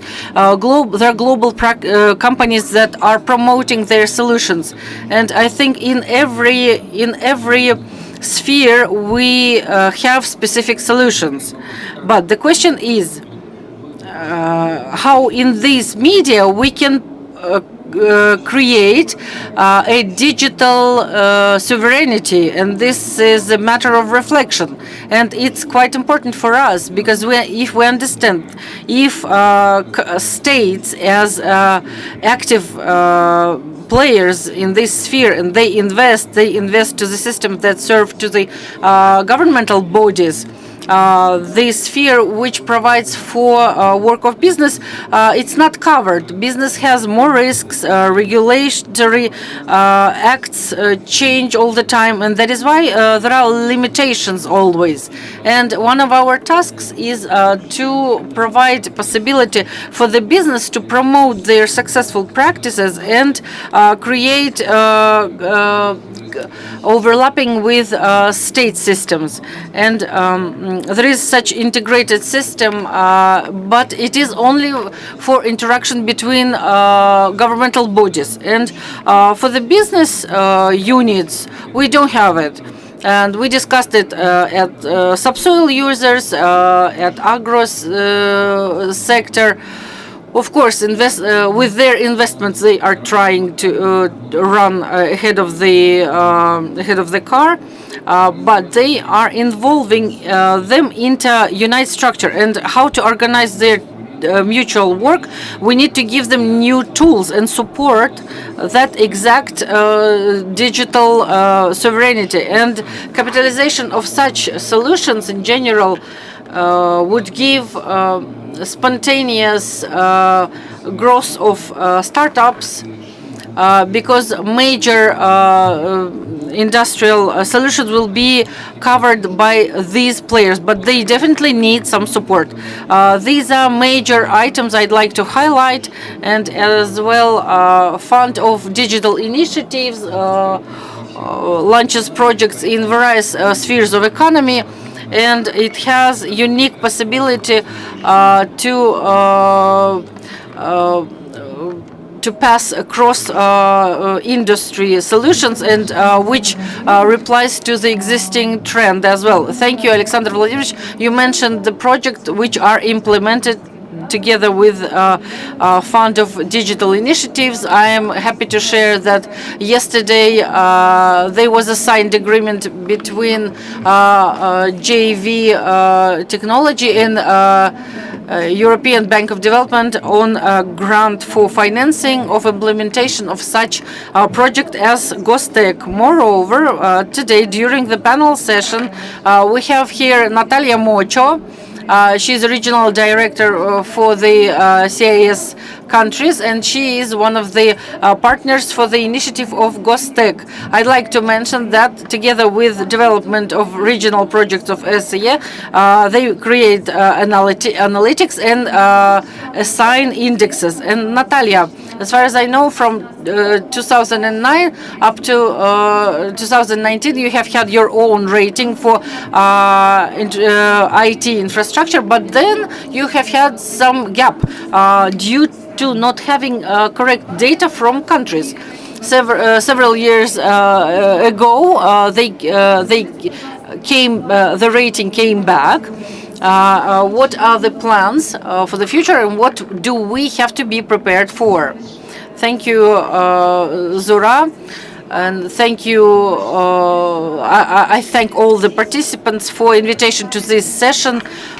Here we discuss interesting topics and the interrelation of all the processes happening on the global scale, and we see the processes are being assessed and implemented in the global scale, and those processes that are implemented locally. And about such a project Alexander from Yabr talked about when we talk about global project GovStack, about development of digital solutions for electronic government and implementation specifically in the countries where we work. We can talk about it for ages, but in the end of my speech, I will mention our project activity in this particular project. But getting back to your question, in fact, international organizations work over assessing and analyzing the level of development of a specific sphere. And in our case, this is the level of development of telecom. And as you correctly said, such index which had actually been used by the member states of MSA. We have 194 country members, which means almost all countries. They work in MSA. They provide official statistical data, and this is critical to mention that it's not like a desktop research. These are official, reliable data, and the index that we call ICT index was very popular due to changes in the structure of the sphere. All the participants have to understand that the sphere has to be assessed, and it takes a lot of time when we have this dialogue with the states and reconsider this index. And in 2022, including Kazakhstan and all countries of Central Asia and CIS region have united and met at the conference and agreed over the index. That index has to be returned in the new format. And in fact, in the end of last year, intensive expert work, approvals, discussions, we succeeded to approve new methodology for the new index, and we published IDI index as of 2023, where there was information about 169 countries, and this is success considering that we had 5 years of absence. MSA collects a colossal amount of data. This is over 200 indicators from telecom, package of data, cost of services, amount of users, coverage, a lot.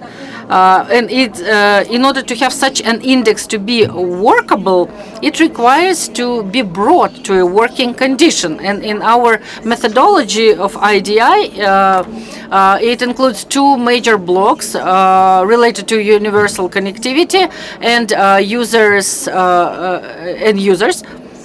of these networks and meaningful connectivity. We understand meaningful like valuable connection, and the aspect of this index is important.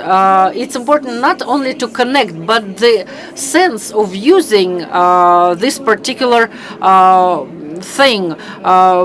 People shouldn't be using it just for scrolling or news. They have to use it for applied things. And I did not create a presentation on purpose because in the end of Saturday they might probably not be comprehended.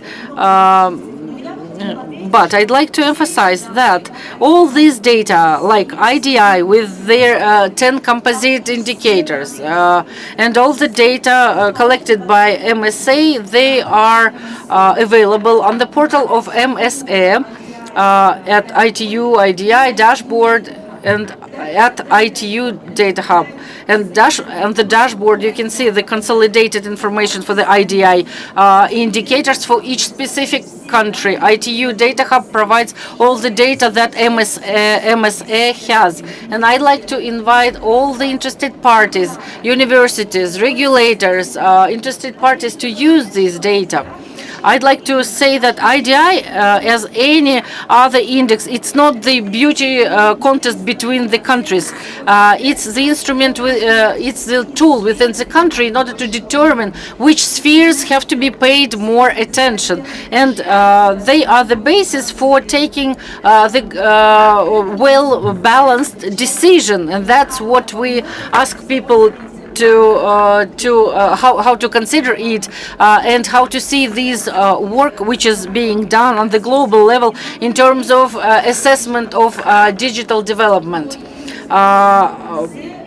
Another index which is being done by MSA, Global Cybersecurity Index, and today in the morning it had been mentioned as well. And this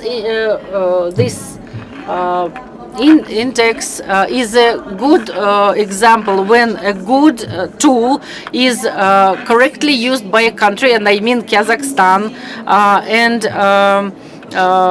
which is used for making specialists more qualified, building up a system so that the country was the most prominent in our index rating. It's the example that I wanted to say. And getting back to our project with YABR, I'd like to say that it was the first project that we implement with YABR and INIT. We are happy to have this opportunity, and we are sure that it's going to be another example of localization of global initiative, and we will be able to tell in details about the application and distribution of digital services in the future. Thank you. Thank you, Natalia. Let's get back for a short time to indicators. And the significance of intellectual property in the digital age. Мы пригласили эксперта из Всемирной организации по правам интеллектуальной собственности для того, чтобы он дал свой фидбэк и как раз таки рассказал об индексах в данной сфере и выразил свою аудитории. Пожалуйста.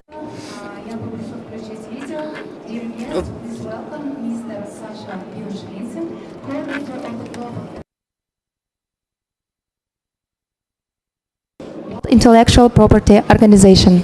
Пожалуйста, внимание на экран. Distinguished guests, thank you for inviting me to the Digital Almaty Forum to present the Global Innovation Index of the World Intellectual Property Organization here in Geneva. I extend my gratitude to the Republic of Kazakhstan. Your efforts in advancing digitalization, but also innovation, have really solidified Kazakhstan's reputation as a regional leader in technology and innovation. Well, today I have been asked to provide some highlights of the Global Innovation Index that we publish every year. Now, the GII is a global benchmark allowing a ranking of more than 130 innovation systems and so countries worldwide. Beyond being a strong reference guide, the GII is now really a tool for action for about 80% of our WIPO membership. So close to 100 countries use the Global Innovation Index to improve their innovation system, but also their innovation metrics on a day-to-day basis. And Kazakhstan is really a leading partner in this. Now, first, what are some of the recent innovation trends? Well, look, this is a bit of a mixed picture. 2024 and 2023 have been much weaker in terms of innovation investments, and that is particularly venture capital, research and development, patent filings, as compared to previous years, 2021, 2022, which were really innovation bonanzas, really innovation highlights and in a golden age in terms of investment.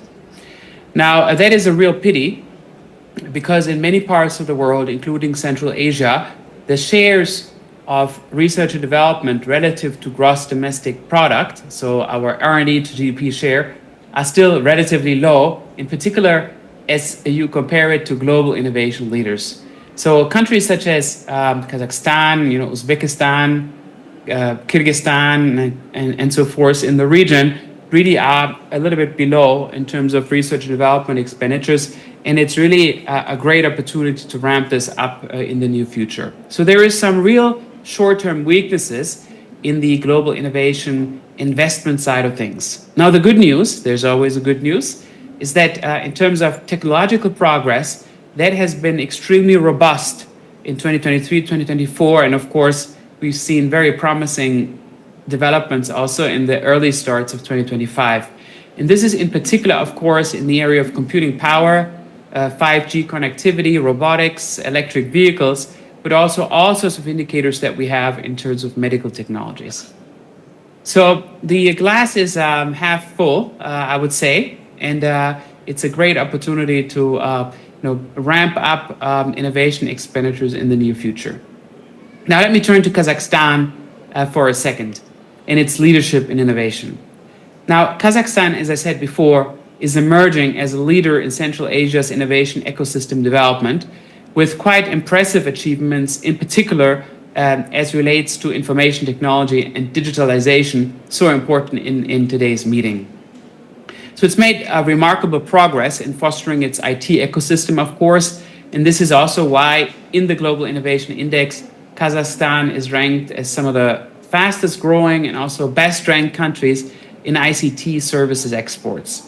Programs such as Digital Kazakhstan have been instrumental in achieving extremely good grades in digital infrastructure, but also in terms of e-governance and related applications. During my last mission, I could witness for myself that in terms of e-governance, for instance, or the use of ICTs for government services, public transports, are far more developed and advanced than anything that we have seen here in Switzerland or Germany, for instance, in the recent years. The strong prowess of Kazakhstan in IT also reflects in very strong high-tech exports. About 95% of all high-tech exports from Central Asia emanate in particular from Kazakhstan.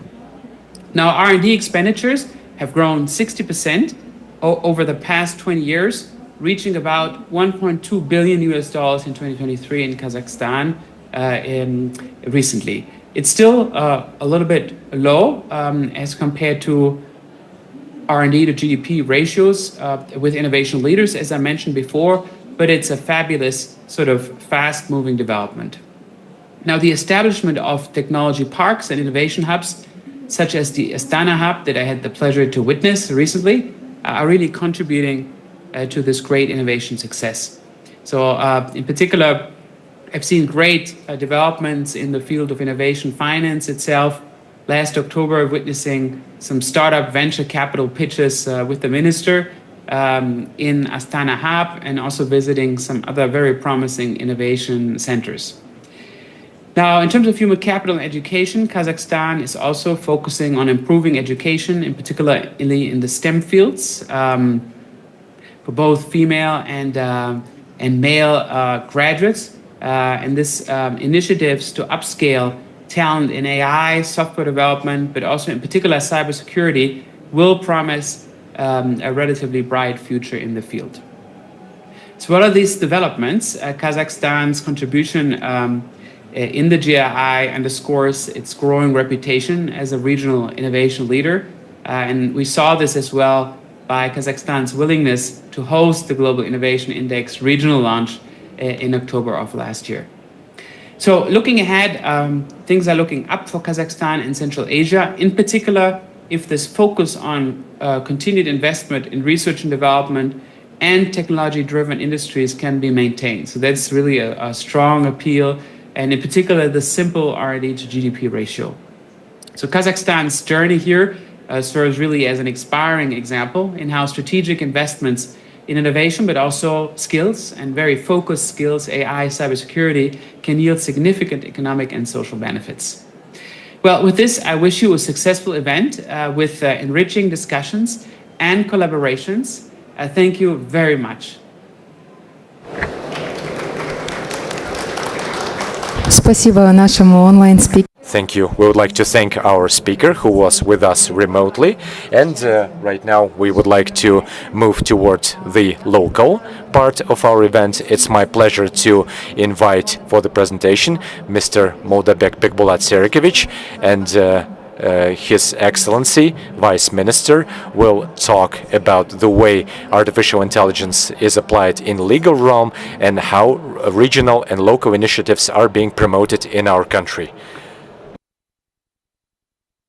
Good day, dear colleagues. It's a pleasure to have this opportunity, and today I would like to show our projects as far as artificial intelligence is concerned, and in order to implement the tasks that we've got, and in order not to look for funds again, so we decided to create these local groups, and it turns out that we have Polytechnical University and Kazakh National University, and they won governmental grants for developing artificial intelligence, and that's why we have an active collaboration going with them. And we also have Zanbar and iHub, and they also help us a great deal. And as part of this working group, we started to work, and we have concrete steps. We would like to improve financial literacy of our citizens and also to improve digital literacy. So here we would like to announce that in Polytechnical University we are about to open this legal clinic, and any citizens can enter, and it will work as just like the governmental structure that provides ordinary services, and one would be able to receive legal consulting for free, and they would even help a person to come up with forming legal documents in iProf. So this is our legal consultant. I think everyone is used to using ChatGPT, and we have also our Kazakhstani solutions, and they will be consulting our local citizens as well. And iProf, so this is what they have achieved and what we plan to do. And our chatbot, and the chatbot's name is Tole, and this will be a part of our Zam Kolek application, and it will be responding to all the questions. And also this artificial intelligence, and speaking of the Ministry of Justice, and they will be resolving various issues, and also risk of human error, and etc., etc., and key components of the system. And this is the module on digital expertise. And so overall, so all those functions of the Ministry of Justice, all those functions will be accelerated. And what is it that that bot plans to do? It's analysis, and also figuring out where potential collisions might be, everything that can be done by either a robot or artificial intelligence, basically comparing all documents with the new ones. And this is how our learning is going to be unfold, how the data will be gathered and how data will be processed.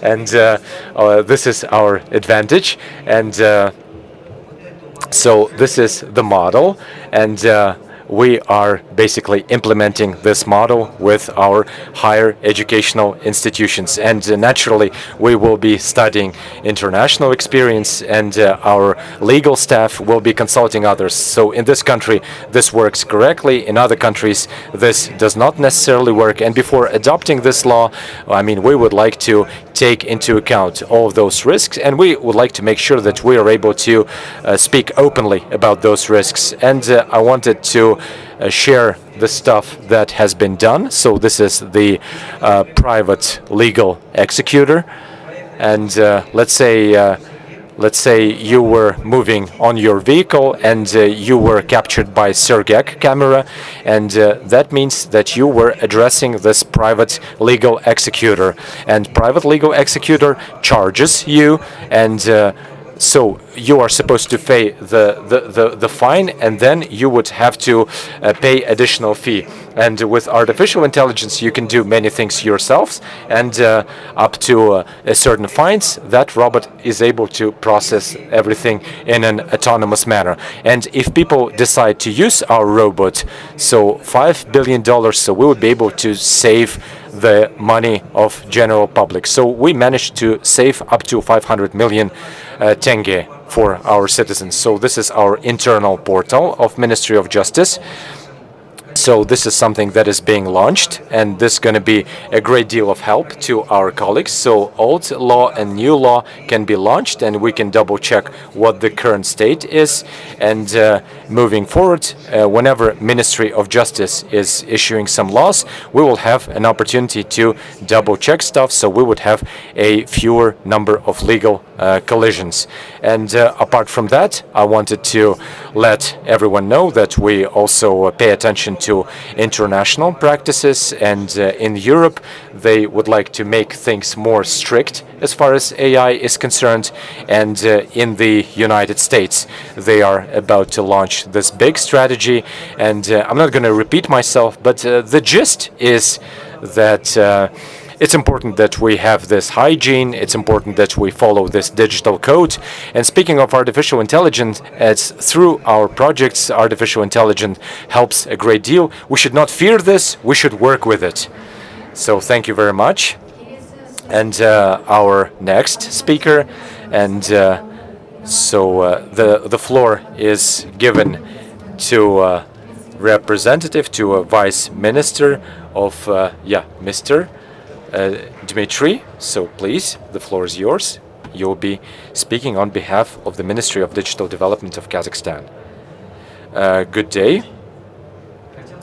Good day, dear colleagues. I would like to talk briefly what is being done and how our ministry plays an important role as far as this digital transformation is concerned, and especially when it comes to developing various digital spheres. And speaking of governmental services, so we have reached a great result on international arena, and in general we would like to improve our positions in that rating.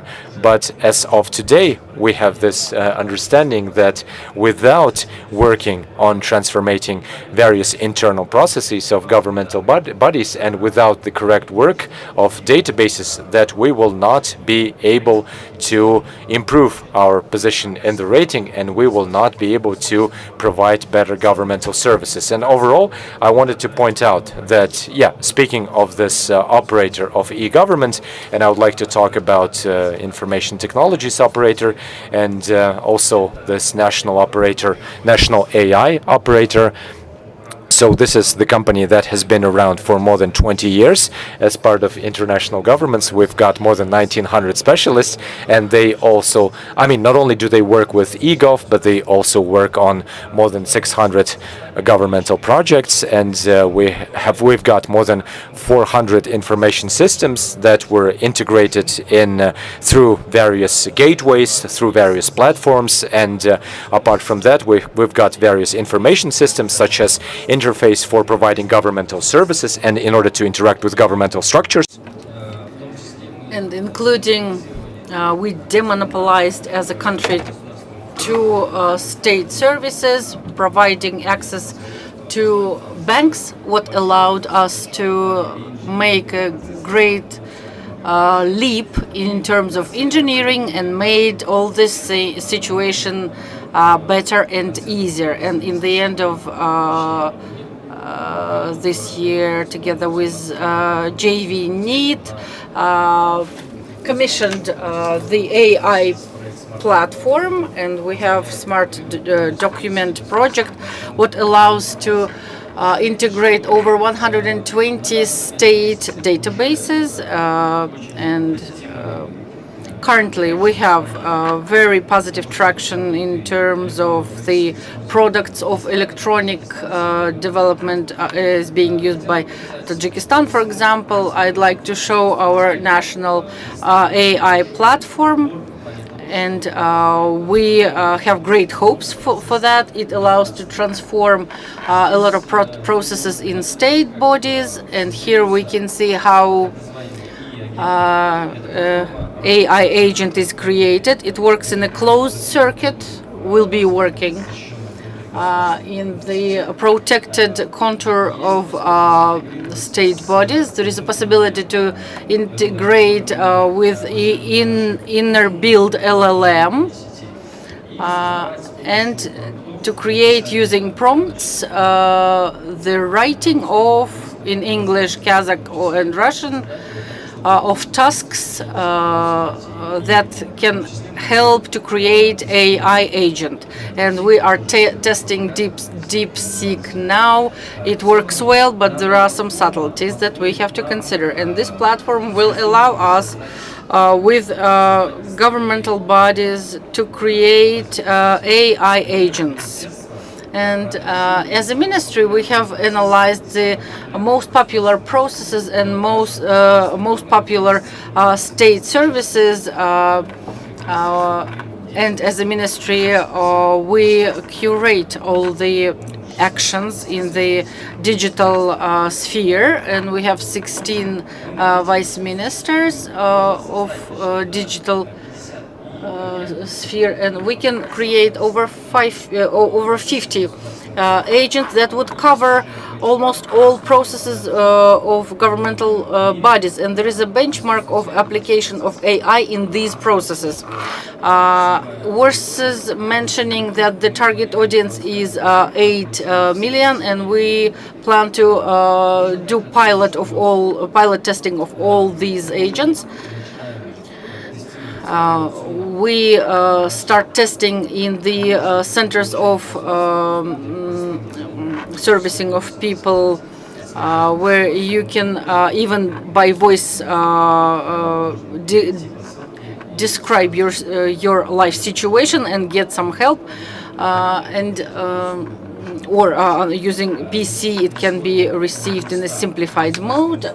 Over 200 of state services have been proved well, and in our need, we have a model that had been trained in the Nazarbayev University in Kazakh language. It works very well, and we plan that by the middle of 2025, all the bots of eGov Mobile will be able to use it. And the last case I'd like to mention, it's the second AI agent that works. It helps to write analytical receipts, provides recommendations from the digital card of a family, digital file, where we digitalized about 100 parameters of life.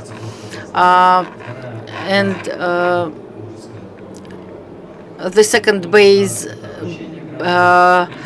the second contour of data are applications of citizens and calls to Akimats.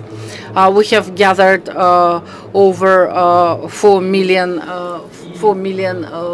requests and created such dashboards which work at every region. And every week, the system analyzes this information. And we see that in a specific region, there is 14.9% of families that need help from the state. And these are socially low families. And we see that there is some dynamics in this. And if we tailor algorithm decision 3, which would identify significant factors for each family that worked for enhancing, because they were families who left this rating, who increased the level of life, and they were as well families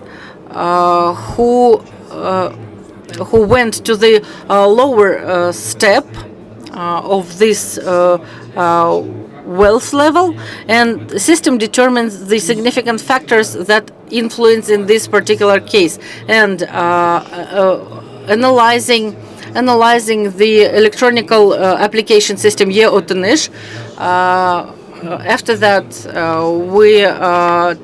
we sent a tailored LLM to it so that it could generate specific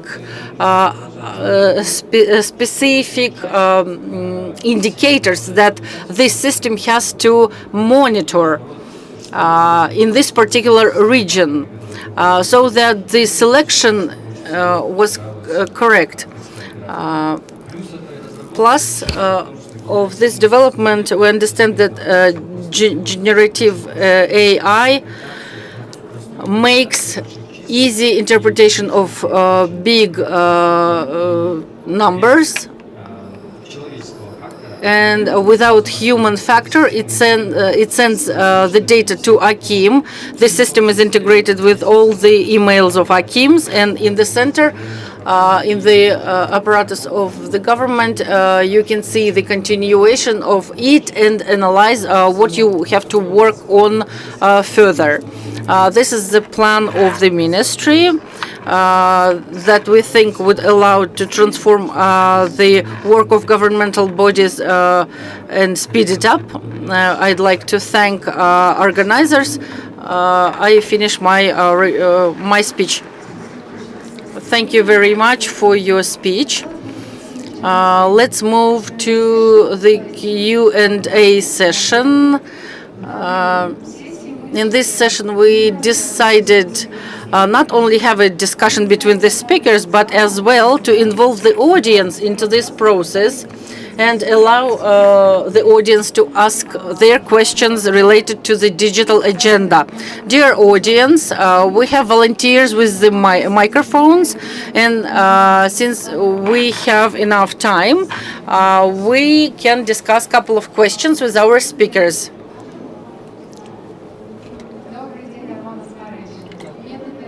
Good day, Arman Askarovich.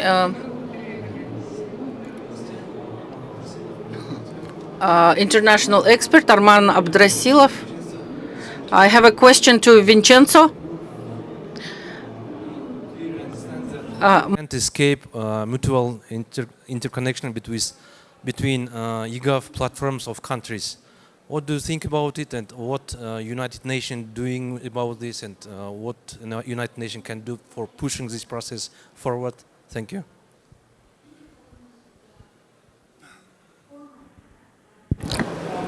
Sorry, not sure I have understood the question. Can you repeat? I missed the first part for the translation. Yeah, thank you.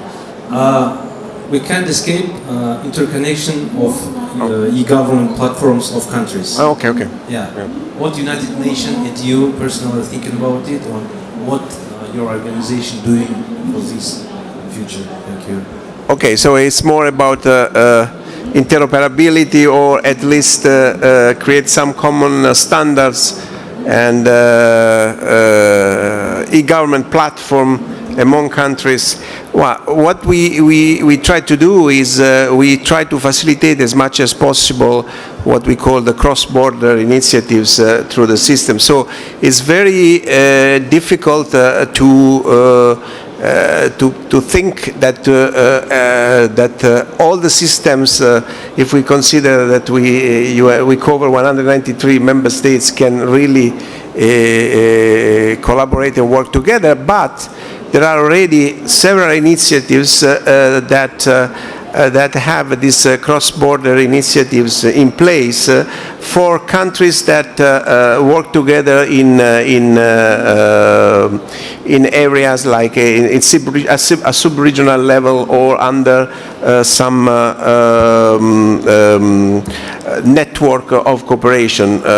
For example, the GCC countries that are the Gulf Cooperation Council, they are working, and they already have solutions that allow citizens from one state moving to the other and have this interoperability among the systems. In Latin America also, the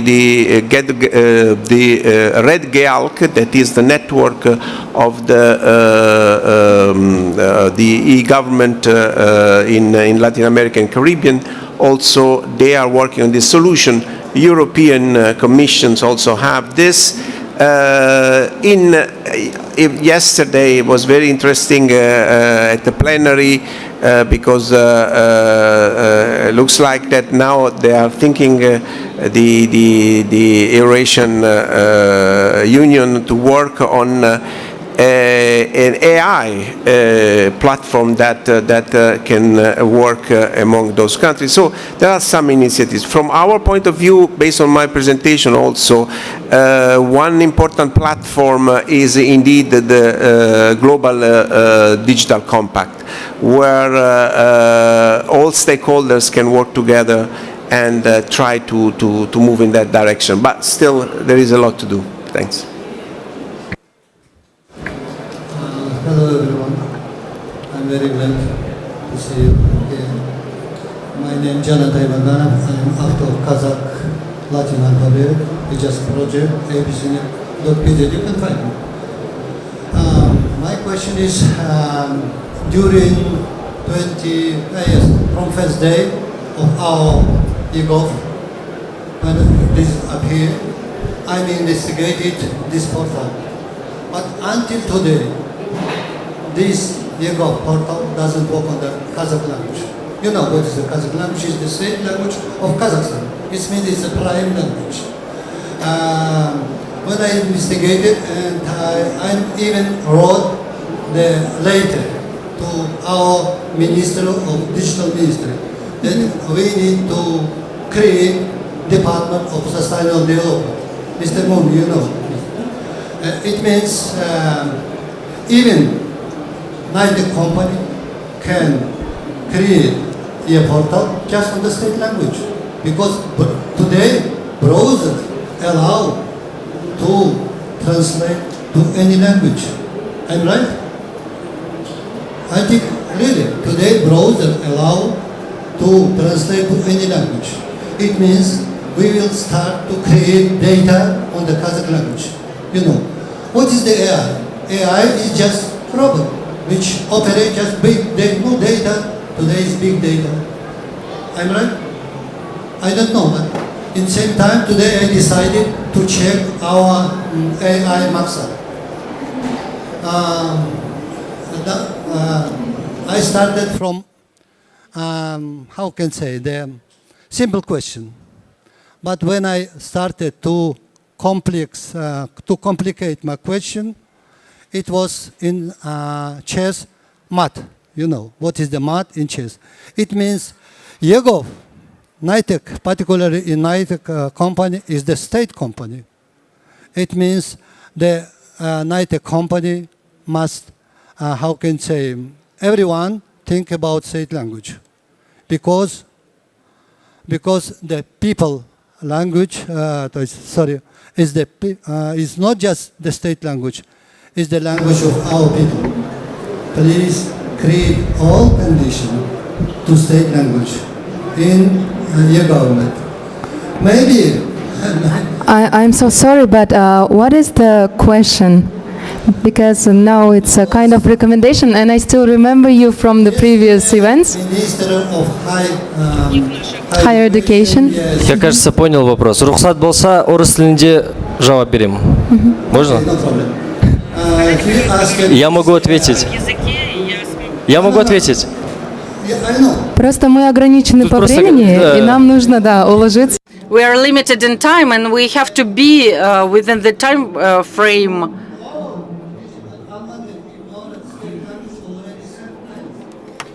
You know, if somebody asks me what is AI, we have the prepared question of Einstein. The imagination is more important than knowledge. We need to help it to change our imagination. For sure. Okay. So please, yes.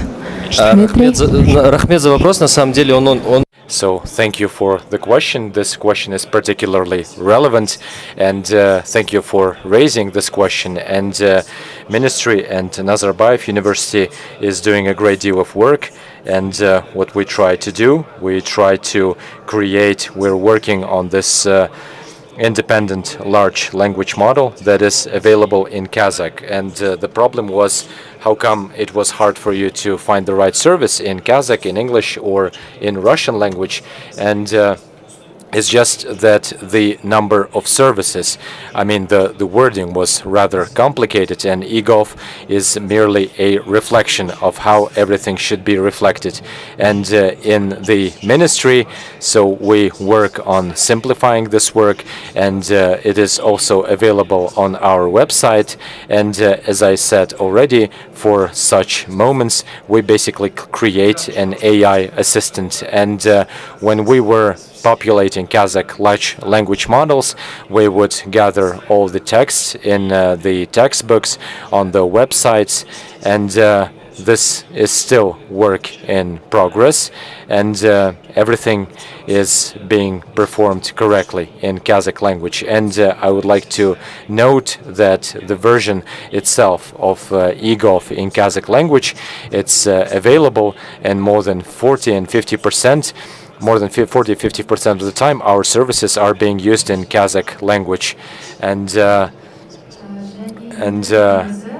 so right now we Hugging Face, we're using this platform, and on the basis of that platform you can kind of populate that platform with your own data. So Hugging Face, have you checked that out?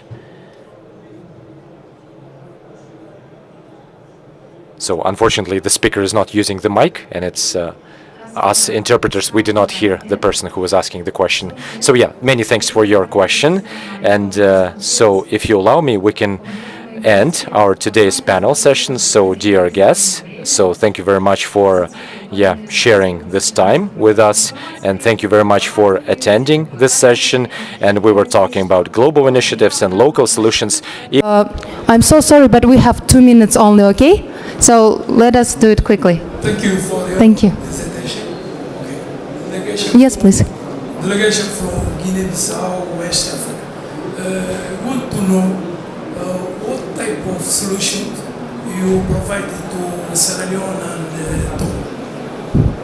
Thank you. Можно рассказать? Can we talk about it?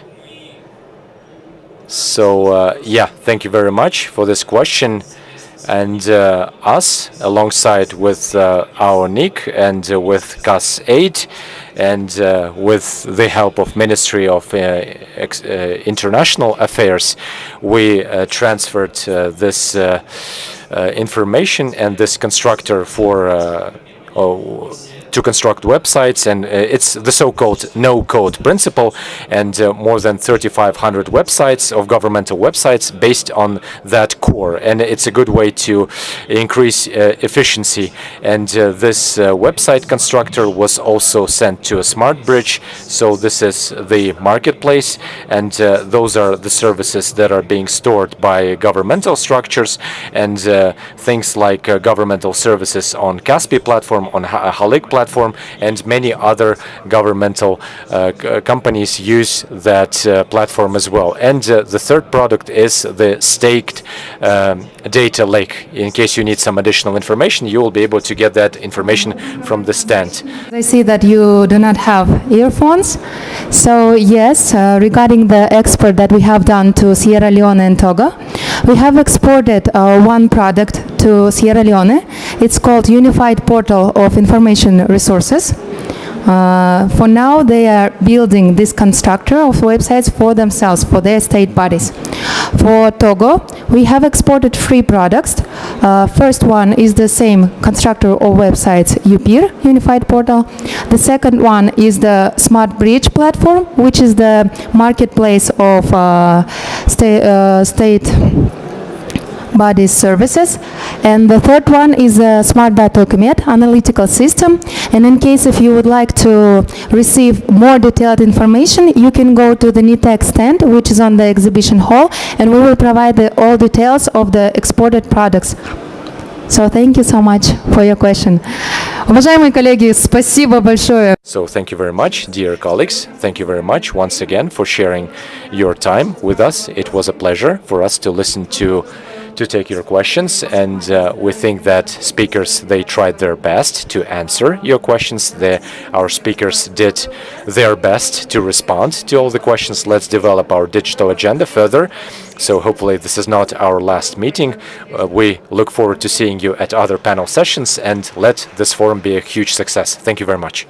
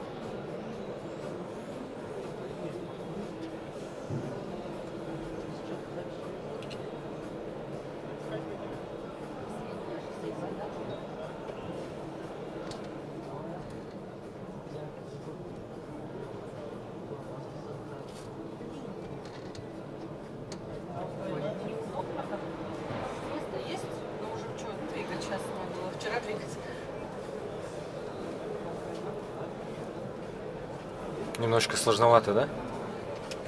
Они вообще не... Знаешь, до этого так интересно все было, сейчас какой-то базар вообще. Просто болтология, да, такая? Какой-то вылез, чувак вылез, он только хотел сказать, что он недоволен, что нет на казахском языке. Только это? Там, по-моему, большая языковая модель, да, на державную мову, да, там над ней працюют. О, в смысле, над ней работают. Да. Вот надо сфотографировать пока, блядь. Да. И вот пока английскую мову, чтобы под перевод.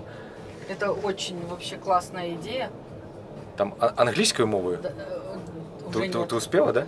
Не уверена, кажется, только русская. Российской? Нет. У тебя английской? Да. Да, вот если что, можешь мне Space Lab, Space Technology. Но у меня, блин, ее надо обрезать, видишь, я сразу взяла весь экран. Сейчас скину тебе. Мне кажется, это хорошая идея, типа 15 минут. Да, что-то под конец дня уже. Что-то под конец тяжко, да? Не, это при том, что вот вроде выносливость такая хорошая, ну, и дубинка хорошо работает. Ну. Это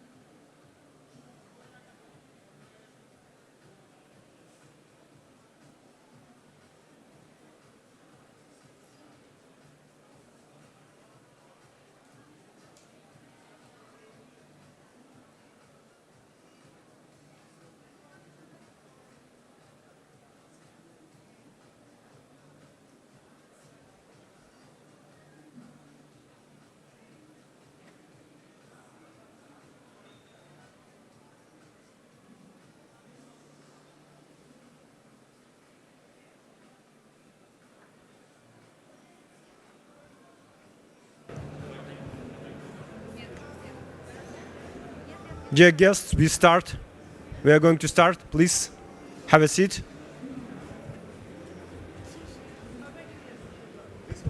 Dear speakers, would you come, please, by? Дорогие спикеры, можете, пожалуйста, подать? So, dear speakers, please be so kind and take your seats on that scene we're about to start.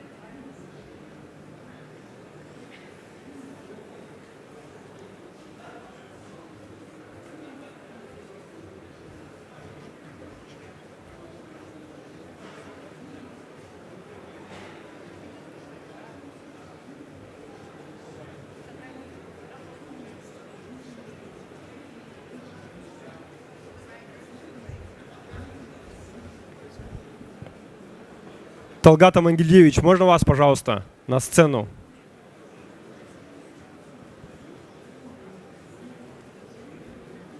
Космический корабль здесь.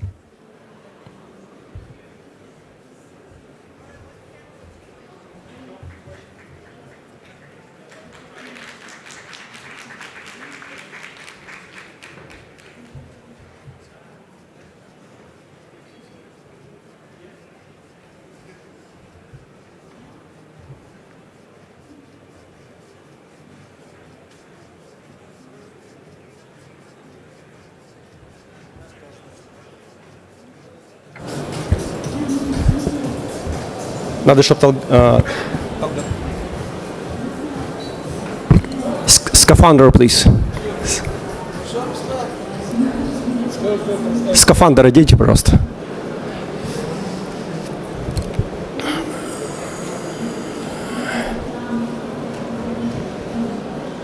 Так, кажется, Bluetooth тоже надо отключить. Ну, давай посмотрим. Талгат Тамагальдиевич отключил Bluetooth? Да, супер.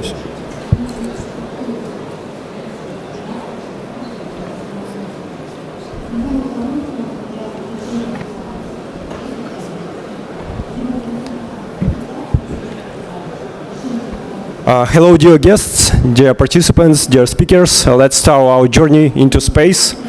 I hope you are doing a great day today. And do you hear me? Everything is great. Do you see the translation? Do you hear translation? Great.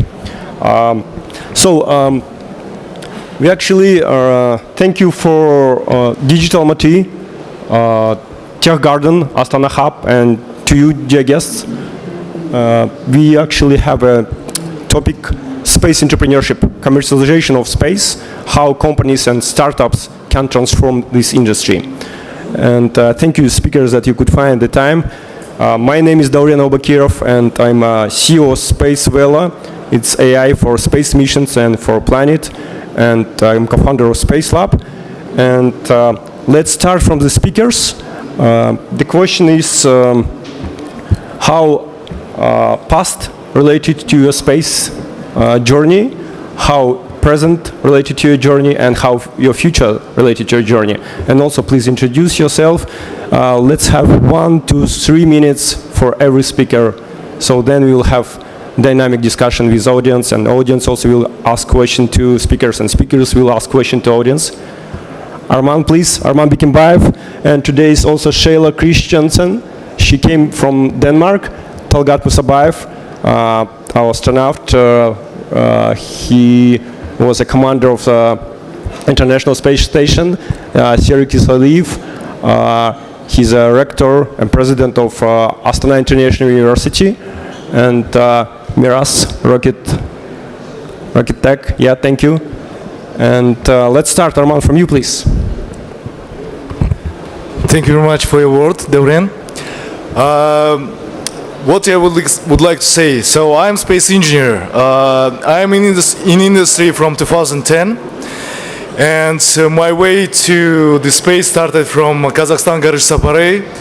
After that, I worked on two satellite mission, Earth observation mostly, KazSat and scientific satellite. So, and I understand what's happening in the world. So I was heading the engineering design office of Galam company, and after that I understand that we need to help our industry, because at that point I understood that Kazakhstan has one of the most profound space infrastructure in the world. So in the beginning of space era, and this resource should be used. And this resource is not for Kazakhstan only, because it's for global constellations. We have our Cosmodrome Baikonur. We can use it. We can share with other countries. Because for us, we're such a small country, but small country with big ambitions and with big resources. We don't understand the value of our Earth and our infrastructure yet. We need to understand that actually this thought that we have one of the best space infrastructure in the beginning of space era, and we can share it. This is the way the Space Lab would like to help the world to use it, to share it together with other countries, together with other partners. So our company Space Lab is providing the concept, Internet of Very Important Things, the concept of sending the data to mitigate the space disasters, natural-based disasters or human-based disasters, human-caused disasters, to prevent them and to help the world using the space infrastructure like satellite constellation built by ourselves, so satellite telecommunication. So Starlink, what Starlink is doing? Starlink is providing the mean to send the data. We're providing the mean to send the data using our satellite terminals and the satellites that we can build together with Shayla, for example, and other partners that would like to be part of our journey to space. So this is our main thought. Let's join together, let's build together the space constellation, together with using our resources, infrastructure resources here in Kazakhstan, and share this data together and analyze this data to prevent natural and human-caused disasters. Thank you very much. Thank you, Arman. Shayla, please. You are actually one lady in our panel discussion. I'm sorry? You are just one lady in our panel discussion. Please. Thank you. I usually am the only lady at many meetings. I'm having trouble with the microphone being too close. My name is Sheila Christensen, and I'm the founder and the chief executive officer of Sheila's Space Technologies. I started my passion in space when I was very little. I think I was about this big, and my mom read a book to me about the first men on the moon. And I was so fascinated with the loss of gravity and that the new environment, and I could tell it wasn't anywhere on Earth. And so I always dreamt to become an astronaut. So I studied aerospace engineering in California. I worked for NASA for 4 years. And then I came back to Denmark and I studied particle physics, fluid dynamics, and a little bit of photonics. And I got bored very easily, but I ended up starting working at European Space Agency, doing basic research in software-defined radios, which is a technology that we use a lot in rockets and satellites. And when I was done with my basic research, I had come across a new technology. Well, it's not really a new technology. There's a protocol called LoRaWAN that can be very beneficial to transferring data from things. So these new technologies that we're very dependent on, IoT, machine learning, and artificial intelligence, I'm sorry, I lost track. These new technologies, they need networks to be able to be used. So we can come up with as many technologies and as many new solutions as we can dream of or that we can build. But if we don't have a network, then we can't use these technologies. And the problem is that only 10% of the world has access to a mobile network, whether it's B2, 3, 4, or 5G networks. But 90% of the planet has no access to any network. Most of our commodities that are worth a lot, like oil, offshore wind farming, monitoring trash, or when you send corona vaccines on a plane, you can't monitor the temperature inside the box. So we need satellite communication to be able to use these technologies in the areas that are actually really beneficial to us. And I realized that when I was looking into it and I was doing this basic research, that a lot of these technologies, they're going to be really dependent on specialized, skilled people that understand how to use satellite communications, because if we don't educate new engineers at a very fast rate, we need to produce engineers as fast as we're producing these technologies, but we're not doing it. So I came across a satellite constellation that was a startup company. They produced satellites with a protocol called LoRaWAN, and this protocol was, they added radiation and Doppler to the algorithm, and they put it into satellites and launched them into space in polar orbit, which now means that we can, through this constellation, monitor every 10 minutes or so right now with the latency of the satellites, all of these important and vital commodities that are around our planet. The curve for developing new technologies is very steep if you look at development over time. Or I guess your x-axis is this way. But the curve for developing engineers and SATCOM engineers is like this. So we are already having a problem, and I'm sure anybody who works in the space sector or has a space company has realized that finding skilled people is very difficult. So I started out by developing a SATCOM unit that can be integrated into Lego education and that we can use in grade schools from 5th, 6th, 7th grade and up, so even universities. So we launched this unit, it was approved by NASA and ESA, and we launched it on a SpaceX rocket in 2023 to the space station, and it is already up there in orbit now. And it's collecting data and sending it down to schools so that children can learn about satellite communications. They can go out to the schoolyard with a compass and a Yagi antenna and look for satellites or the space station and get the data down, learn about robotics and programming, and learn about how to monitor valuable assets in remote areas. A good school application would be maybe to have some plants where you're monitoring the soil and the growth, and then you have some other plants where you're not monitoring them, and you're using robots with sensors to go out there and collect the data and send them over. In school, you can send them over the mobile network or Wi-Fi, but in a real-world application, you would need the satellite communication. So SHILEX found out that when we would develop the applications for the likes of Vestas or for oil companies or offshore, basically like monitoring Amazon rainforest and the CO2 that's coming out of there, that the people that need to use these technologies, they also don't know how to use it. They don't know what it can do for them. So we just started educating our customers. We found out that we couldn't sell our products to them without educating them. And also our government in Denmark has issues around, with flooding or some soil that's contaminated, and if they just had a SATCOM unit out there collecting the data, they would have had an alert for as cheap as €1 per data package over a SATCOM. And they could have alerted them of the danger and saved the government tons and tons of billions of euros. So we decided we need to not just educate children, we need to educate university students, we need to educate faculty, we need to educate industries, and we need to educate government, because otherwise we will never reach our goals. So that's what we do.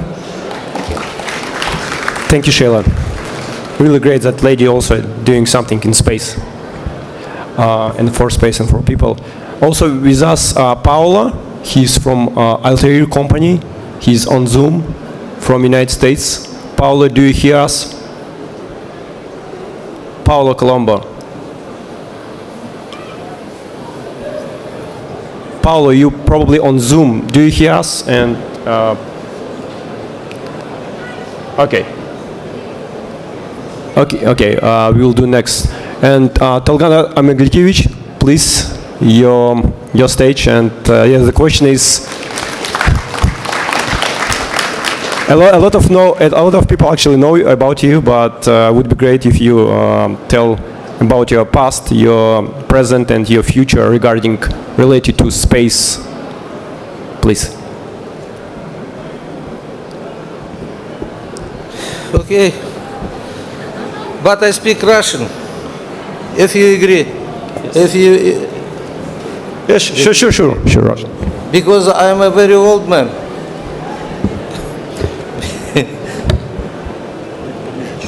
Это плохо. Окей. Ладно. Я, собственно... What I wanted to say... Actually, I didn't plan to come to this forum and did not prepare any specific speech for this occasion, but I can tell you, but I'm alone can speak for days, but I don't think anyone will be listening. I liked what Sheila said.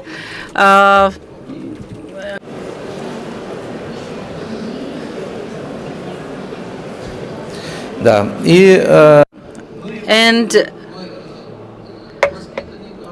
Arman Bekimbayev,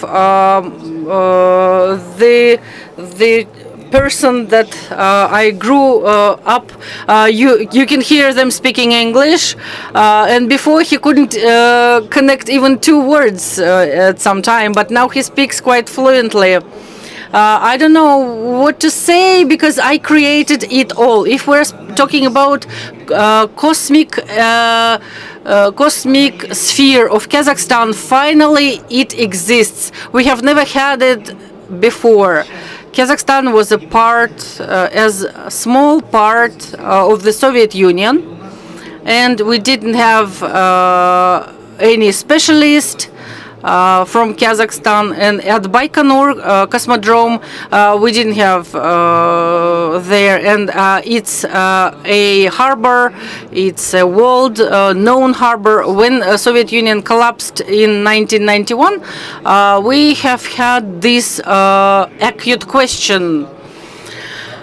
We became an independent state, quite a solid state, and having at that time one of the best cosmodromes in the world. It's still good, but it had been neglected for quite a while, but nevertheless it's still good. And if we remember Chingiz Aytmatov, I think a lot of people here read his books. We drank tea with him, not only tea we've been drinking, we have had interesting talks with him, and he wrote a book, if you remember, and the day lasts more than a century, or Buran from Bulustan, and there it wasn't specified that he meant Baikonur Cosmodrome. It was some polygon, and there was a Kazakh guy who lived somewhere. He couldn't get there, and he has had at that area the graveyard with his relatives buried, and now everything changed, and in this sense it became much better, and this is correct thing. But starting from 1991, we did not have any specialist, not even one. And that is why when I finished my my space activity, I was in space 3 times. Daurin said he was once in space, and I've been there 3 times. For the first time, it was 1994, and I was the first astronaut of independent state of Kazakhstan. Because some people, we have this nationalism which is blossoming. Tokhtar Aubakirov, which is our testing pilot, but he is not the first astronaut of Kazakhstan. He has never been one. That was Shatalov Vladimir Alexandrovich in 1968. And then was Patsayev, who died. He was from Aktyubinsk, Viktor Patsayev. He died in the crew. He was the second astronaut of Kazakhstan. He was not, his ethnicity was not Kazakh. And the third is Viktorenko Alexander, who was my friend. He died last year. He is from North Kazakhstan, used to be my friend, the third astronaut of Kazakhstan. And Tokhtar Aubakirov is the fourth astronaut of the Republic of Kazakhstan. And I'm the 5th. And as if we're talking about the independent state of Kazakhstan, the first astronaut was I, and it's not there is nothing strange in there. He is the first Kazakh astronaut. Because some people have confusion about that. People, specialists, deal with space, and journalists, they are scary people. They sometimes write something they don't even understand what they write about. Okay, let's not stop at that. What do I have to talk about? Подожди, future. Future это... Wait, we will talk about future. Wait. Let's talk about the past. Talgat Mangelievich. People, тра-ля-ля, значит, бір екі сағат сөйлеп алды. А тут молодежь сидит. And here we have youth sitting. We need to open up their eyes. They don't know important things. That's what Shayla was talking about, that they don't, even the specialists who deal with cosmic matters for ages, and it goes flat, not skyrocketing when those specialists in cosmic sphere are being prepared. So all this started okay, after I have had my 3 flights to space, and I took the first first space tourist, Dennis Tito. I took him to space, and I have been making stitches to his head in space. He was bald. What if he has had this type of hair, and first time in the human history there was a person and he hit his hand and head, and we saw blood drops floating around. I'm not a doctor, but nevertheless, I put stitches on his head, and he is still alive, and he wants to go to fly to the moon, and he is 85 now. So, and you guys, yeah, guys, you have all your life ahead of you. Yeah, you guys can create future, really. If you want to know what you want to do in the future, you have to know what's behind. It's like not like you ask me to talk about future. What future can I talk about if you don't know the history? We'll be doing in future. But you can tell it later. Да чё, моя вот, зачем вам мое будущее? Я уже Why do you want to talk about my future? I'm a retired person now. What future do I have? Sitting and experiencing joy how you grow and work, but observing you working is a hard task, really. Look, after I did my 3 flights, I have got the title of general in the Russian Federation. I have got the title of hero of one country, another country. I took a French guy to space as well. We performed a crazy scientific program, French program, and the person who I took, he is a general there in France. And you guys already speak English, and that's it, nothing else. We need to work, not to speak. We can speak all well, and in English as well. Some even speak Russian. Yeah. You can speak French, right?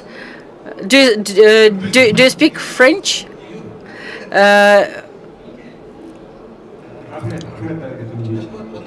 Thank you. Stop with your thanks. I didn't say anything yet. I want to speak about future, and you are saying thank you. Are you trying to shut my mouth? Out of our respect, we will give you more time. When I finished, at that time, I already could retire. It was 2003. And in 2003, I have had a lot of medals and stars and big stars on my ranking, and I came here because the first president of our country invited me and said, "What are you doing? I want to retire. I want to plant flowers in my garden." And he said, "No."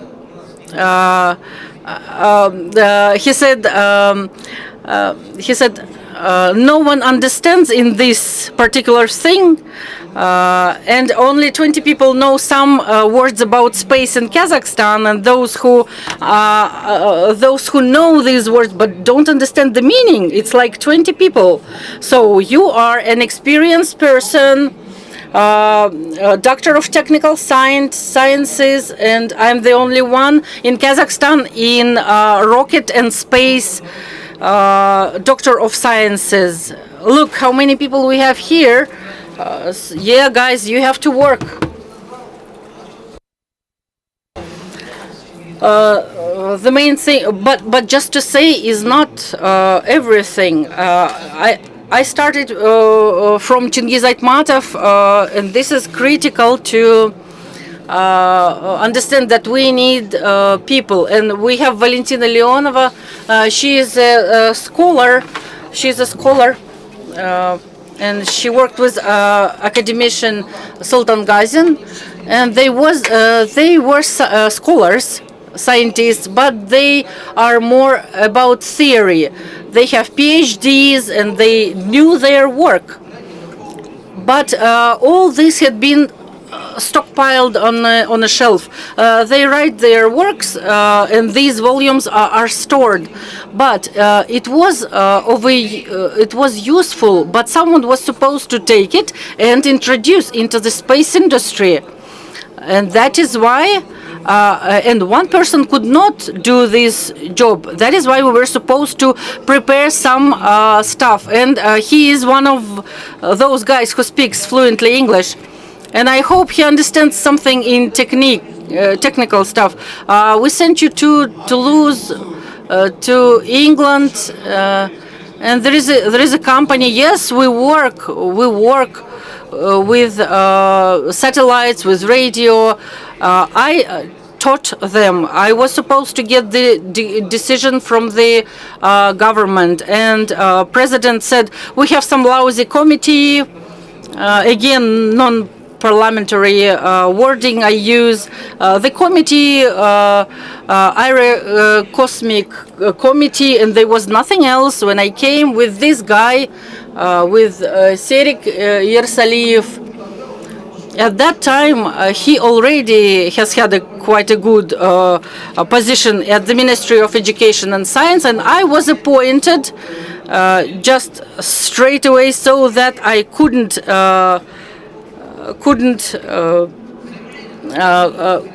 reject.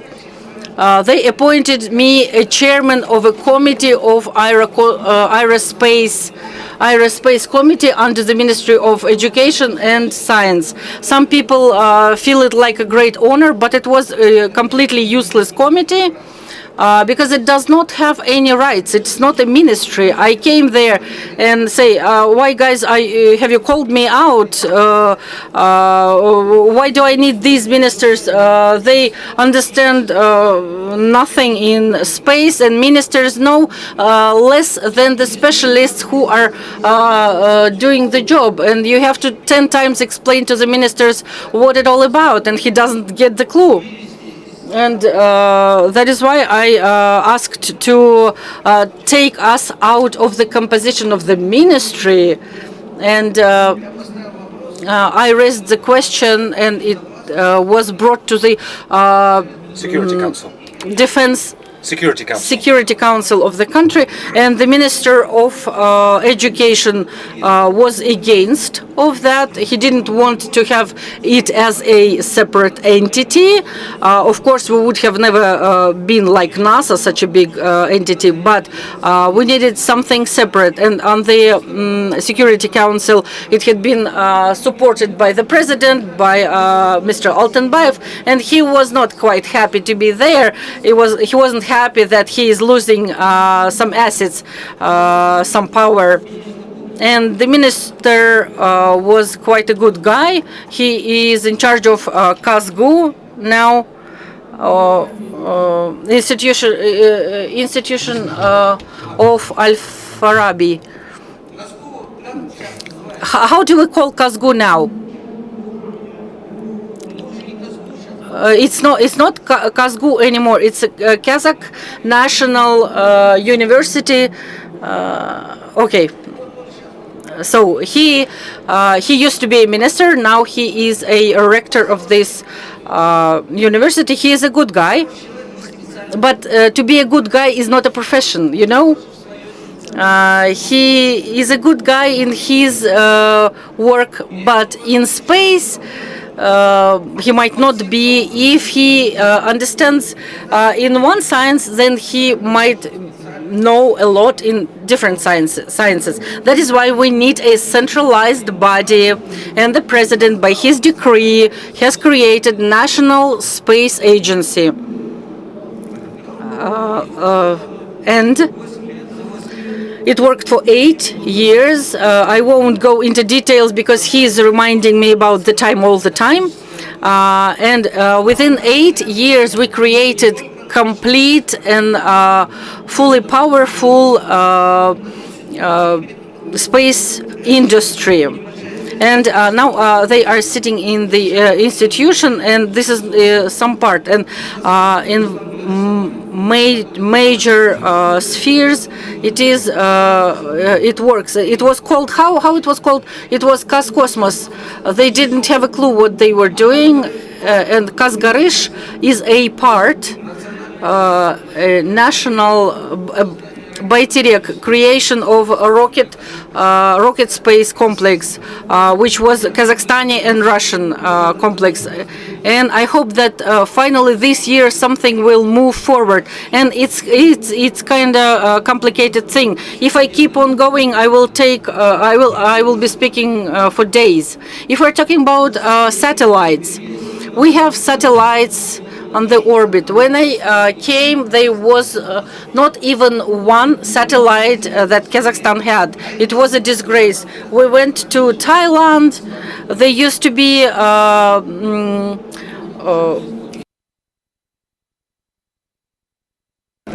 they were countries lagging behind, but they have had Earth sounding satellite.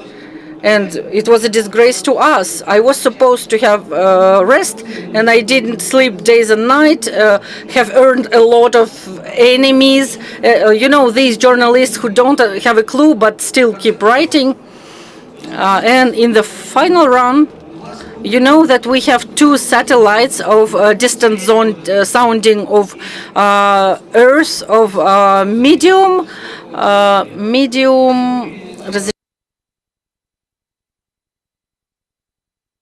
medium resolution, and another one, is it good, 0.75 meter resolution on the Earth? Is it good?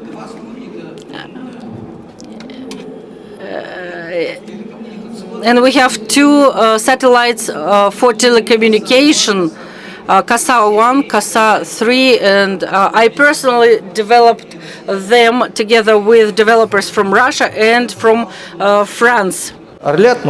And I really wanted them to teach my students so they would be very aware what that satellite is, so that they would be able to control that satellite. And when they organized the test, no one, I mean, even Russia has never had such a localized satellite. And I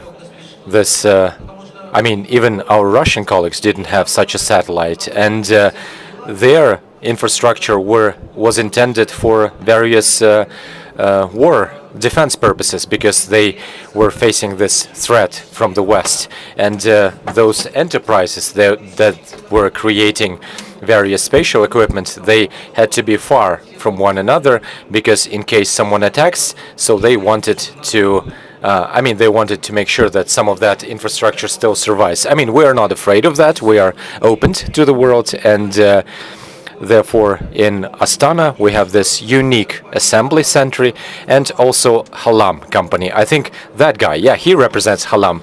So this is the complex. So this is one of the best complexes in the world. So Ehrenbach's, and it's a copy of the center that they've got in Toulouse. So we've got this huge complex for producing spatial equipment. So everything was done by me. I constructed it, I launched it, and I taught those guys. I mean, you can hear they are pretty fluent in English, and he pretends to know a lot of stuff as well. And And unfortunately, right now, yeah, and maybe we. I mean, there is nothing extraordinary about that. We always need to tell the truth. I mean, there is no need to kind of go around. There is no need to use this complex wording. I mean, this is, Western practices. Pardon my French. But, I mean, everything was done. And we have a good scientific foundation.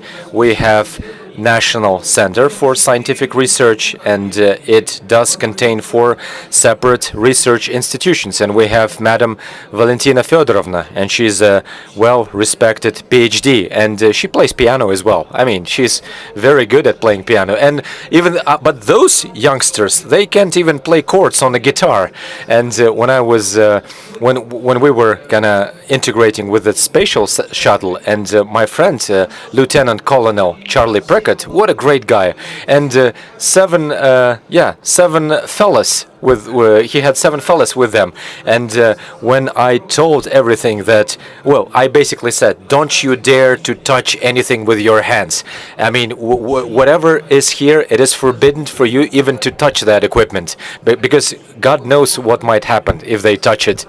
And they would listen to me, and they would obey my orders. So it's kind of like, if you tell them, run ahead and just beat your head against the wall. And guess what? That guy would do that. That guy would actually beat their head against the wall if you tell them to do so. And I mean, at that point, they didn't know a lot. Maybe right now they know far more. And going back, well back in the day. And as I said, we had this National Center for Scientific Research. We had 4 separate institutions, very impressive institutions with a very solid scientific base. I mean, that's the partners we need to work with. I mean, we cannot afford to work with questionable individuals. Kazakhstan, Harish Sapare. This is a great company, but guess what? They have this brain flight because their management is not particularly smart, to say the least, unfortunately. And that's why I'm kind of debating. Should I say it out loud? I mean, on one hand, we pretend to be leaders, but I mean, not in a disrespectful way, but this is far from reality. We are not leaders at all. And you are our only hope. And this is something that I'm gonna that I want to talk about. And as I said already, scientific basis, Kazakhstan, Harish Sapare, Bayterek. So this is the rocket complex that is situated at Baikonur Spatial Station. So those rocket launches, and those were supposed to be USSR rockets, but now they were modified. So 5 times our Russian colleagues would change rockets for us, because according to the contract, Bayterek, so this is the rocket complex that is supposed to launch rocket carriers with some application from the state point of view and from the private sector point of view. So, in other words, something did not work well, and I think right now they're working on the 5th rocket carrier. I mean, hopefully they will make something happen this year, but I guess I've got nothing to do with them. Togat Amangildevich, our time is limited. Let's give the floor to someone else. And we wanted to talk about future as well. So we'll talk about many things. Well, right now, I got your point. I started to criticizing you, and now I'm kind of experiencing this negative reaction from you. You try to kind of shut me up. And what is this creation of specific field? I mean, we're talking about this huge segment of human activity with huge expenditures. And when I came, and our first president back in the day, and I reported him, and I told him that everyone is following US path, and French are going in the same directions. Well, first of all, they create national spatial industry as a base, and then based on that basis, we should be creating various private companies that will be competitive, that will be successful from commercial point of view, that will be creating a good high quality product. I mean, I don't think Elon Musk is a genius. I mean, he has he doesn't have any idea what the spatial industry is. He's simply a good manager. I mean, he's a good manager. Let's give him some credit to get this financing and to develop that to such an extent, to hire engineers, to hire constructors. I mean, he's a great person. What? I believe he's a visioneer. He has visions, and then he has the guts to follow them. I agree. Yeah. I agree. He is a very good manager. He is a very good manager, but not very good engineer. He is not engineer. He's not engineer, not constructor. No. What wish? Well, would you? Yes, I mean, I a person to get people, or to get, you first have to have a vision, and then you have to be have very good arguments, and you have to be very passionate, and then people will follow you. So he's good at getting people to follow him, and he's good at he sees his vision so clear, and he's so focused. He's almost autistic about it, you know, that he no vectors that come in defocuses him. And that is very, it's very fun to work with someone like that, and that makes you a good manager. Yes. I agree. But we have a lot of good engineers, good managers, but not Elon Musk. One. So we do not have Elon Musk. I mean, he can take credit for what? He can take, let's give him credit. He does have a good vision, and he's able to hire a highly qualified personnel. So, I mean, he himself, he does nothing, but he realizes that this guy's going to do well this, and that guy's going to excel in that one. But we do not have such a manager over here. That work for SpaceX. I actually visited the SpaceX facility last year in Boca Chica along with my employees. Sheila, close to microphone, please. Probably translator maybe don't hear you. Closer? Yeah. Okay. So I visited the SpaceX facility about a year ago, and we met tons of people that work at Boca Chica, you know, where they build the Starship. And all the people there, they don't see their families. They live very, very far away. It's on the border to Mexico. So they actually live on the station, and they work like 60 hours a week.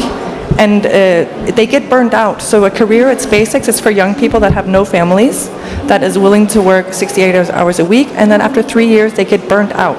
They all say they work there only as a career move. It is not a good place to work. Yeah. Absolutely correct. Absolutely correct. 3 times. But again, and I'm going back to my main point, if Elon Musk, I mean, as greatest manager as he is, and if he didn't get that financing, then nothing would have happened. Nothing would have happened, because I think it's no secret, and I mean, many people maybe do not know that he received a lot of money from whom?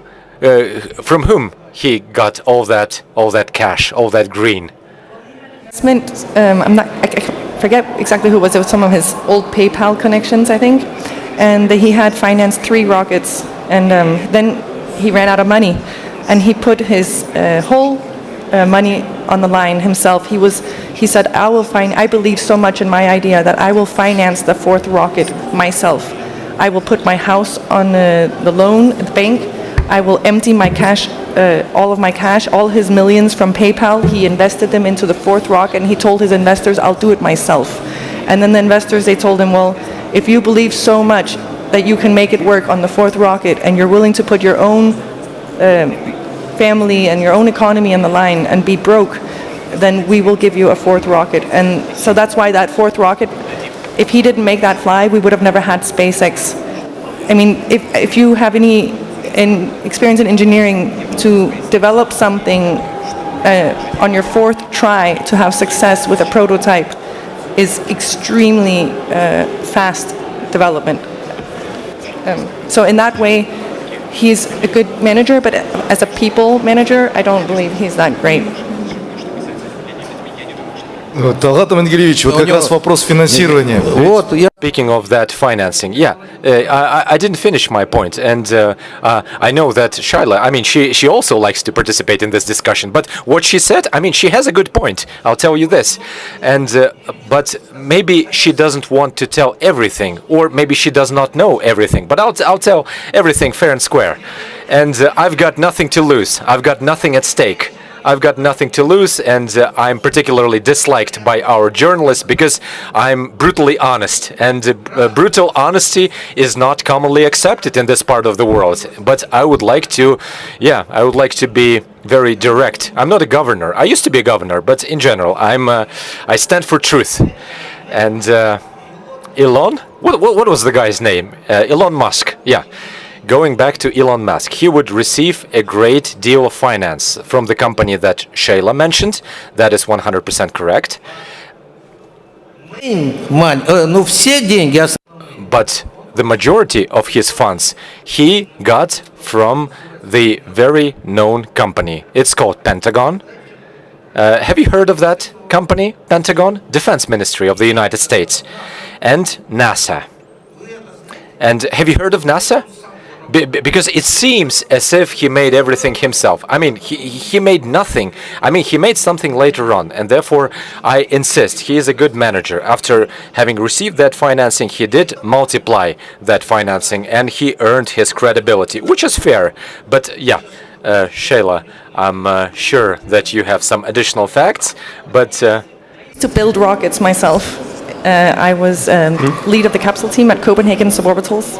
And we shared data with SpaceX. We were developing at the same time. They were a startup, and they weren't contracted by NASA yet. So we would share data, like what type of rocket fuel we used, what our valve pressure was at, things like that. Once they got contracted by the US government, they told us they can no longer share data with us. So I remember when that happened. And so I was there before Pentagon. I actually used to live 100 meters from the Pentagon in Washington, D.C., so I know that place very well. I believe you. I believe you 100%.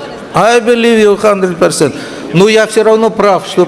But I would still be correct that for the most part he got his green, he got his money from there. I mean, it was not commercial, it was not the money that he made commercially.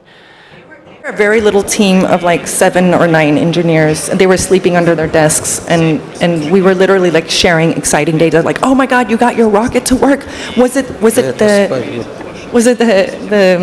used to put silicon into the rocket fuel so that when the engine gets hot, you know, instead of Shayla, yeah. So, Mr. Talgat, can we proceed further? Yeah, I just, I mean, we can discuss it all we want, but I mean, we can talk about the space. So, I mean, the main topic, it's not Elon Musk, it's not our main topic, but this is an important part of our discussion. So let's move towards the next speaker. I mean, we should use them as a role model, and we should not be speaking for the sake of speaking. It's not like, oh, I made this thing that cost 3 cents. We should not be talking about this. And yeah, Talgat Amangeldevich, yeah, the only thing, I cannot understand how come Shayla is so stubborn. I mean, I was telling that Shayla is right, but even if they were sleeping under the working desk for 24 hours, but nothing would have happened without Pentagon money. I hope you understand that. I hope you appreciate that. If they hadn't received that large portion of green, large portion of cash, then nothing would have happened, even if they were all sleeping under the desk. Pentagon would let them share knowledge with a Danish space, crowd-funded space company. You really think the Pentagon would be that stupid? So I'm from Scandinavia, I'm a Danish woman, and I speak my mind also, and I'm actually more brute and honest than he is.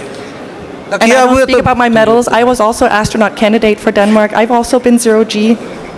I didn't mention that. Я разве сказал, что вам...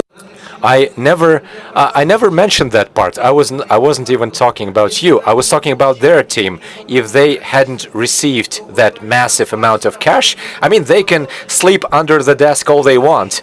Then nothing. They would have got none of those results. So this is my main point. I mean, I'm not referring to this collaboration with Danish company, so I think, yeah, they like to listen to the part that they like. I mean, they do not like listening to the whole thing. And I was referring to a different part. If there is no finance, no romance. This is what I'm trying to tell. If there is no large financing, then there will be no huge results. So that's it from my part. Just 1 minute. Everything was created and everything is working, but it's not working properly by us. So therefore, you are our only hope, Dorian, and you over there. And yeah, I mean, whoever is here, I mean, give it a listen. And then I hope some people will end up with realization that something needs to be done. Everything was created. We've got everything. Am I right or not? And young people leave. Young people decide to go to France, to UK. I mean, we've invested so much money, and they decide to leave the country because the management is not optimum in our spatial industry. So spatial industry works under the committee, and now we are supposed to report to some Ministry of Digital Development or whatever. And yeah, we have no say in that ministry, and no one needs it. So it's like, yeah, we are basically the third wheel, and no one cares about us. And I mean, the minister himself, he can be as advanced as he can be, but he doesn't have the slightest idea whatsoever what the space industry is. And I mean, this is supposed to be a separate structure. I mean, this is something completely different. We're talking about this whole range of different directions, and we should pay attention to nuances. We shouldn't pay attention only to general directions. I ordered this and that. We should pay attention to nuances, and there is no financing either. And as you know, so speaking about the future, only 3 words. I hope that my concept, and when I was reporting to our president before, when I was kind of reporting on the current state of affairs, I was telling that we need to create a separately standing spatial industry, not under some ministry of digital whatever. We should not be reporting to some ministry. And I mean, it's a good ministry. Let them work. Let them work. Let them publish notebooks. Let them publish some paper notes. But they've got no idea whatsoever. And yeah, they don't have a slightest idea. And right now, yeah, I would like to move towards you. And yeah, thank you very much. Thank you very much for everything you shared with us. And yeah, speaking of you, right now you've got an opportunity. The history itself, this convoluted history, this crooked history, the crooked history of development of Kazakhstani spatial industry, the history gives you this historic chance. And I hope we've got people who are doers, who are not thinkers. I hope we've got people in the house who are ready to walk the talk. And I know that you are working in on some private initiatives. And I mean, he's a tricky guy. He graduated and he improved his English, and it was paid for by the state. I mean, what a tricky guy. And he doesn't put his skills to work. He doesn't work for Bytedek. It's all about financing. I mean, what a tricky guy. And we are also limited as far as our resources are concerned. And I hope that Kazakhstani manager is not that bad after all. But unfortunately, they are limited from administrative point of view and from financing point of view. Well said, well played. And therefore, we've been regressing. We've been degrading. We've been regressing for a long time. And if they do not apply their skills, if they are not inspired, and if they, what's the word? Motivation is the word. If they are not motivated, that means nothing would happen. You are trying to say something against me. I'm telling the truth. It takes a lot of funding, and of course, if you have government funding, it's going to go a lot faster. Sheila, no, not for you, not for.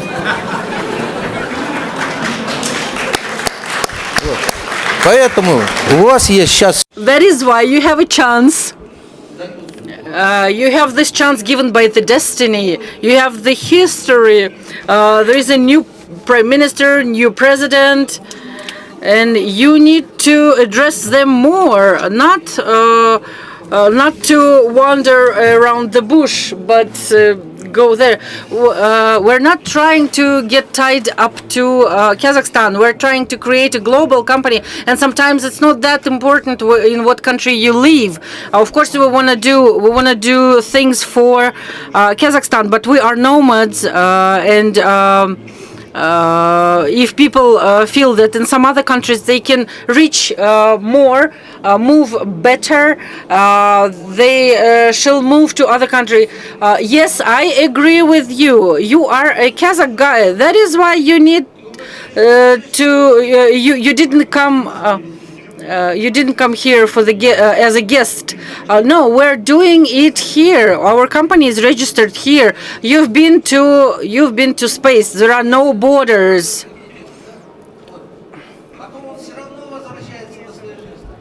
Nomads. They are like today here, tomorrow there, but they get back to their original place. Yes, guys.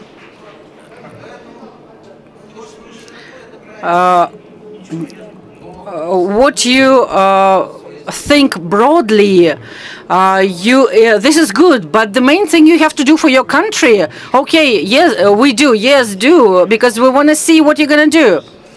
I'd like to repeat myself. Excuse me that I took so much time.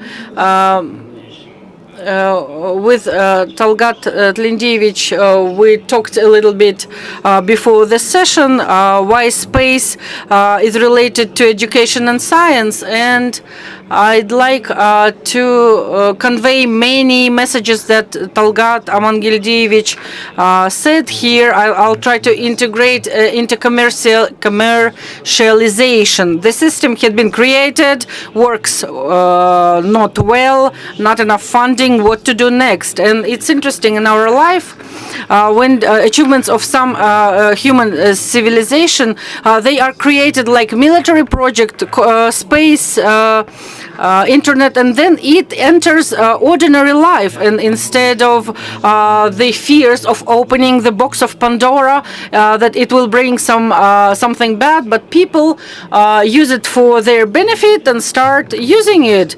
And why universities are related to that, and especially our university. I represent one of the youngest universities, not of Kazakhstan, of the world, I think, and our university is only 7 years old, but this disadvantage we will correct quite soon. And but we are open to anything new, open to youth, and your little eagles that are wandering around the bush. We are ready to take under our wing.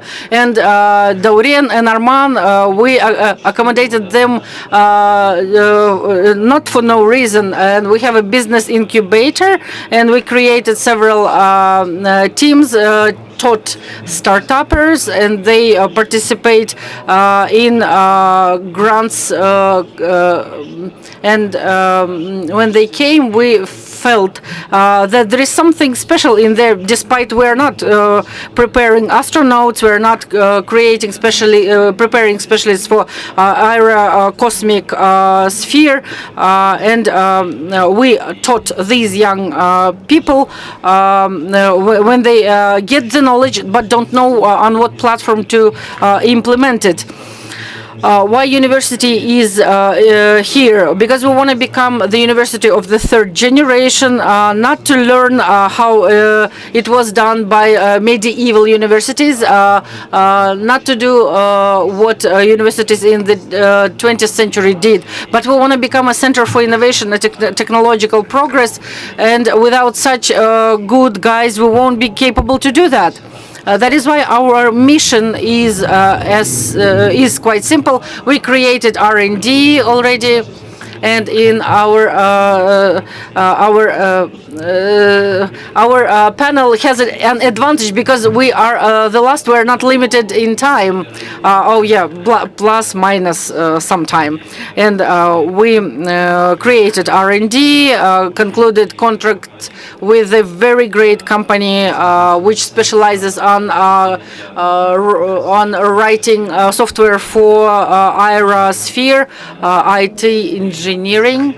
And we license these companies. We prepare students as lecturers, and we work with Space Lab with Arman, represented by Arman. And in our plans, by the end of this year, hopefully, on this space carrier, we will send our university satellite. It's small, but still, and our great dream, maybe we are already late, Elon Musk has dreamt instead of us, but we want to make some team, probably together with another university, to have 48 satellites so that we could monitor 24/7.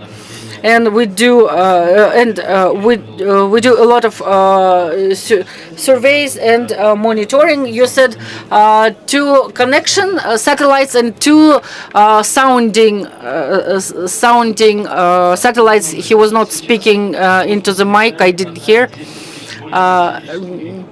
We have over 10,000 satellites over us, and the space is going commercial, and the cost of these 10,000 satellites varies from 1 trillion up to 3 trillion US dollars. And in 2023, into space industry, $482 billion have been invested, and $80 billion had been invested by private investors, and 60,000 satellites are going to be in recent years, and more than half of them is going to be commercial, created by commercial enterprises. And 5,000 of Starlink satellites created by a specific person that you know. And I think that by the 2030, 60,000 satellites will include the ones that we create. That is why, summing up your thesis, into one, that we need money to do something. There is always commercialization. There are private sectors. There are energetic young people who are going to come and do their work. We just need to support them. That's exactly what International University Astana is doing. Sorry, I forgot to say that we give a lot of grants for magister degrees. If they come up with their startup ideas, verify them, we will be able to give them magistrate education free of charge. Hello, I must be the youngest of the speakers here. Let's start from the saying of Talgat that we lack specialists and engineers, and as Kaz Rocket, we are trying to promote subject of space. We do contests for aerocosmic technologies. The first contest was to write R&D work on making space more popular, and satellite design tournament and registration is in process related to development and creating satellites below 1 kilogram of weight. And on aerocosmic modeling, it's another contest. We don't have, of course, such an extensive experience like Talgat and Arman have, but we have expertise in education. I'm the part of the youth, and I understand what they want, and I see that our youth is going leaving the country without knowing that in Kazakhstan there are space companies Probably management is not good enough, but our company wants to popularize this subject. And if we're talking about commercialization, we develop educational sets for making rockets, satellites, rovers, drones. And now our sets are represented in 40 schools of Kazakhstan, and we perform contests. And that is why we feel like we are flexible startup. It's quite difficult to develop like space tech startup. That is why we promote education, because there is a tendency around the world that the STEM of education goes towards space. And this subject is going to become more and more popular. And in the future, if we're talking about the structure of speech, it's like in FIFA, in football. There should be championships and contests in Kazakhstan at Baikonur, where the first human flew to the space. We want to return all this old fame, and we plan to work with youth. And so that such people, Daurian and Arman, there were a lot of people like them. Thank you. We talked to Miras several months ago in Kazakhstan and in many countries around the world. If we're talking about Kazakhstan, first places we have robotics and mathematics. But I didn't see these people who create technological companies. They emerge, but probably too slow. And last time when we talked, when young people are doing that, their parents are focused on one goal. But when this person grows up, he has problems. He has to create a family, to have some salary. That is why we understand that they don't get skills of entrepreneur. To create something, to automate something. I hope in the future we won't be using money, and they're going to be another type of economy. But we don't see from our region such companies in the technological sphere. If we're talking about the complexity of technological sphere, every year there is a NASA Space Challenge. NASA announces that they identify the challenges, and I was surprised that it doesn't matter what industry we speak. It can be agriculture, marketing, fashion. All of them can find their specific challenge there to work. Even diapers. They've been developed for astronauts. All those cameras that you have on your phones, they have been developed for the space industry, and the medications and the overall that is not burning for the fireman. He had been developed initially for this for the astronauts, and I even remember that the music for fashion was developed, and there was the first space station launched. Maybe this panel session is not related. We're doing business. We need to create a product. I did my best not to use ChatGPT and tried to give it a thought. What can I do when we have the first space station? We can install their terminals, and astronauts could pay there and get Snickers or some snacks. And there might be even bank services. There is such a great opportunity to have their marketing or something related to food, or you've been, yes, guys, particularly the youth who is here. The trend here is AI. Everyone is talking about it, and the next trend is gonna be space. So if you have passion, if you want move towards that direction, get developed, because robotics, biotech, AI, they will be there, but space will soon become the trend. And here you see all those main guys who are creating their own product. They are helping youth to participate. Thank you. Arman, it was a very passionate speech, and you said very good things. Of course, about Snickers, it's so small considering the space. I meant that if you want to buy something, you can install vending machines in there. Yes, you can do anything. Whether it's sensible, that's the next question. Deliver food to space for astronauts, it's so expensive. You can't even imagine. No, it's not. Now it is cheaper. No, it's not true. They launched these poor, and now they suffer there. Do you know about this? They sent those tourists, the great countries sent them. He's laughing there. Yeah, right. They send tourists there for 7 days. Just like I took my first tourist, and they are there for 8 months already, because their equipment is shit.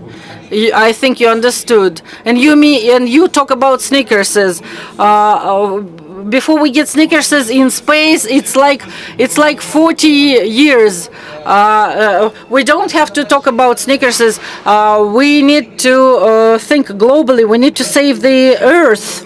And Shayla can tell that Greenland waters near Greenland there are ships which no one knows where they're from. They install strange devices there, and we live in such a world where divide is present, and imperialistic countries are trying to take out all the resources. And the only thing that developing countries can do, we have to unite and solve our problems together. And that's the main message. And space is that particular tool that can help us in sorting out the environmental problems and the overpopulation. And it's like telecom in industry of Internet of Things, and distant sounding. I see the results of teaching you. I'm happy to see that my students are now so smart, and they say such good things. And I wish you guys to be this smart. We will come to the QA session. If we're talking about those who want to work in space industry, we are ready to help free of charge. It was quite painful, like Talgat says. I'm for 3 years in this sphere, but if you read, if you study at least 3-5 minutes a day, you will have a lot in common, and you will have progress. Let's move to Q&A session. Please ask your questions in a short way without... Yes, we need a short and precise questions.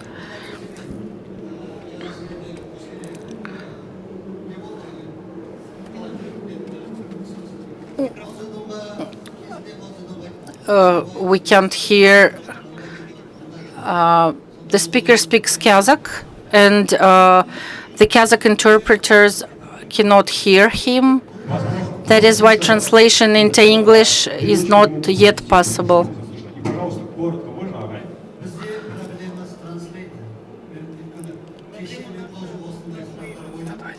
Yesterday I was there is asking the same questions yesterday, and I would ask the same questions in Kazakh, and we have this huge translation problems, and it seems that those who speak the local Kazakh language, that they are being the subject to the discrimination in Kazakhstan, and even I mean, we've got students who came and got this education, who were well educated in the United States or in Turkey or in the United Kingdom. They come back and they pretend that they do something useful for the country, but still this translation this translation issue remains. And what is the question? And what I wanted to say that. I wish well to those youngsters. The only thing I would like to ask those youngsters is, I mean, do not disregard Kazakh language. I mean, feel free to use English language, but keep using Kazakh language. I mean, we should also develop this in an online realm. And if we do not resolve this matter, then there will be no progress moving forward. And I mean, who shall respond? And the question is, I mean, the imagination is more important than knowledge. But you heard, I mean, they speak English so well, and I mean, they are very proficient, yeah. And I think Shayla wanted to comment something. Because I come from a country, my mother tongue is Danish, and I don't know how many of you speak Danish. No problem. So we're only 5 million people in my country. No one learns Danish in school. No one. Not even Swedish or Norwegians. The only people that learn Danish are Greenlandians. So I had to learn English in school. All of my education, you know, we say we stand on the shoulders of the giants that come before us. You all heard that saying? Well, how are we supposed to stand on the shoulders of the giants that came before us if we don't understand what they said? So we need to have a language that we can build on. If we in Denmark decided that we have to keep everything Danish, then we would not be anywhere. Do you understand? We would just be islanders in the north, still sailing Viking ships. So we learned very early on, and that's why we were part of the founding partners of the European Space Agency. We did not want to get left behind the US and Russia. We knew that Russia and the US, they were having this space race, and we were going to become a third world country eventually if we didn't get involved. So even though I am very honored to be Danish, and I love my language, and I love my country, but I understand if I want to move forward and I want to help my country, I have to speak English.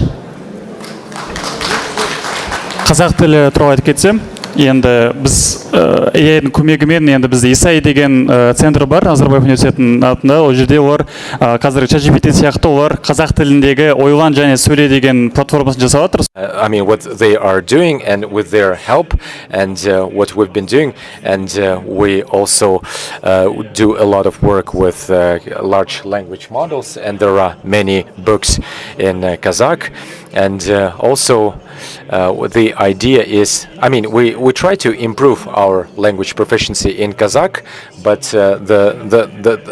the point is, as Shayla pointed out, that far more information is available in English, and that is why, I mean, on one hand, we do need to speak Kazakh. It is out of the question, but also international language is English, and we should never forget our mother tongue, and we should also preserve our traditions. But if we really want to explore the space, if we really want to go further, it's important that we are also proficient in international language. And dear colleagues and dear audience, yeah, we would like to thank everyone, thanks to our translator. And please, could you stick closer to our topic, spatial entrepreneurial or entrepreneurial activities in space, space exploration. Please stay closer to the topic, and maybe some of the ladies in the house, maybe they've got some questions. Yeah, feel free to ask.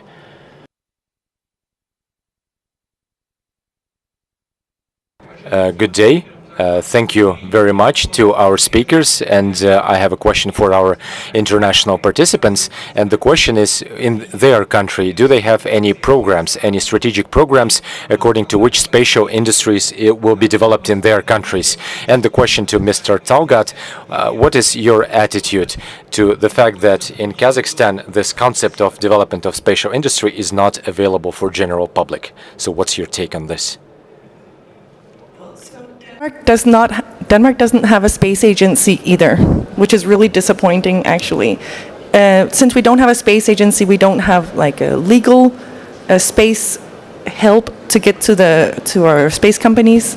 We have an office of space under our Ministry of Science and Higher Education, and with that, we have a contract with the European Space Agency, where we contribute a certain amount of millions or billions of kroner every year, or every third year. So it's a 3-year program, and it's an investment. So the country, Denmark, invests this money into the European Space Agency, and then the European Space Agency, they handle this money. So when I, as a Danish entrepreneur, want to develop a new space technology, I apply for a European Space Agency contract, a supplier contract, and I send it to my own ministry, and the ministry says, okay, she wants to do something with education. Is education important for us? Yes, it is. Is this what she's developing? Is it a new idea? Has someone else in the world already done it? Are there free patents in this technology? Denmark doesn't know that. So they send it to European Space Agency, and they vet the technology. So they will only invest or give you a contract if there is no competition in the world for what you're doing, and you have the skill set to develop it, and your country wants to fund it. So it's like a collaboration between the member states and the European Space Agency, and that is the biggest part of our funding opportunities that we have. But we also have a lot of like innovation fund or Vext growth funds or investments funds. We have a lot of private funds, like the Lego fund. You guys, anyone in the world can apply for the Lego fund, and you can use it to develop a new company. So we have a lot of these type of fundings. I'll continue, okay? Sure. You have a very good speech, but small, long, because question was very short. So the question was, do you have any spatial programs? And naturally, they do have such programs. What is your name, mister? So, Mr. Vladimir. Mr. Zakolokin Vladimir. I mean, what a beautiful sounding name, Vladimir Ilyich. Your name sounds beautiful, and we all grew up with that first name and with that last name. And your question was absolutely to the point. And yeah, Shayla was talking a lot about the way they interact and how they communicate. And yes, they do have. They all do have. And they have wonderful programs. And we also need to do something ourselves, and that's the main point. And the second question, so speaking of us, and yes, you are right. And they do not have, well, I wanted to use that word, and they do not have any information about the space. I mean, they write a lot of stuff, and what journalists write, I mean, we don't have to read it, and there is no real information because they've got nothing to show for. And our generations, we are retired effectively, and there is no guarantee that the next generation is better than the previous one. It's not my words, it's the words of ancient philosopher. And I hope that these youngsters, they finally start to do something. And therefore, there is no information because nothing exists. That's it. I mean, nothing exists, and that's a short answer. And I hope that this explains everything. Dear speakers, maybe you have some questions to the audience. So, to auditory or speakers. I would like to hear from some of the women in the room. What are your dreams? Are you here in this room because you dream of a career in the space industry? Do you want to be a researcher and apply for funds for basic research? What are your passions? And please speak freely.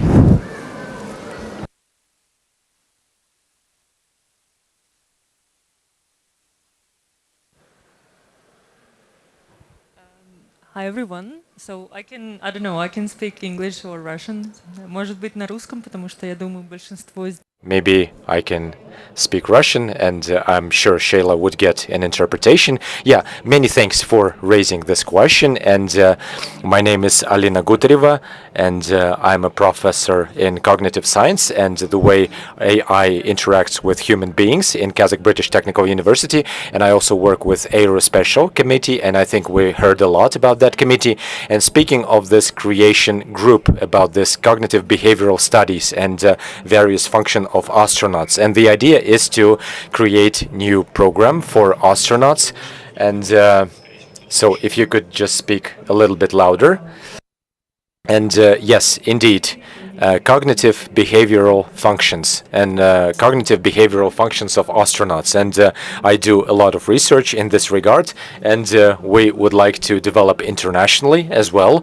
And I think a lot has been said about international cooperations. We are quite open to that.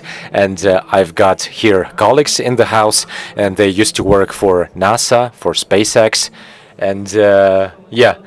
And they had an opportunity to work with those companies, and they had an opportunity to work with Roscosmos of Russian Federation. And now there are some diplomatic issues, but I think aerospatial technologies, and since we've got this personal history, and my uncle used to serve at Baikonur space station, and ever since early childhood I know what the space exploration is. And the truth is, there is indeed lack of highly qualified specialists, and I've been working in attracting more women and ladies in STEM overall, and naturally spatial exploration. And yeah, STEM, it's all about technical, math, science disciplines. Yeah, I mean, everyone knows what STEM is. And I would like to take this liberty and to also point out, and it's nice to be with fellow astronauts, and it's nice to listen, and it's nice to hear your comments, because there are not so many of us. And ideally, I would like to live in the world where we've got many more astronauts, and I don't want this space travel to be so risky and so expensive. And what do we need to do? And we need to work in that regard, and I'm sure that many people would like to see how Earth looks from up above, from the space. And once the person is there, it completely changes the way persons perceive themselves, and they got this new additional perspective from space, and they can get inspired. And even the science and engineering, we have a lot to work on. And what do we need to do so we would have more astronauts and more engineers in the future? So what do we need to do? So what was your name again? Maria. Alina is your name. Alina, I could not hear that.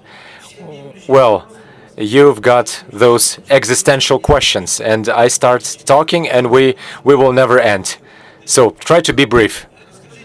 And yeah, let's talk about relativity science. Well, Talgat Amangalevich. So yeah, I mean, you heard what the question was.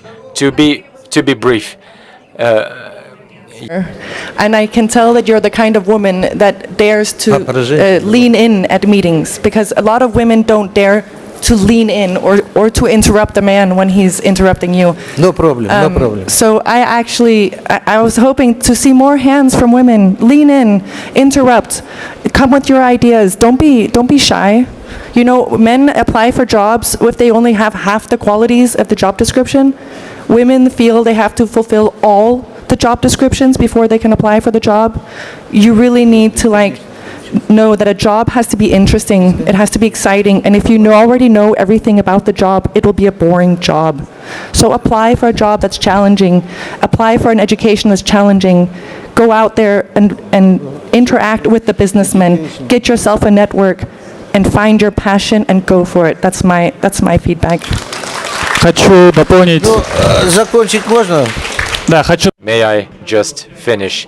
And I wanted to talk about STEM girls. This is something that Shayla was talking about, and the University of Al Farabi.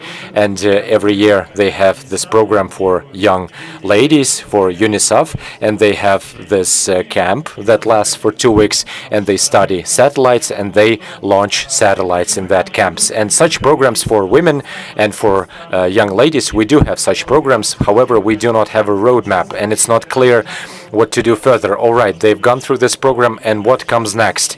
And more often than not, there is no bridge between education and real sphere, because more often than not they do not have licenses, and it's hard for youngsters to find a place of work, and we would like to simplify that, and ideally we would like to have this vision so the youngsters will have an easier time finding the work. Yeah, thank you very much, but please do not interrupt. If someone is older than you, it's not good manners to interrupt someone who is older than you. And you've got no idea what our traditions are. Yeah, I mean, you youngsters.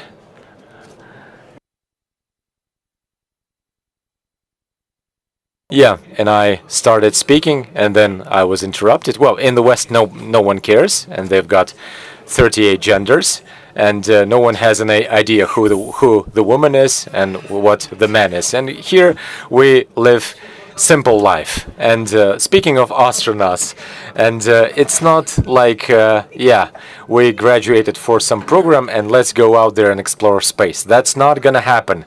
And back in a day when I was going through this recruitment process back in USSR, so military pilots, they were selected. Yeah, please do not interrupt me.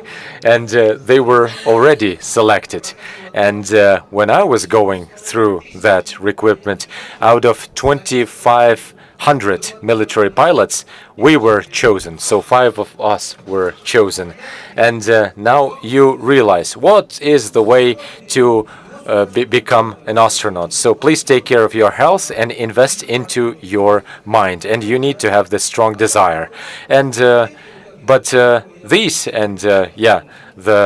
first guy that I went to space with, that fellow, that humanoid, that billionaire. I mean, millionaires do not have money to do that. He's not a millionaire. He is a billionaire. It's a billionaire I was talking about. That piece of human skin. And so the first space traveler was a billionaire. That piece of work. And it used to cost $20 million for 8 days in space. Yeah, please do not interrupt me. I did not finish responding. So then do not ask such questions. And so Alina, going back to you. Please do not ask such questions. And I mean, those are profound questions.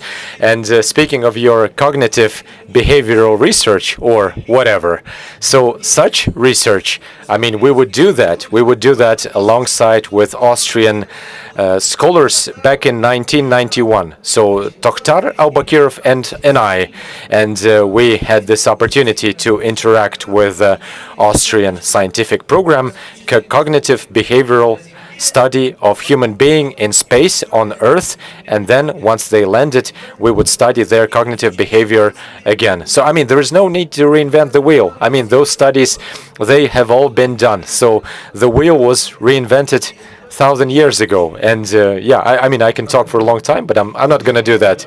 Yeah, so maybe Alina is studying something new. So yeah, feel free to ask questions. And feel free to ask. And I have a question. And you were talking about this spatial development, and you were talking about constructing rockets and space stations. But what about developing of strategic institutions? And what about building of various observatories? And under my management, as I said already, this national center, and this was only one center, and this Institute of Astrophysics, Fistenkov, and he's a great scholar, and he's a well-known scholar. And this is an outstanding institution, outstanding personnel, but they were lagging behind as far as machinery, as far as equipment is concerned. And telescopes, and they would have all the lenses, all the mirror telescope, and the diameter would be 36 centimeters, I think up to 1 meter, in fact. And back in the day, we had an opportunity to work with our Belgian colleagues, 3.6 meters diameter. And I got almost to our first president, to Nazarbayev, and we almost got this matter resolved. But our fellows, our financiers, those tricky guys, they missed everything. And we have these astrophysical institutions. Do study there. I would like to add, if you allow me. And as well, talking about astrophysics university, this is one of the top observatories in our region. They provide data and exchange data with the radar about the near Earth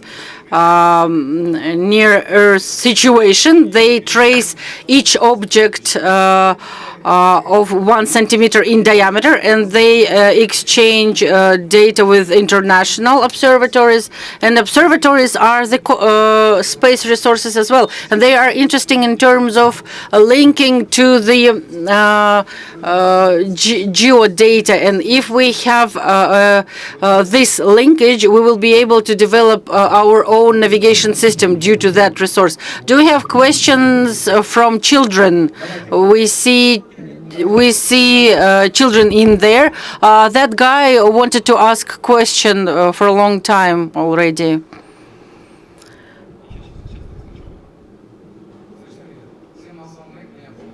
Hello, my name is Kwandik. Currently, I study in Aristan Military Lyceum, as our sphere of action is close to Talgat. When Kazakhstan approximately can get to the global market, which is developing in USA, despite I don't want to say that, of course, everything depends on financing. But when we're going to get this financing and whether we're going to have it. And the second thing, what do youngsters have to do? I'm 19, and we are limited in this sphere, and I started getting interested in this sphere. I got the biography of Elon Musk. I read it, and I understand now this sphere better. But we don't see any movements towards in this particular sphere. We see those guys who are managing stuff. I didn't get the question. Ask the question. Dear guy, tell me your name. The question is very good, but it's not addressed to us. We don't allocate money. Go to Big Ten of Prime Minister was here yesterday. You should have asked him when they gonna give money. They just don't give money. He says, but there are money. Yes, I know that there are money, but that's it. What we can do? I'd like to comment. Briefly speaking, almost there are no money in this sphere, and youngsters might not know about Space Hub, which is being created. I don't know what is the status when the accelerator is created, when money allocated, and this is being worked out now. If you want to get involved into this sphere, just find those people who work in this sphere, like us or in other countries, and address to them and ask how to participate in some accelerator, maybe like a small university, and for 2-3 months of training. And I work with space industry 3 years only, and I feel like I'm a student. And together with Arman, our company became top 5 in the world, despite the company had been created several years ago, and guys don't have extensive experience. Don't be afraid. If you start dealing with space, there is a danger that you won't be interested to do anything else.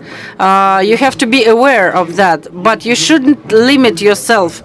And space is more open now. There are accelerators where you can apply and get financing, and over 56% of investment into space industry and everything related to it comes from a private investment and venture companies. And within the last 3 months, $9 billion have been invested in this sphere. And space is not only about space. This is GPS. Even Uber uses it. Even fashion industry is there. We sometimes limit ourselves that space is something that we cannot reach, but the space is much closer now. And maybe our guests would like to say something. Shayla wanted to say something. Good suggestion. I have 3 really good suggestions for you. So one is, if you want to work in the space industry, you can study electrical designs, programming, mechanical design. You can also study telecom, radio frequency. And all these fields are really important in the space sector. My co-founder, he has a degree in physics. And I also studied genetic engineering. I mean, so if you just go the STEM route in something you're passionate about, you can still end up in the space industry. My second advice is add us to your network. Everyone here in this room, you're welcome to find me on LinkedIn and add me. I will gladly support you with my own networks. If you're looking for a job, send me your CV. I can look around, see if someone is hiring students, even if it's remote work, because luckily today, we can do a lot of work remote. Machine learning, AI, programming, all that stuff, we can do that remote. My third suggestion is, I was just yesterday walking around the conference and I saw that Kazakhstan is so lucky to get a TUMI sensor. Have you heard? TUMI. A TUMI sensor. This is a great, I visited the TUMI sensor in Armenia in 2022 with Arman, actually. And I wish Denmark could have one of, I think every country, almost every big city should have a center like this. It gives free education, and you can do it at your own pace in your free time. And there's a lot of support there for you, also funding and stuff. One extra idea is find someone else with someone your own age with like passions. Yeah, network.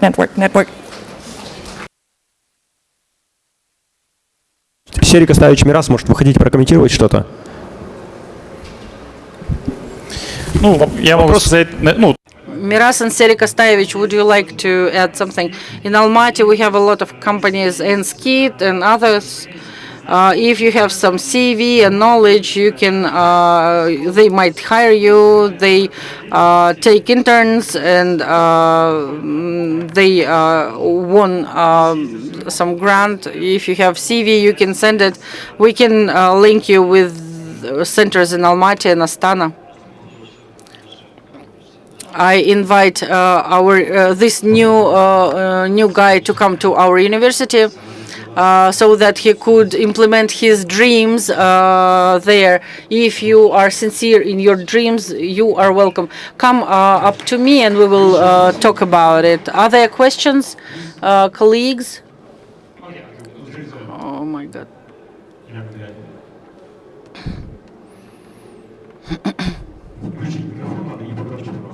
Turn on the mic and speak louder, please. Good day. My name is Gadaulin Alihan. I am a student of astrophysics of the Palace of School Children, and I have an interesting question. What technological and economical problems are required for the humans to process from local space missions to between interplanet economy without constant constant supplying of the function from Earth. Thank you. I will try to be short. We need stations in the orbit. We need a station on the moon. We need a station on the Mars in order to move forward. But to do that, we need money. To have that money for such countries as our, it's not possible. We need to unite in order to gather International Cosmic Station, Space Station. A lot of countries got united in order to have this financing. Unfortunately, a lot of money now is being spent onto war when it was could have been spent onto R&D, because there is a political agenda which is dictating us. If we want to move somewhere further, we need to promote other political agenda, countries which are not interested in armored conflicts.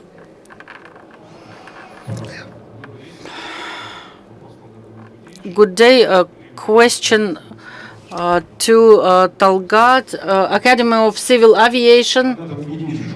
Talgat Amangeldievich has left already.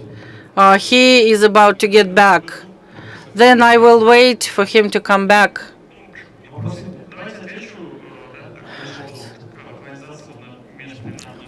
I will reply about the colonization of interspace. We have contest space Atomos Condos.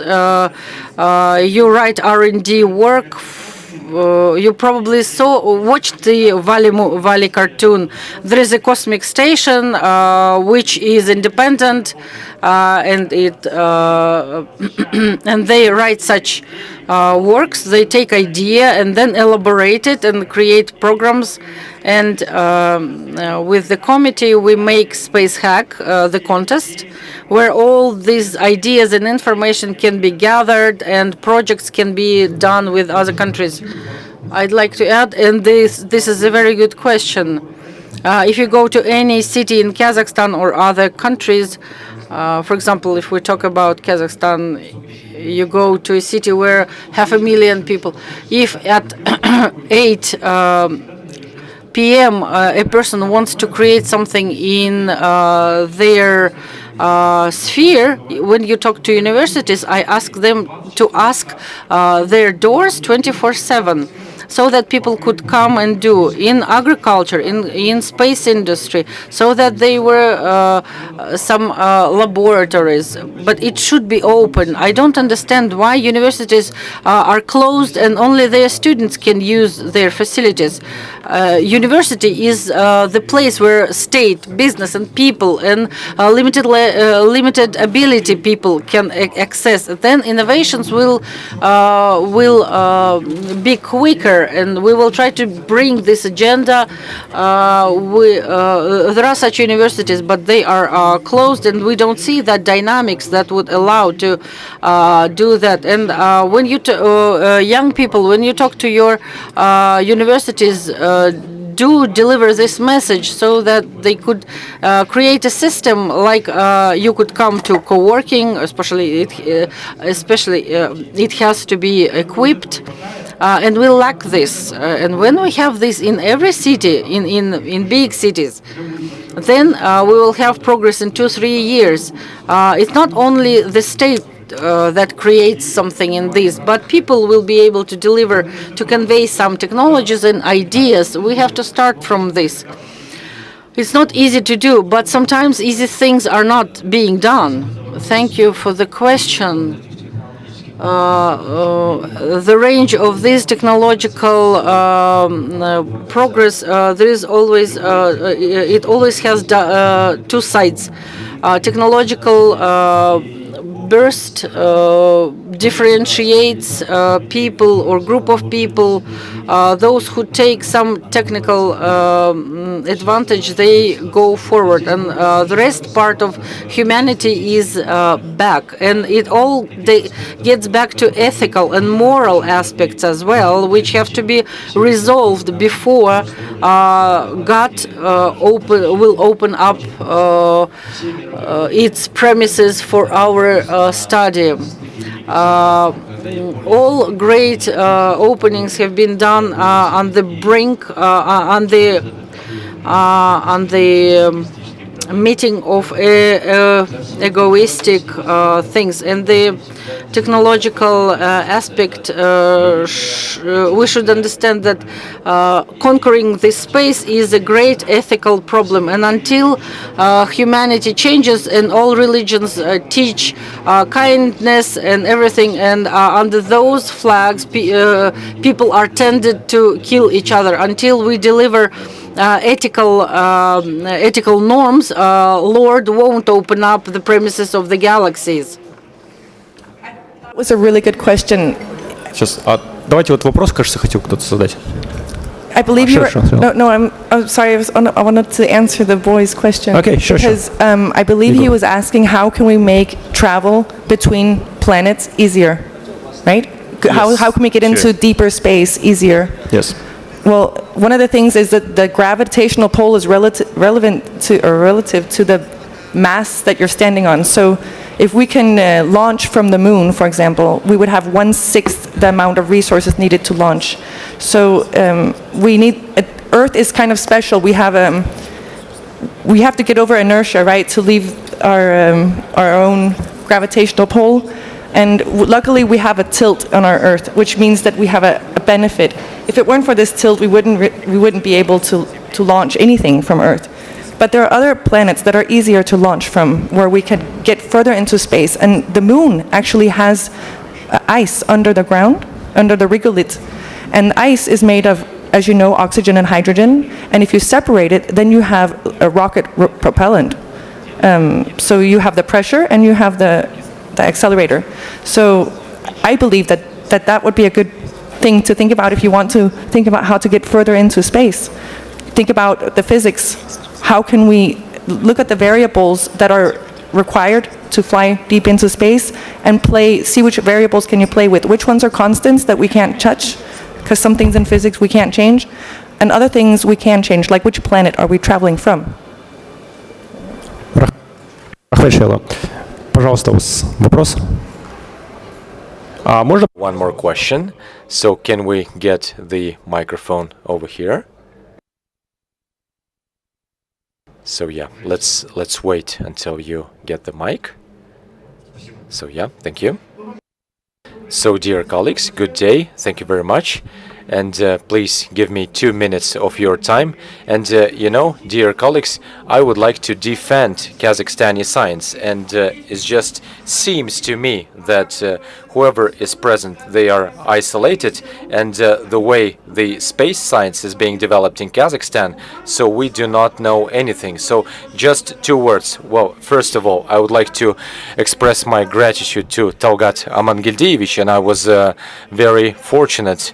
And I was very fortunate to be participating in the program that was launched by Talgat Amangildievich, and those results, and I can tell you for sure, if it wasn't for Kazakhstani astronauts, then there would be no cosmic science in Kazakhstan, because what they received, I mean, this is the unique results, and we would not be able to receive those results from Earth. And thanks to Kazakhstani astronauts, we have this new development and cosmic equipment studies, and we have also a way to monitor natural resources. And I can tell you that it's not Kaz-EOSat 2 or Kaz-EOSat 3. So everything started from the flight of Talgat Amangildievich.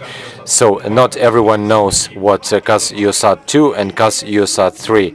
So, and it all took place only after those flights. And as a physician, I can tell you that all processes in space and all laws, they remain the same. But the mechanism is completely different. And I can tell you this, that Kazakhstani scholars, that everything is being done at the level of international standards.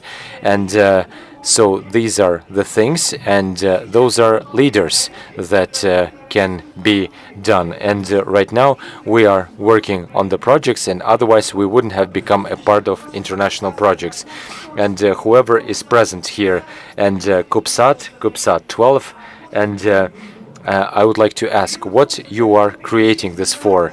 And before we create space apparatus, we need to define the problem of international science, and we need to be solving this problem. And we create this institution for any particular problem. And those doctorants, and we try to resolve problems of Kazakhstani science, and we can talk about it all we want. And I can suggest that we have a conversation on Kazakhstani science. And speaking of our HR personnel, so this is these are people who already also, and we needed to kind of increase.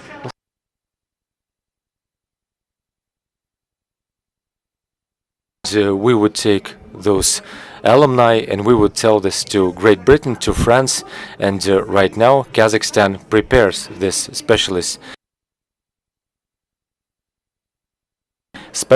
and we have defined 5 key universities who are preparing for this sphere. And I also read lectures in Kazakh National University, and the first, and they would develop slowly, and now youngsters are very talented, and I have to talk to them, and I treat them as partners, and we are not so different from international standards. I just want to defend Kazakhstani science, and I mean, journalists, they can talk whatever they want, but do come to us, and let's organize a conference, Zoom or what have you. Let's listen to all the directions, and we have this whole range of new programs, and they are being done based on the results that were received by Kazakhstani astronauts. And if they did not fly, then we wouldn't have had this cosmic science. And when we started working on this flight program and those equipment failures,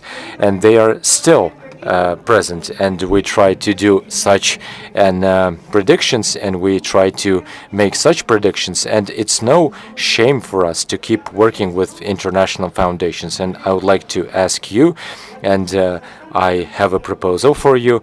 I think Kazakhstan can reach such a level so that we would be able to become a valuable partners, and therefore so this is so interesting, and this is so necessary. And I mean, as a Kazakhstani resident, you can receive education pretty much anywhere, and you can invest this part in Kazakhstani science. And speaking of science, and there will be also a great deal technical progress, and so we didn't have the privilege working with Talgat Amangildievich, and everything is developing, and even the tools that you had, and we keep going, and not only 50 cubicles, but who will be creating this useful load, and what would be the task for the satellite, and let's resolve this matter together. So it seems that we are working all while being isolated. So in reality, I would like to support your intervention, and Kazakhstani science is developing very well. And you were asking about the mission, and we put our useful load on this satellite terminal, and we can always double check that with your research, whether or not it's compatible. And we signed a memorandum with Shayla, and Shayla is the CEO of that company, and we were also working on preventing natural disasters. And Kazakhstan has an ability to collect data, and that is being collected remotely. And we have 2 satellites on the orbit, and we've got 3 more satellites coming. And what Serik Astaevich was talking about, the president of Astana University, and they are ready to create 3 additional satellites, and they are eager to offer 48 additional satellites to their partner. And guys, let's gather the data that will allow us to prevent natural disasters. And that mission that you were talking about, are we developing separately? No, I talk about this mission with Kazkosmos. So we have this infrastructure for global groups. So those are not isolated projects, and therefore this idea, let's start working on something that is particularly important for the world. And thanks to the technologies that we've got, and thanks to those resources that we've got. And thank you very much.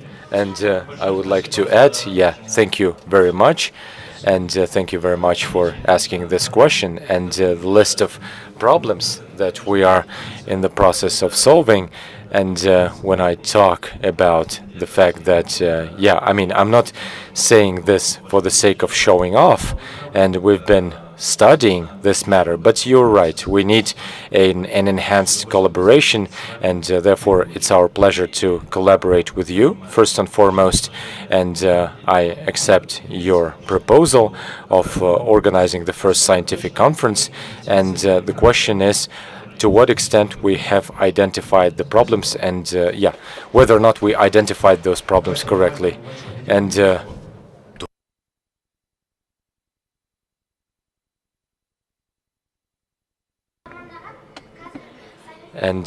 back in the day, I have a question for you. And back in USSR, everyone had this dream to become an astronaut. But now children do not dream about that. How did it come to be? I don't know, because I'm not a kid anymore. And when I was a little kid, and I would always say that, hey, I'm going to be an astronaut at some point. And I was a 10-year-old kid. And the question is, it's not a question for me. It's not it's a question for you. How come you don't want to become an astronaut?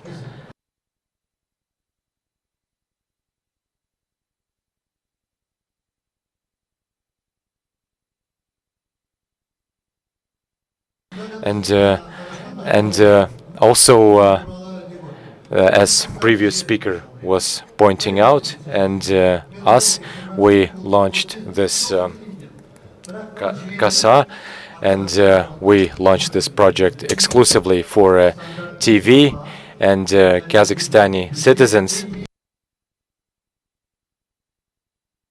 We do not watch Kazakhstani television, and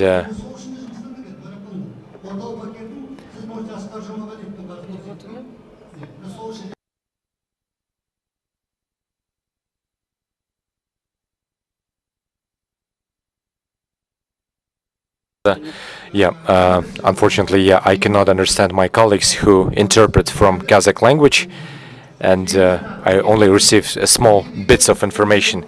But the gist is that whatever is being done, it should be done in an effective manner, and the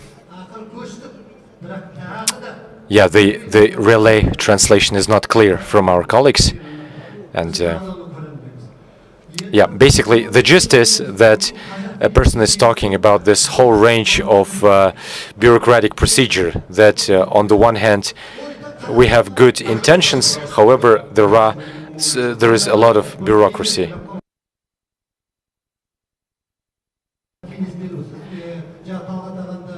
Unfortunately, I cannot understand. I do not get any translations from my colleagues who are supposed to translate from Kazakh into Russian, so it's hard for us to get this translation.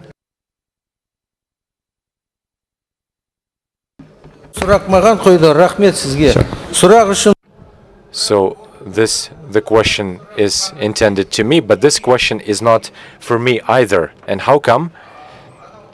And there are people who give signals, and there are people who code. I mean, those are not Kazkosmos, and the ministry. I mean, they they're not related to us. They do not report to us.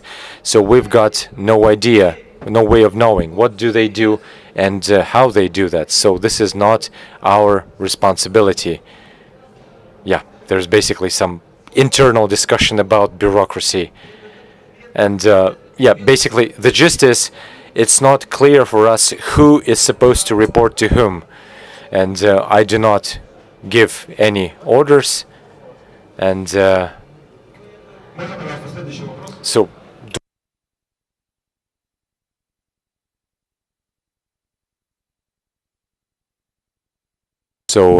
could you please tell us what is the most interesting points in your career as an astronaut, and what was the way to solve that?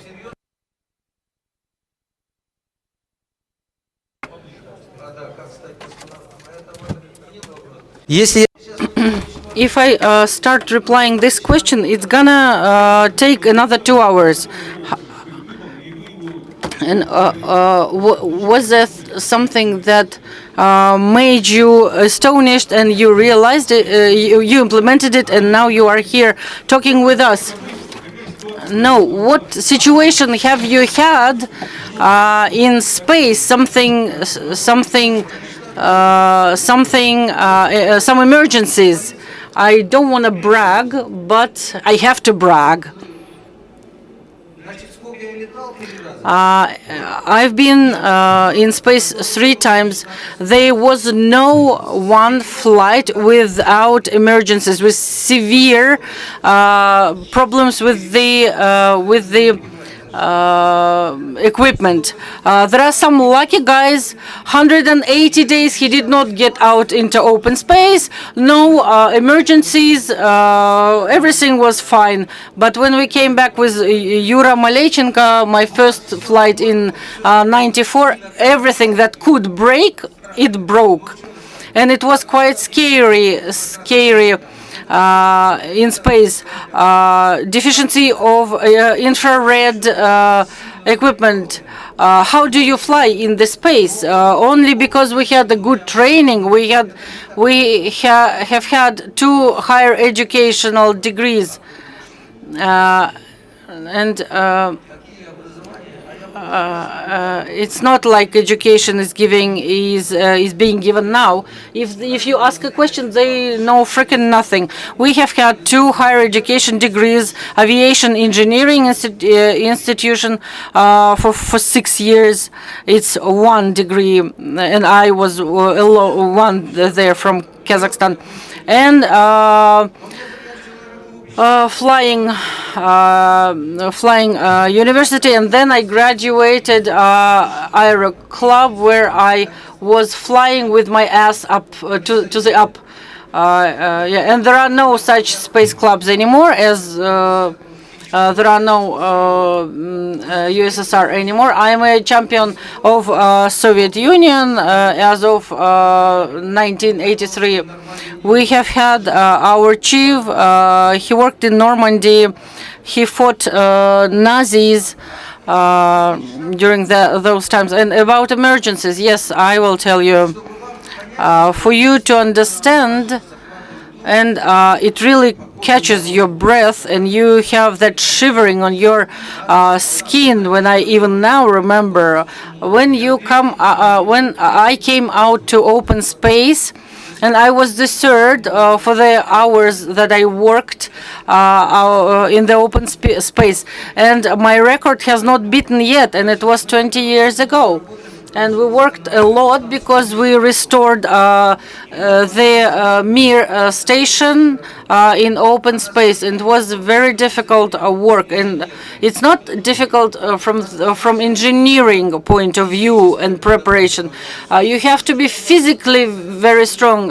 Thankfully, I was a master of sports in gymnastics. You know, gymnasts are quite powerful. So it means that I work in space. I worked in space. People think that if they are hatched with a rope, There is no such a thing for 40 years. He's having a rope, and he will then gets back by the rope. If you lost connection and went away to space, there is no way back.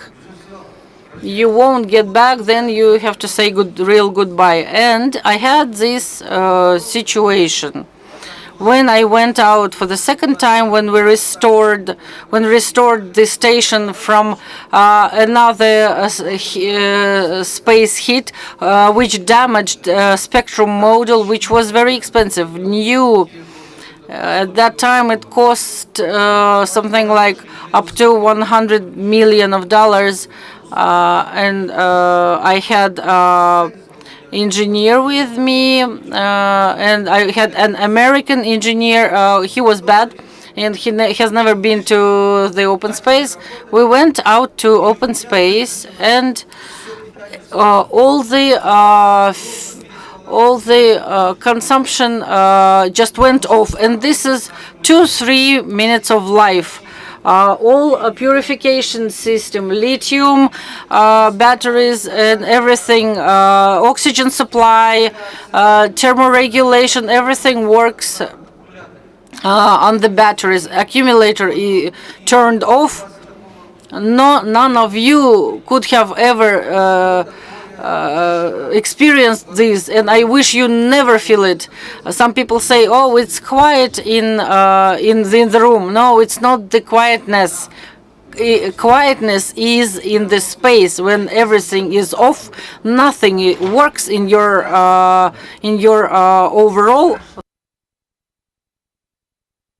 And the space which is around you, you look at the space. There, not here, there. Everything is just black.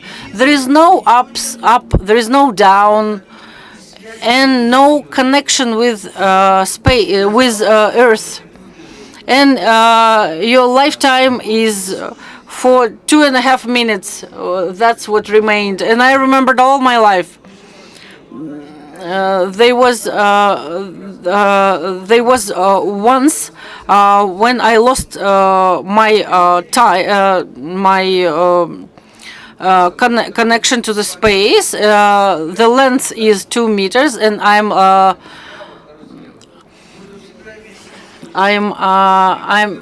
you either you have to have 3 points connection. You either have to handle with hold with 2 hands, and I was supposed to fly from here to there, 2 meters distance. I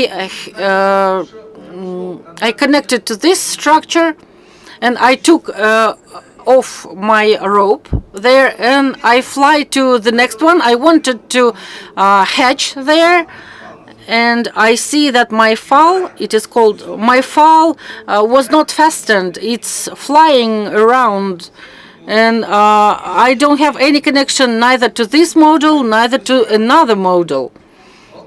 So I'm in open space alone, not connected. No one's gonna help me. Kolya was on the other side of the station, and this station is huge. You can't imagine how big it is, and he doesn't see me. I fly away. Oh, here I once again saw all my life in front of my eyes. Some might laugh, but it's true. And I am the person who was brought up in an atheistic way. In Soviet Union, all people were materialists and atheists. We did not believe in some fluids or whatever. And I started believing into Allah, and I asked to help me. And I had a feeling that someone hit me in the back of my space suit, and I flew towards the station. But for this, I would have never came back to the Earth. Would have been an artificial satellite of the Earth. and I had oxygen for 4 hours only. If it's enough, but I can keep on speaking. Все, нет вопросов.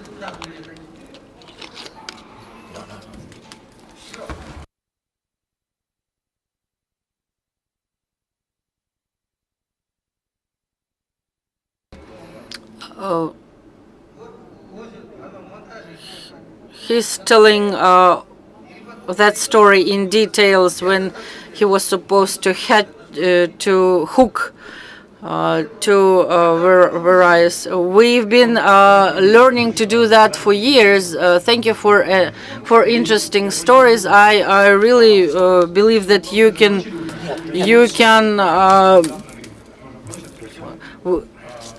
organizers ask us to wrap up. We would like to thank Aruzhan. She did a great job. Thanks to Sauli, Digital Almaty, Tech Garden, Astana Hub. Thanks everyone for participation. Let's make a picture. I think someone knows what we have on the screen behind us. This picture had been taken in the 1990, and this is this blue pale dot. And there is a Voyager satellite which is behind our galaxy. When he made this picture, he was in 6 billion kilometers from Earth. And this blue pale dot is our planet. And all our history, all people, all wars, all couples, all our ancestors live here. Let's keep this planet. And like an astrophysician said, thank you for coming. We have to collaborate all together, state, society, business. Yes, of course. Daurian, you said it was 1990, 14th of February. He was in the solar system at that time. So 6 billion kilometers is not much. It's nothing for the space. Now it's behind the solar system borders. Thank you. Thank you, Shayla, for coming, for being our guest. We will be happy to listen to you. I'm sorry, what was your question? My last word? Yes. I would just really like to inspire the youth. The space industry is like a wonderful industry, and even if you want to study law, we have space for you in space because we need space law. Even if you study business, because 80% of what's in space today is actually private satellites, it's business satellites. So a lot of people remember space as a government, big funding type of stuff. But I mean, I launched my technology to space. I didn't even pay for it because somebody thought it was important that it went. So it went as an educational thing. All I'm saying is find a passion, and if you want a fun job and work in a fun industry, and you're curious about why are the planets round, where did we come from, and you don't ever want to get tired of work, come to the space industry. We're a lot of fun. We're nerds. We may look boring, but we have a lot of fun together also, and it's worldwide. I'm in Kazakhstan. I'm invested in your country. So to speak, I don't remember her name, but so about international collaboration, my company is invested in Kazakhstan.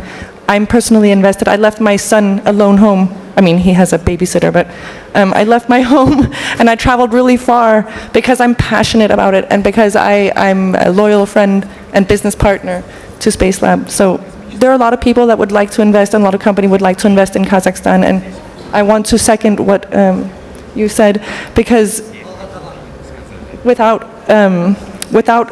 appreciating where you come from and your history and all the problems that you had before and all the efforts that failed, you have to remember what failed. And he spoke quite a long time about a lot of things that failed, and people wondered, why aren't you talking about the future? But he actually was.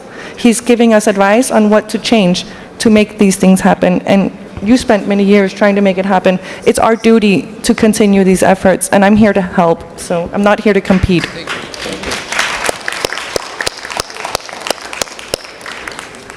Рахмет, спасибо всем. See you in space. Фотографируемся вместе.